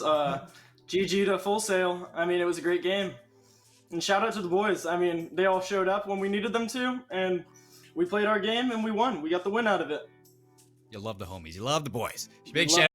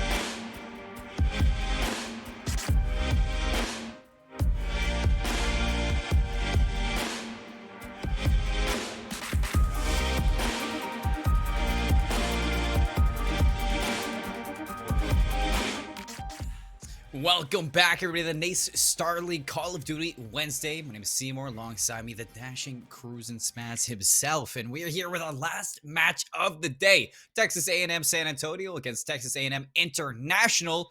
Oh boy, this is probably the one that I've been looking forward to the most tonight, because I love when schools go against each other, the similar schools. I mean, I'm right there with you. The Battle of Texas A&M, things you absolutely love to see. And obviously, like you said, it's Texas A&M International, who's sitting at 2-0 right now, going up against Texas A&M San Antonio, sitting at 1-1 currently. And I mean, both of these schools have looked very good so far. I mean, even at a 1-1 record, San Antonio sitting with the 3-3 map count. I think the only thing I'd be a little bit worried for right now is this international team currently sitting at a 6-0 map count. And I mean, a lot of the players on this international team before, I really haven't heard too much of before going into the season. But I mean, they are making waves now, and they are getting their names known now. Yeah, I was kind of speaking towards some of my inside intel before this, and they were saying, I mean, it's Texas A&M San Antonio, they haven't looked good last year or this year, so they're really trying to pick it up as well. Whereas Texas A&M International, we don't know a lot about this team, but I mean, they look good and they're doing good, so like, props to them. Like they're doing great, and I can't wait to see what this squad can do for the rest of the season. However, if we're taking a look between this head-to-head, you can take a look at Texas A&M San Antonio and their starting roster. Chronix on the page. He's going to be subbing in for Duo Psych tonight, so he's going to be into the roster. Possibly another situation that we've been seeing in the past couple of weeks, where you're kind of trying to put new players in, kind of fix things up and see who kind of works well with who. So in this sense, I think that this is going to be an interesting matchup in that these two teams in the Battle of Texas A&M, I think it's going to be very interesting to see who comes out on top. But we do have the map set, Jesse, so let's walk through it. Yeah, absolutely. I mean, honestly, a very interesting map set here. Starting off with that checkmate on hard point. Then we go to search and destroy. It's going to be standoff. We haven't seen a standoff today yet actually end up coming through. So nice to finally see one. I actually don't know if we've seen one in the NACE Starleague yet. Then we head towards garrison control. Beautiful tanks there, and then of course, Apocalypse Hardpoint and a Moscow search and destroy if we end up going the full distance. And this is gonna be if we go the full distance here, we could have 3 Apocalypse Hardpoints today and 3 Moscow search and destroys. How often do you end up seeing that? And also, I mean, did we play garrison control for all 4 of our series today? No, we had raid for the first one. Yeah, we had a raid, but I mean, like, this has been a wacky week for maps. I mean, you don't always get to see Apocalypse as much as you do. And I mean, at first, I wasn't that much of a fan of Apocalypse. I mean, it was pretty chaotic. Players didn't really know how to play it, and then when you're casting it, things just weird, and you're just like, what is happening? There's so many people dying at once. But I mean, now when I'm watching Apocalypse, I enjoy it a lot, and I'm glad that it's seeing a lot more playtime towards the end of the year. And if we do make it to that map number 4, you said 3 Apocalypse in the night, you love to see it, love to see things changing up. However, my eyes are on that map number 2. You said it yourself, standoff. We have yet to see it in the NACE Starleague over here on Call of Duty. And coming into this day, I mean, what about this map kind of makes it an extreme against the other ones? I mean, I wouldn't even say it's an extreme, but it's just kind of, it's so hard to get map control on this map in terms of, if you lose one-on-one or if you get first blooded one time, it's just such an advantage to the other team because of how close you are at every single situation to really be able to rotate and wrap on in. But nonetheless, we got to wait a whole map to get towards the standoff. We're heading towards checkmate hardpoint to start us off here, our second checkmate hardpoint of the day. Yeah, let's get to it. Texas A&M, the battle is afoot. We get this checkmate again. And what did I say? What did I say before this? Assault rifle players, the name of the game here on checkmate. You got to watch them to state this pacing off the bat. Ahead on collision first page.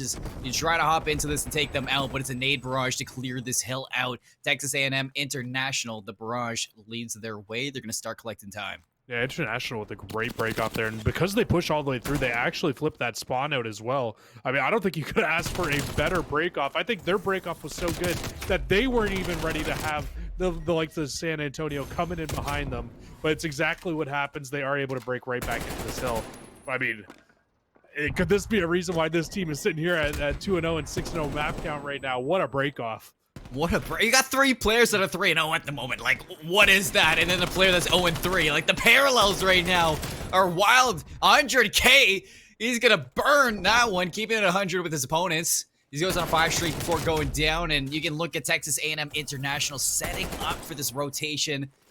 And this is where things get crazy. I mean, you saw it with Verdi last time, and when you have those assault rifle players watching the cross to the front of the hill, it's deadly, as could be. But Texas A&M San Antonio, they're going to be set up looking for any ounce they can, and it's just not coming through. Finally, Chronix is able to get in there. The Kadeshan afoot. He hops into the yellow crate for now, and maybe into Kev can, but nope. There is the crossfire, and he has a little bit of help as well. So Texas A&M San Antonio is still yet to get any time on this second hill. Drone puts him through for a 3-piece, and that should be the rest of the time to them.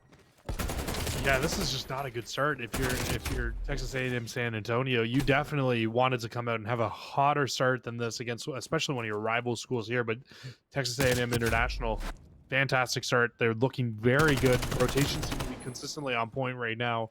But if you're San Antonio right now, you still have a chance. You can still bring this one back. You just need to find a couple of these kills. And with the position of where a lot of these international players are right now, you can really try to make a wrapping through and win a lot of these one-on-ones. But it's not going to be the case, as literally Texas A&M International wins every single one-on-one. Cavcan finds 2 to the middle. He's going to drop the Trichius, but the setup right now, it is strong for International. Trichius has second one in a row, and here comes the collapsed Isaiah. Hops into the hill. Finally, San Antonio grabbing some time as they get over the 10-point marker. Let's go.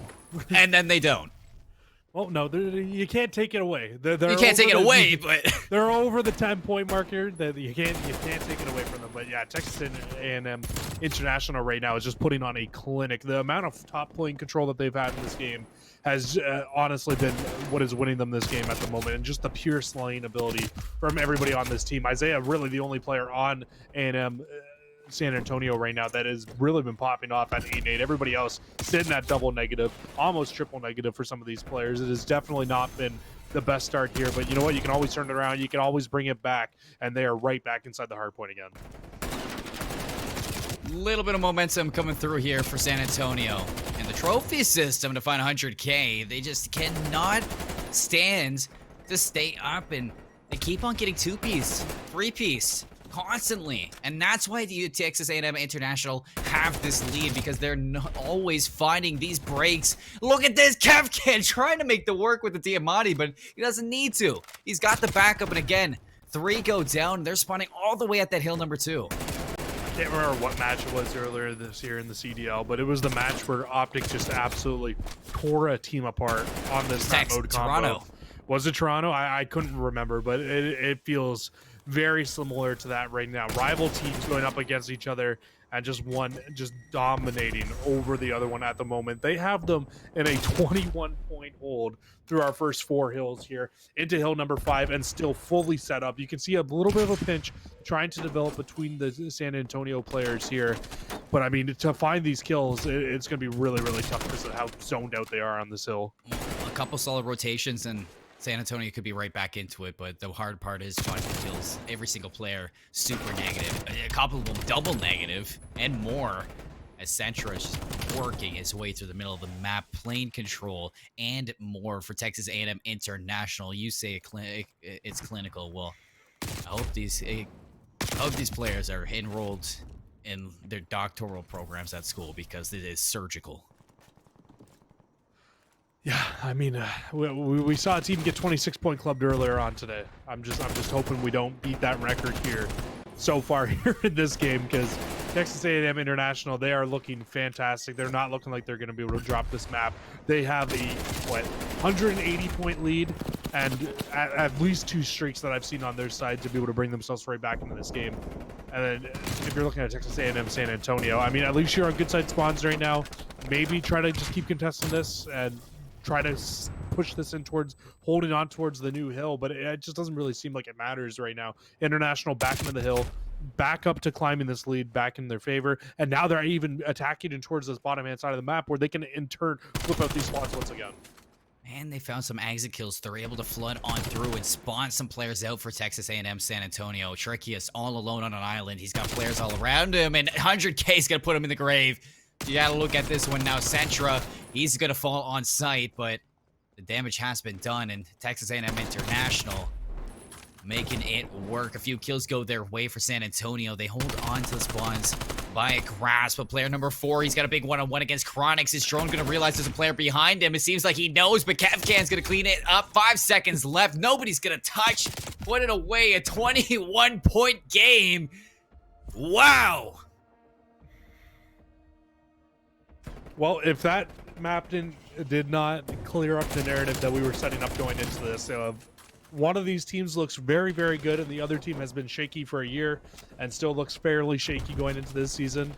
I don't know what else would have between a 250 to 21-point matchup there, a demolishing of the Texas A&M San Antonio team. Wow. That was clean from Texas A&M International. I want to say that Texas A&M San Antonio, yeah, they were making some mistakes, Cruz, but Texas A&M International, they didn't have to do them like that. They were doing that, like, that was so clean. Like, there wasn't really room for error for Texas A&M San Antonio, because before they couldn't even make errors because they didn't have a chance to. The whole time, there was just constant pressure from Texas A&M International, and every single time a new hill popped, there was at least one player for Texas A&M International there to contest, and they just wouldn't give up. Ever. The contention. I mean, look at this. It's 202 to 21 at this point. It was insane. Like, you never found a single lick of time throughout most of those hills. Apparently there wasn't enough kills to go around either, because Centro was pretty much negative most of that game. In a game where their team was just absolutely dominating almost everybody else on his team, sitting at double positive. I'm sure he brought it back towards the end of that. It looked like he did at the very least, but yeah, that was. I feel like we just started. I feel like that might be one of the fastest hard points I've watched all year. You're not wrong at all. Hey, what's next? Okay, we got the search and destroy, and I mean, like that's gonna be crazy. I mean, the Texas A&M San Antonio, they have a big mountain to climb if they're gonna come back on this map number 2. But hey, to be fair, we did see a 20-point club come in earlier, or sorry, a 30-point club come in earlier. Right. But what happened on the very next map? We saw a 6-5 search and destroy. So you know what? They are definitely not out of this. I know, especially out of standoff search and destroy. And we talk about it all the time. But first blood's so important on this map. If they can find a first blood, stick together, and play together, why can't they win this map? Because you're saying, I mean, it might not be an extreme, but map control is difficult on this. So if that first blood comes through, it's going to provide a lot of control to the team with the numbers advantage, and a lot more for this one when you're looking at Texas A&M International. I mean, we went to a round 11 on that on an Express. Standoff is a different beast than Express, because if the assault rifle players are looking that good on checkmate, I mean, Standoff, it's not going to deter from the amount of skill that you could show in an assault rifle. I'm just trying to build us some storylines here, Colin. I know, but it's tough. It's going to be very, very tough to see Texas A&M San Antonio be able to come away with this one. But it's going to be a 3-hit towards back alley right off the bat, and it's just Kevcan by himself. He's actually just going to back up, throw that stun, and just try to play his life here. But they are aggressive, playing aggressive, and honestly very confident here in trying to shut him down. This is the weirdest angle I've ever seen somebody hold towards back grannies. But I mean, with what I saw earlier, I mean, just you do. Yeah, nobody's pushing this. Like, they don't know what to do. They've made it from X to Y, but they don't know how to get to Z right now. As Isaiah, he's gonna slow roll across this and get some good timing. Swamps on over. They overwhelm him, but he does come away with a kill. So that is big from Kevcan, because you have to pick up that bomb, and now 100K, they know exactly where at least 2 players are. I just don't know how they plan on getting this bomb down at B when you've got so many angles that the defense can watch it from where they're sitting right now. And it looks like the play call is going to be to wrap it back towards A. Drone's going to be by himself. We saw him 1v3 at one point in the hard point, but he's going to have teammates be able to come in, help him out here as the rotation continues to come on in. And it just looks like they, at this point, have to just force this down to A. International, they haven't moved. Still on Tractor. Page goes 1 for 1 again and doubles down on Drone. So that should be bombed down for Texas A&M San Antonio. And Central, oh, he actually spotted that player, but no shots onto Page just yet. He's going to take a different approach to this hill. Page in the small square. On Tractor's the other one. Chronix. Big 1-on-1 to start it off. Centra opens it up. Page around the corner. Craig versus Sub. It's going to be the Sub. Centra, he gets that kill. He's going to hit the defuse immediately. An amazing clutch up for Texas A&M International. There's a good chance for San Antonio, but they allowed Centra to get in unmarked. A big round there from Texas A&M International. Huge 1v2 at the end here. He's able to just sneak on through. If I'm Page in that situation, you kind of need to be watching that angle a little bit better when you have Centra watching that right angle from behind the Tractor. But nonetheless, I honestly was pretty impressed with that round still from the likes of San Antonio. I was impressed. I was a little bit sad that Page was watching their own push inside the square instead of watching the cross towards Tractor. I think that you could have done a better job at watching Chronix back, considering Chronix had to watch the push through Granny side, but that's just what happens. Centra gets the good timing, sees that the bomb's going down, and takes the approach that he wanted to. Now on to attack Texas A&M International. They find first blood. Kevcan on the statue. Shaky shots from Isaiah. He needs to hit the ground, and Centra, who is sitting in bottom brown, he peeks out with the bomb, gets that second kill, finds the second one down, but that's going to be bomb dropped as well. So we're looking at 100K to get it behind. Spoiled Trickiest in behind, inside Deli, and exactly where you're going to find that. 3v1 now. Page all alone. Drone's going to pick up the bomb and plant this one. You got 2 players to watch over his shoulder. Oh, Page! Those were some crispy shots. Crispy indeed, but yeah, some crispy shots right back at him, though, apparently. Yeah. Wow. I mean, I don't think I've ever seen 2 players fall so quickly in this game just like that, but they ship those bullets faster than in my Amazon Prime. That was with a 74U 100K. Are you that is wild. Those shots coming through the 74U at that range, finding those bullets. I definitely couldn't do that, and some crazy stuff coming on in there. But I think when I said last round that I was impressed with Texas A&M San Antonio, I'm kind of looking at this game after that map's #1, kind of like a situation for what we saw in our first game with Adrian College, and saying like they're just trying to find things to improve on right now. Oh, Sentra's flying right now. Nobody can stop him. Paige, you're down the block. Trickiest, Isaiah, you're up next. But there's the turn. They're going to clean him up. They do find another one. But with that, look at the amount of control that Texas A&M International have now. Yeah, they're just pinned in the back. At least they're staying together. He knows that this opportunity is going to be coming through alley. Why is his teammate wrapping your teammate's one shot? He's leaving him all by himself. Tricky's in a terrible spot now. Oh, Kev can. He saw him. 100K around the corner. Oh, big one-on-one, but Trickies can't come away with that. The trade inbound. 1v2. Isaiah, you have the bomb. You're going to have to take 2 separate one-on-ones at 100K. He's just going to slide out there, gives him the work, and tosses him the hands. 3-0 start to Texas A&M International, and it's just business out here. I mean, look at this play coming out from 100K. He knows that they're going to be flooding on in through alley. It's a big heads-up play to just reinforce the site. Spotting him there is so huge too, because he can just choose to be the aggressor in the fight as opposed to playing defensive. He just sprints out, finds the final kill there onto him. And I mean, once again, we got to look at the slaying numbers here on the side of TAMU International. And I mean, 100K at 5-1, fantastic start. Centra 4-2, fantastic start for themselves. And I mean, Chronix at 0-3. I know you're the sub. I know you're filling in right now. But you need to be doing a little bit better of a job here in this game if you want to help your team to be successful here. Paige is spotted, caught with the nade in hand, and the trade inbound. The nade does the jump. However, you look at 100K, 5 in a row. Bomb goes down. You got the numbers, and you're just keeping them going. 1v3. Texas A&M International are hunting down, and their bounty is limitless. I didn't even know that was a spot. 100K just found that player through bottom van there. They're pulling everything out of the bag. They want to win the battle of the Texas A&M schools right now, and it has been a very strong start for themselves here. Let's not forget, if you missed map 1, everybody, you really didn't miss much. It was a very quick map, 250-21 for Texas A&M International. Already up 4-0 here in the second map. And here we go, back on offense for the side of San Antonio. We've seen their first offense. It looked very strong. They had a very good chance of being able to win that round #1. Weren't able to pull it off, and it looks like they're going to try to overwhelm Drone over here at A. Oh, Drone. Oh, how is he coming away with the kills? Can't find a second one, but however, Centra and 100K, they're backing up his teammate. Look at that call. Drone does enough to stay alive on that tractor. Deals enough damage to get one player down. That's Isaiah. And then Centra, who's just, I said, he's flying, and he is not touching the ground at all. He hops in through that half wall.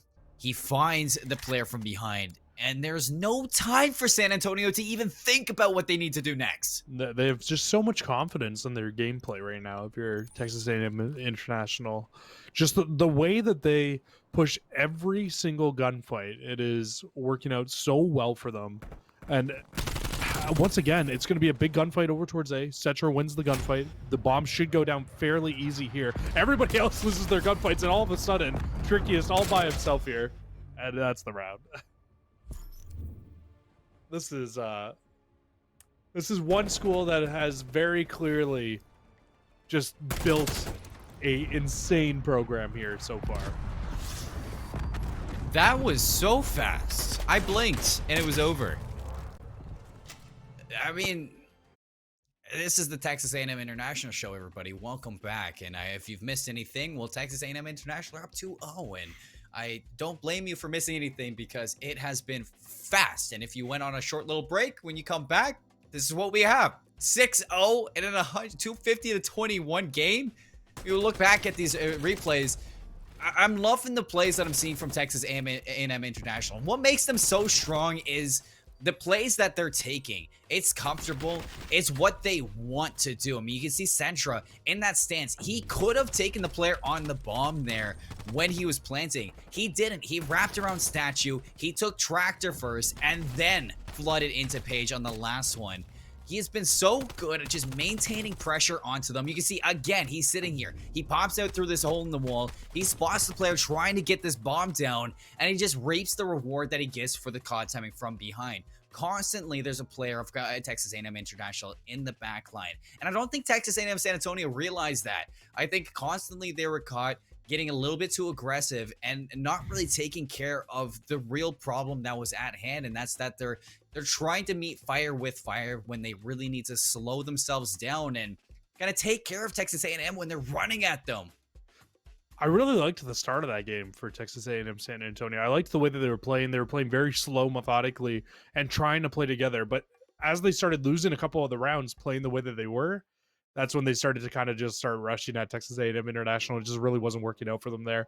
I think if I'm to go back as Texas A&M San Antonio and watch that match back, I think one thing that maybe you should look for doing is kind of look at the success that you had. That round number 1, it looked really good. Yes, it was an unorthodox to hit 3 towards that back alley, but it worked well for them. They were able to find a couple kills, a couple openings, get that bomb down. But once you get that bomb down, you just need to be playing in better angles to be able to watch that bomb. You can't get 1v2'd in those situations when you're pretty much side by side there. It's just it's tough, and it's just they're in a spot right now with their program where they really just need to kind of learn a lot of the fundamentals right now. Well, now map number 3 coming up, Texas A&M International, well paced to sweep their counterpart. But Garrison, it's the map that we're headed to, and we've seen a lot of different Garrison tonight. Defenses look good, but offense, it has looked good as well on its own ends on two different amounts. I mean, last time we saw only attack round wins, and I mean, we know what we're gonna get from Texas A&M International. It's San Antonio that I'm worried about right now, because in their own end, they off this break off, I don't want to see them just rush out there and take every single fight they can. I need them to anticipate International to run at them and take the gunfights that make San Antonio comfortable, because right now, if they go back and forth like they did before, International is going to run over them. So let's let the guns do the talking and the damage do the battles. This is going to be Texas A&M International looking for the sweep here in the control map, as they're also starting on attack. Yeah, I agree. I think it's going to be a little tough, though.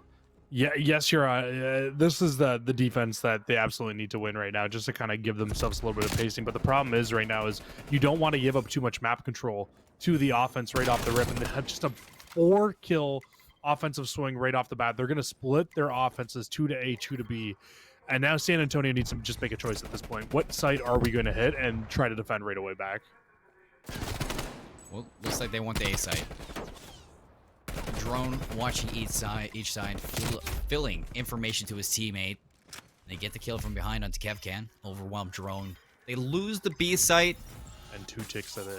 And 2 ticks at A, so this is tough. And we're, what, 15 seconds into the round? Chronic's got Page to help us back. There we go. That's something to at least build off of there. A couple of good kills right off the bat there from Texas A&M San Antonio.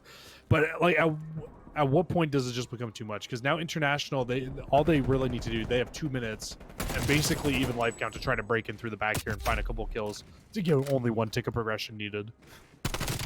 And they are just not losing their gunfights at all. Drone gets back into the hill. Time's wasting. Chronix is the closest one to touch. Ooh, Trickiest is actually going to win that gunfight, but again, it's just not enough for Texas A&M San Antonio. Every single time that I see International take a play, it's almost like it's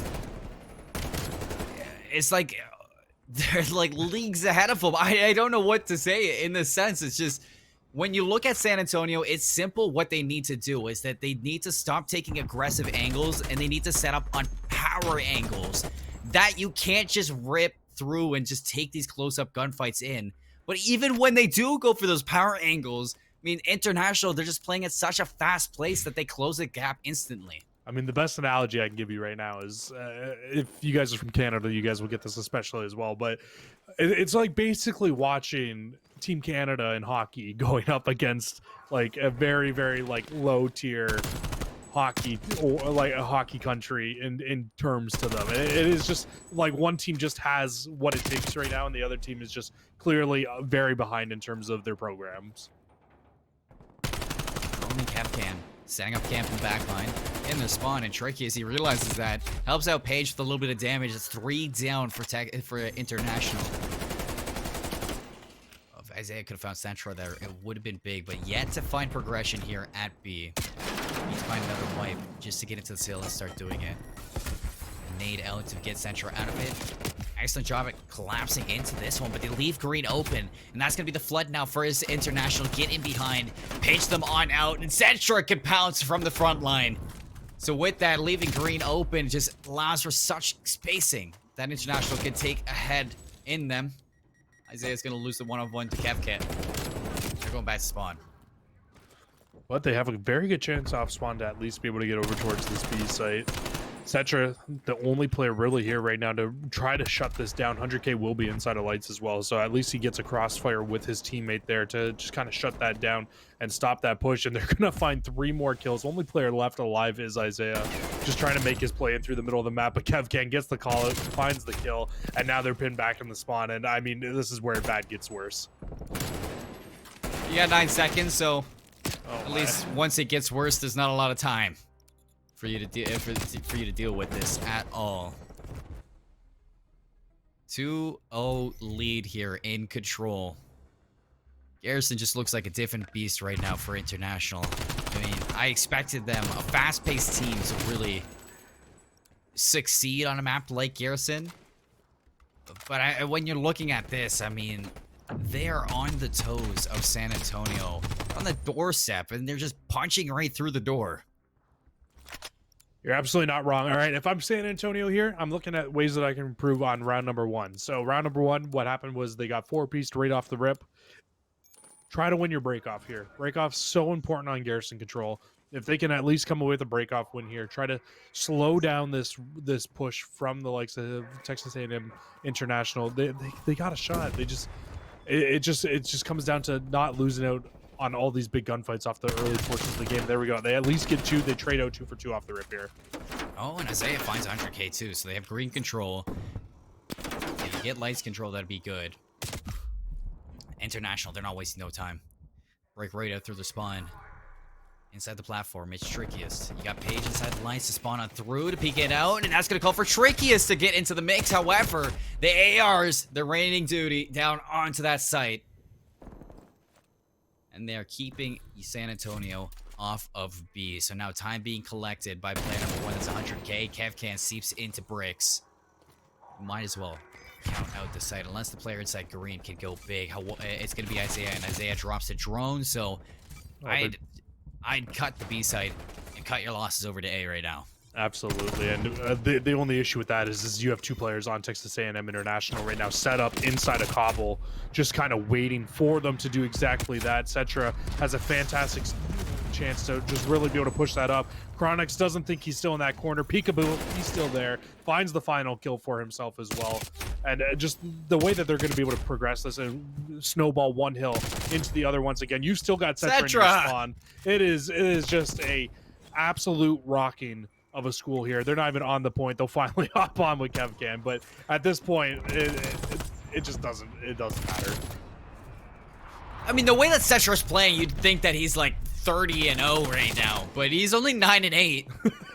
It really tells a lot for this team. And Paige actually in behind is going to have a chance onto the side. Just won't win this out. No, you can't do this. No, Kevcan, no. He's running. Paige is like, okay, you can hold on to that. And in fact, actually, Paige draws Kevcan right into the artillery strike. So I guess, 2 can play at that game when you're playing cat and mouse.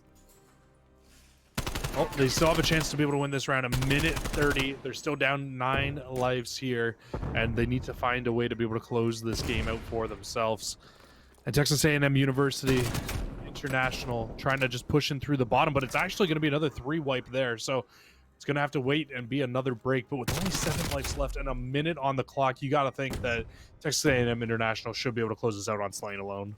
It's doable. You just have to get a couple more triple wipes. So here we go. Isaiah, proper trigger discipline. It's going to get a kill onto Kevcan. That's going to combine for a combination through Trickiest on site. You go 2 for 2 in the trades. Make it 3. set right now. Just can wait for the team to come back in. 10 lives to 5. You really cut this lead down if you're San Antonio. Setcher from the front line finds another one, but Page trades it out again in the sense. However, there's just a little bit too much to handle. The flank is here from Kevcan. Trekius is going to drop in. That's going to be all she wrote here on Garrison Control. Texas A&M International. They show up, and they do business. Yeah, that is a rough matchup here for the likes of Texas A&M, San Antonio.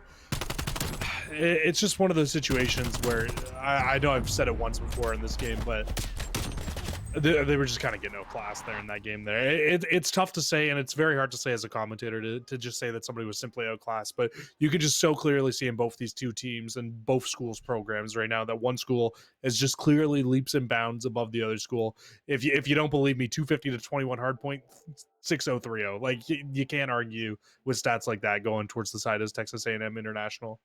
It was a very, very quick series to end the night in our match number 4. I was impressed with Texas A&M International, a team that I knew nothing about coming into this year, but they're making waves, in fact. And I was very impressed in the search and destroy and the way they handled themselves on standoff, because in some of those rounds, they weren't really overpowering San Antonio. Yeah, they're winning their gunfights constantly, and they are overpowering them, but it all started off on the sprout through the strats that I was seeing from them, the trust that is coming through this team in Texas A&M International.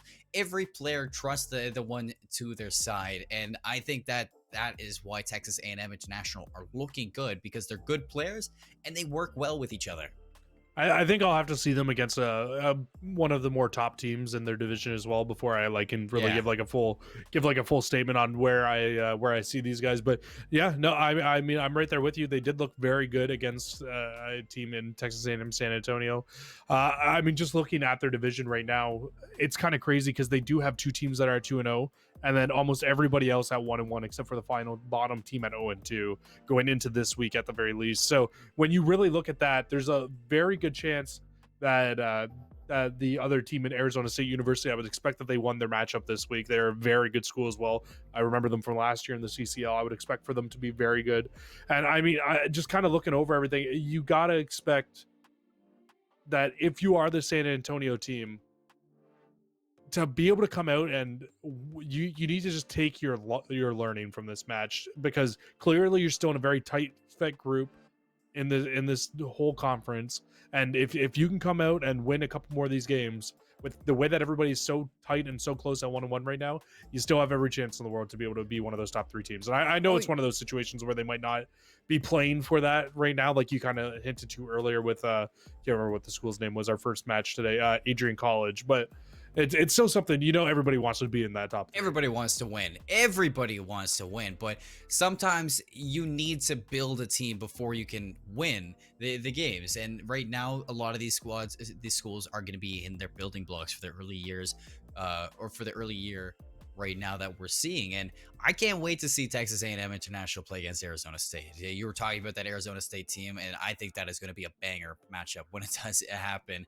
between the two. But I mean, Texas A&M came up today. They looked good throughout the whole thing. We didn't get to see 3 apocalypses tonight, so I'm a little bit upset for that one. But I mean, what we did get offered was a stomping ground here. My first look at Texas A&M International, it intrigues me for what they can offer into the rest of them. But we do have our interview ready for Texas A&M International. It's Drone in the booth. Welcome. Congratulations on your victory for the night, Drone.